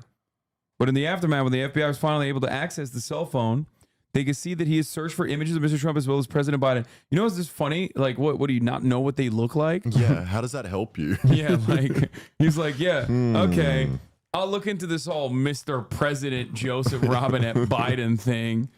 Maybe he was trying to see who had the biggest ears that he could hit. Yeah. I think that's what he really wanted. Yeah, he just wanted to, he just wanted to do a Claire's ear piercing. General Merrick B. Garland, even FBI Director Christopher Wray. Mr. Crooks also had typed major depressive disorder and searched for dates and places for appearances for both Biden and Trump. One of Trump's planned appearances happened to be about 50 miles from Mr. Crooks' house in Bethel Park. On Friday, the day before the attempted assassination, Mr. Crooks went to a shooting range. According to an investigative summary prepared by the FBI the next morning, he bought a ladder at Home Depot, and then later at the day, he purchased 50 rounds of ammo from a gun shop near his home, according to the FBI document and federal law enforcement officials. Good thing all that stuff is just like totally above board, and you can just do that. Perhaps we should learn no lessons from this, and we should just allow people to have more guns and more ammo, like super easily. I mean, the thing is, there's nothing you can really do, because I'm sure in that town, people are buying thousands of rounds of ammo every single day. I just meant like in general, that's really odd that we think that is normal. Yeah. And we also like will fight till everyone has been shot at least once. Yeah. Anyway. Yeah, I mean, ladders will be banned first. Bro, we're going to get t-shirt control before we get gun control, okay? You're crazy. In his Hyundai Sonata, Mr. Crooks brought an AR-15 style rifle bought by his father more than a decade earlier. And he brought 2 homemade bombs in which a potentially explosive mixture of fertilizer and fuel was packed inside empty ammunition cans that were roughly the size of a toolbox. How the fuck did he like figure out how to make bombs too? Without using the internet? That's probably Demo Ranch. He got that from Demolition Ranch. The bombs were fitted with a remote control receiver, the type typically used to set off fireworks displays remotely, according to another federal government report seen by the Times. The report said the bombs appeared designed to be set off by remote control. He brought that too. Mr. Trump's rally in Butler was supposed to start at 5 p.m., though Mr. Trump did not go on stage for another hour after that. Aw, they made him wait. Video obtained by Pittsburgh's WTA shows that Mr. Crooks was there by at least 5:06. The video suggests that Mr. Crooks walked around in front of the warehouse building he would eventually use as a sniper's perch. He appeared unarmed and unhurried, looking towards the rally site with a hand in his pocket. The officer took photo of him and circulated around officers at the rally. The official said the local officer tried to follow the suspicious man, but lost track. Wait, so like, why'd they clock him as suspicious and then let him go? Just because he looked weird? Was that why? Like, yeah, I just like, it doesn't make any sense. because that photo, behind him was real. Company debuts vending machines selling ammunition in 3 southern states. That's fucking awesome. That is awesome. Tap, choose, verify ID, purchase. Imagine the noise it makes when the ammo comes out. Ding, ding, ding, ding, ding. Americans ding, in ding, 3 states can add bullets to their grocery lists. Computerized vending machines now make it possible for shoppers in Alabama, Texas, and Oklahoma to buy ammunition at the grocery store. The machine's distributor says it uses AI technology to verify customers' identities, but some officials have mixed. Yeah, I don't believe that at all. Also, I'm willing to bet that people won't use this because they don't like that they have to put their ID down to buy it. Feelings about these new devices. CNN's Rafael Romo joining me now with more details on this. How does the technology work? It's a little bit like here in Georgia and other states, they have at supermarkets those machines where you can renew your license plates. It's a little bit like that if you had the added step of doing. No, it's not like that. It's not like that at all, because this is something entirely different. It's bullets to kill people with, like to end the life of things with, okay? Very different, I think, than renewing your license plate. Doing a face scan. It's kind of like that. And let me tell you, reaction to the machines has been mixed. Those who oppose them say that buying ammunition shouldn't be as easy as getting candy from a vending machine. Others say it adds convenience for people who already have their legal right to buy not only bullets, but also firearms. The company behind the machines is called American Rounds, and it says it has already installed them at grocery stores in 3 different states: Alabama, Oklahoma. I guess it's just if it's not, doesn't scan your ID properly. It's like a license plate, but if the license plate could be put into a gun and shot. Yeah. We can buy ammo at Walmart. Why is this a thing? Yeah, I like that. Like, the issue is like, this is just like the logical continuation of like the insanity of American existence. Okay? This is a video game thing. Except, we live in the real world where when you die, you don't just respawn.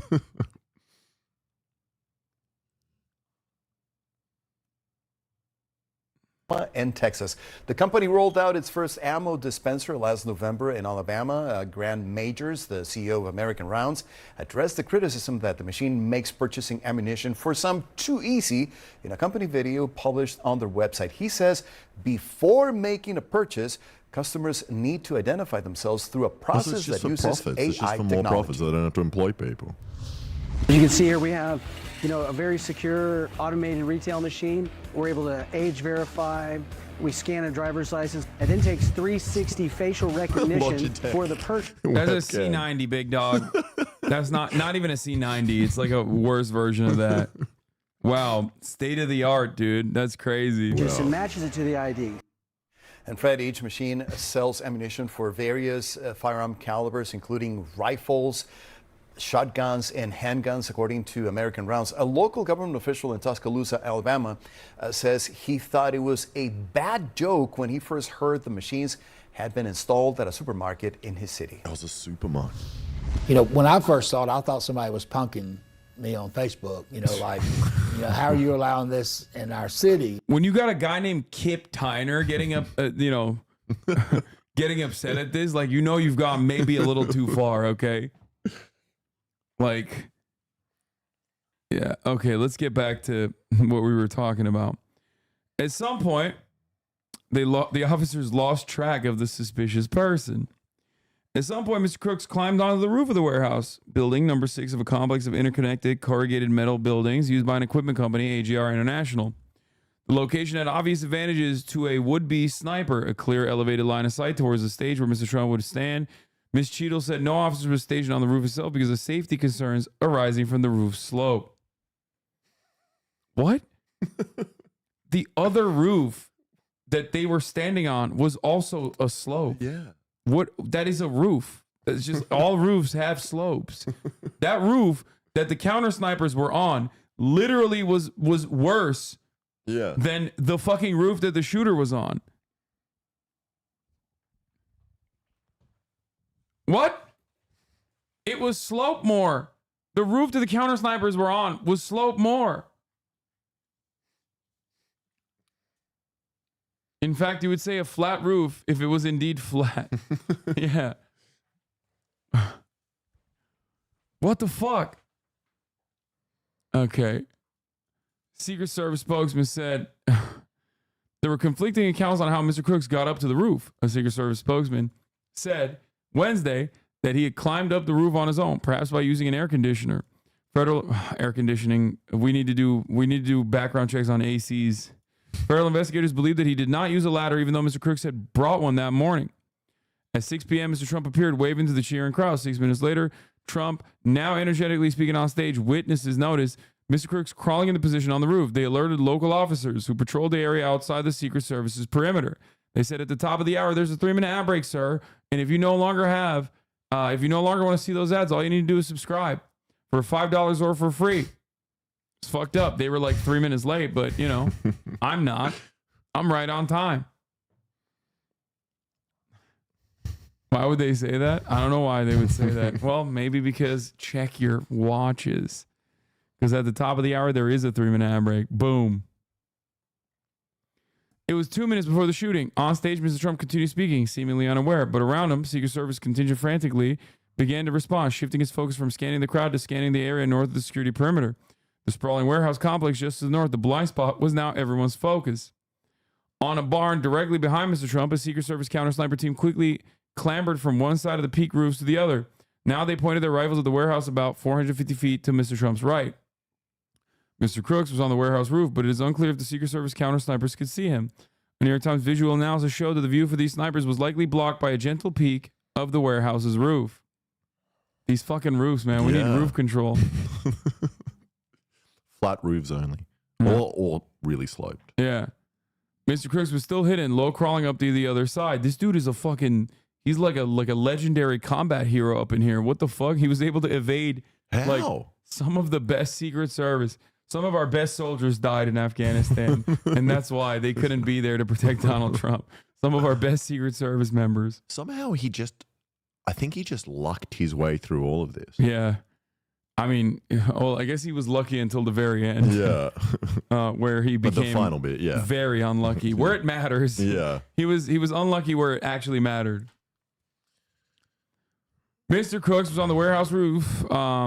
He was still hidden, low crawling up the other side. On the ground, officers from the small Butler Township Police Department had been assigned to direct traffic near the warehouse. According to social media, at least 2 of the officers left their traffic post to help look for the suspicious person. 2 officers went to the warehouse, and 1 officer boosted the other up so that his head was above the roofline. He and Mr. Crooks saw each other. Mr. Crooks turned his firearm, Mr. Natali wrote, but the officer could not fire back. He was holding onto the roof with both hands. This is why we need gun hats. Gun on your hat, and then when you see someone, if you've got your hands free, you bite, and then you shoot. It's an invention. It's actually a real thing. Dude, that was entirely too quick. You came up with that. You came up with that very quickly.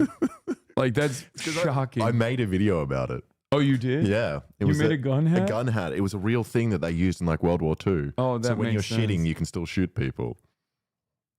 This is my God. what Trump needs to bring in when he's... Yeah. The officer fell backwards and was injured. Mr. Oh, fucking clown show, dude. It's like Benny Hill music playing in the background. running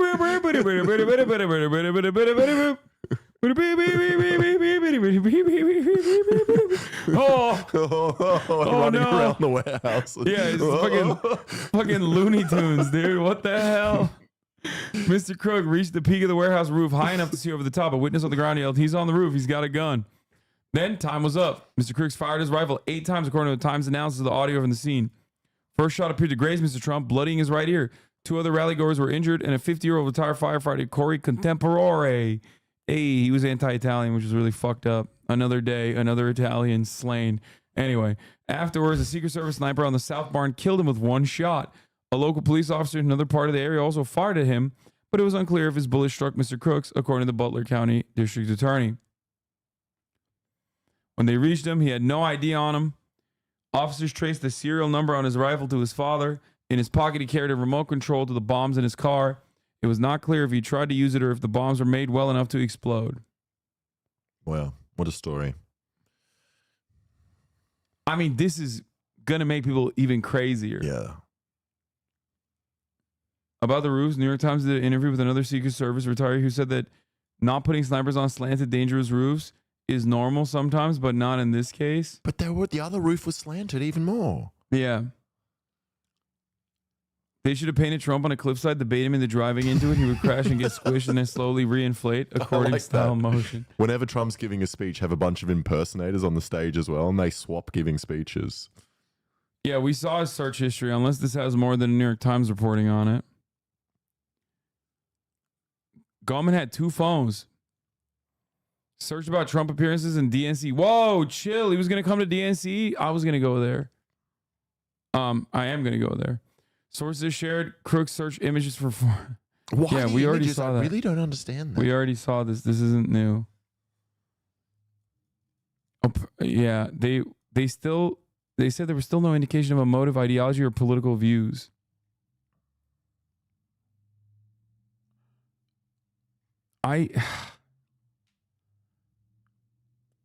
Blackburn chasing down the head of the Secret Service at the RNC. Wait, what? I don't care about that. I've been saying it's to be giga independent. Think everyone's a sheep. Bro, he was a registered Republican. He is definitionally not a giga independent. Like, you know what I mean? He's just straight up not. He's just a Republican. Yeah. If you're a registered Republican, if you took the time out and fucking put your name down, you most likely are a Republican. Yeah, but he's a heterodox thinker. I agree.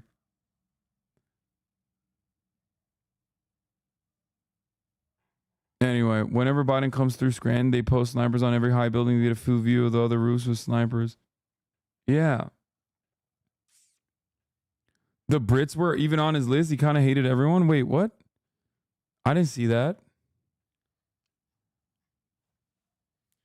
I think you just want to kill a famous person or a politician. Yeah.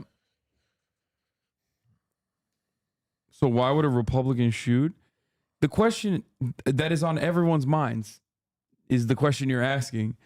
But the question you're not asking is, what is his like registered political affiliation? Because that question was answered. Okay? And the answer to that question was, he's a registered Republican. Oh, I didn't realize there were members of the British royal family on there. Anyway.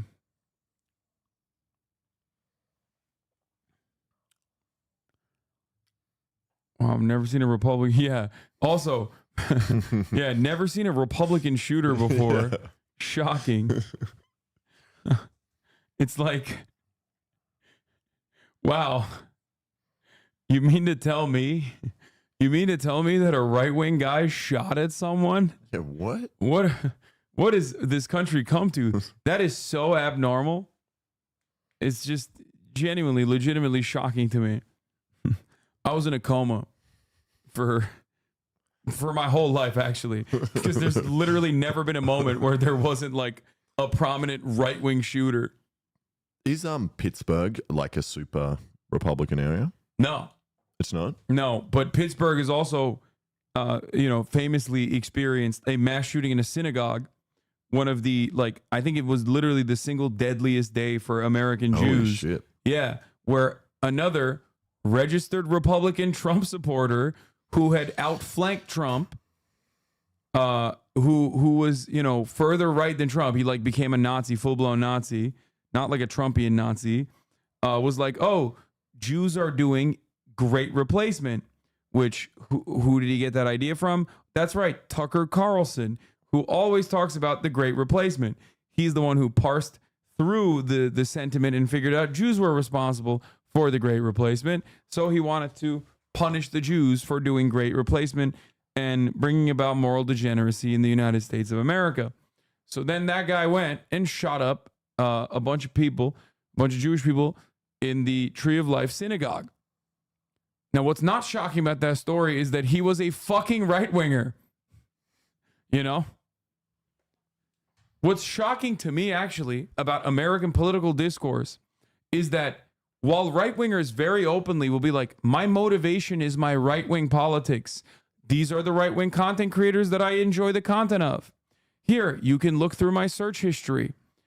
Here, I'm writing their names in my manifesto, or any number of different things, and will literally, quite literally write, I am going to kill as many black people as I possibly can, and the reason why I want to do that is because I watched so many Tucker Carlson, Ben Shapiro, and Tim Pool videos, and I got the idea. They say that openly, and yet in spite of all available evidence, in spite of the overwhelming, disproportionate number of far-right anti-government extremism acts of violence towards marginalized communities, we still have this like weird dynamic where we're like, Yeah. Oh. I wonder why. Oh. There's no way they write black people. Bro, the upstate New York shooter, I must have imagined, okay? El Paso was brown people. The upstate New York shooter was black people, okay? Just because you don't know, the Buffalo shooter directly was like, I'm trying to kill as many black people as possible. Oh, you mean like they say the N-word?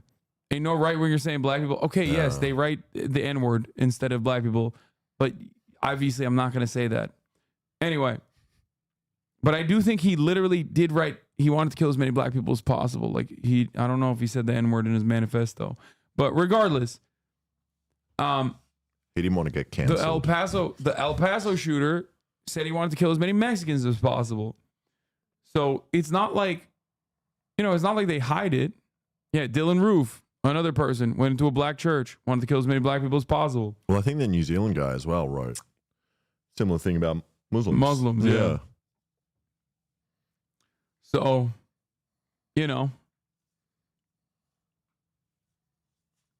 these guys, like I said, yeah, none of it's shocking. They don't ever really hide their aspirations, their ideology, their political motivations. This guy kind of did, but he's still a registered Republican, and I won't lie, it's not very shocking to me at all. Okay? All right. That's all we got for today. I'm tired. I was going to do a little bit of Elden Lord, but I'm not. What's Elden Law? Elden Lord. Elden Ring. Oh, cool. We'll watch the Biden BET interview tomorrow. I'm sure much will be talked about with respect to that. And, another day of 8 hours of uninterrupted, straight political content, baby. Anyway, thank you, Alex, for coming on. Thank you for having me. Bye-bye, everybody. Bye, everybody. See you tomorrow. Peace. All the shadows trickling in has how people hate. Sunny Los Angeles, California, says Hasan. The starlight to the starlight to the topic just begun. There he is again, Hasan is streaming. Hasan is streaming. There he is again. is streaming. Her sun is streaming. Review in the P.O. box. Uncle Uger's face. Sudden discord at your prop. Great names take embrace. Tiny Bernie Sanders, LGBTQ Air Force. The whole left at your fingertips, Ane at your door. H3 crowded debate, the Young Turks online show. 3 full fucking years of this, plenty more to go. 90-day fiance talks of champagne bourgeoisie. A Trump rally live reaction, a mass riot at DC. There he is again, her sun is streaming. Her sun is streaming. There he is again, her sun is streaming. Her sun is streaming. Reading live stream fair comments, Austin show chat advice. And all the ways the right-wing pipeline can suck you in online. JCS react, Lord frame gets broken, cover blown. A full-blown mass pandemic monster streaming at your home. Total radicalization coming out to find. The system you were taught to trust in was broken the whole time. All these daily streams, whether big or whether small, have helped me and so many find the meaning through it all. There he is again, her sun is streaming. Her sun is streaming. There he is again, her sun is streaming. Her sun is streaming.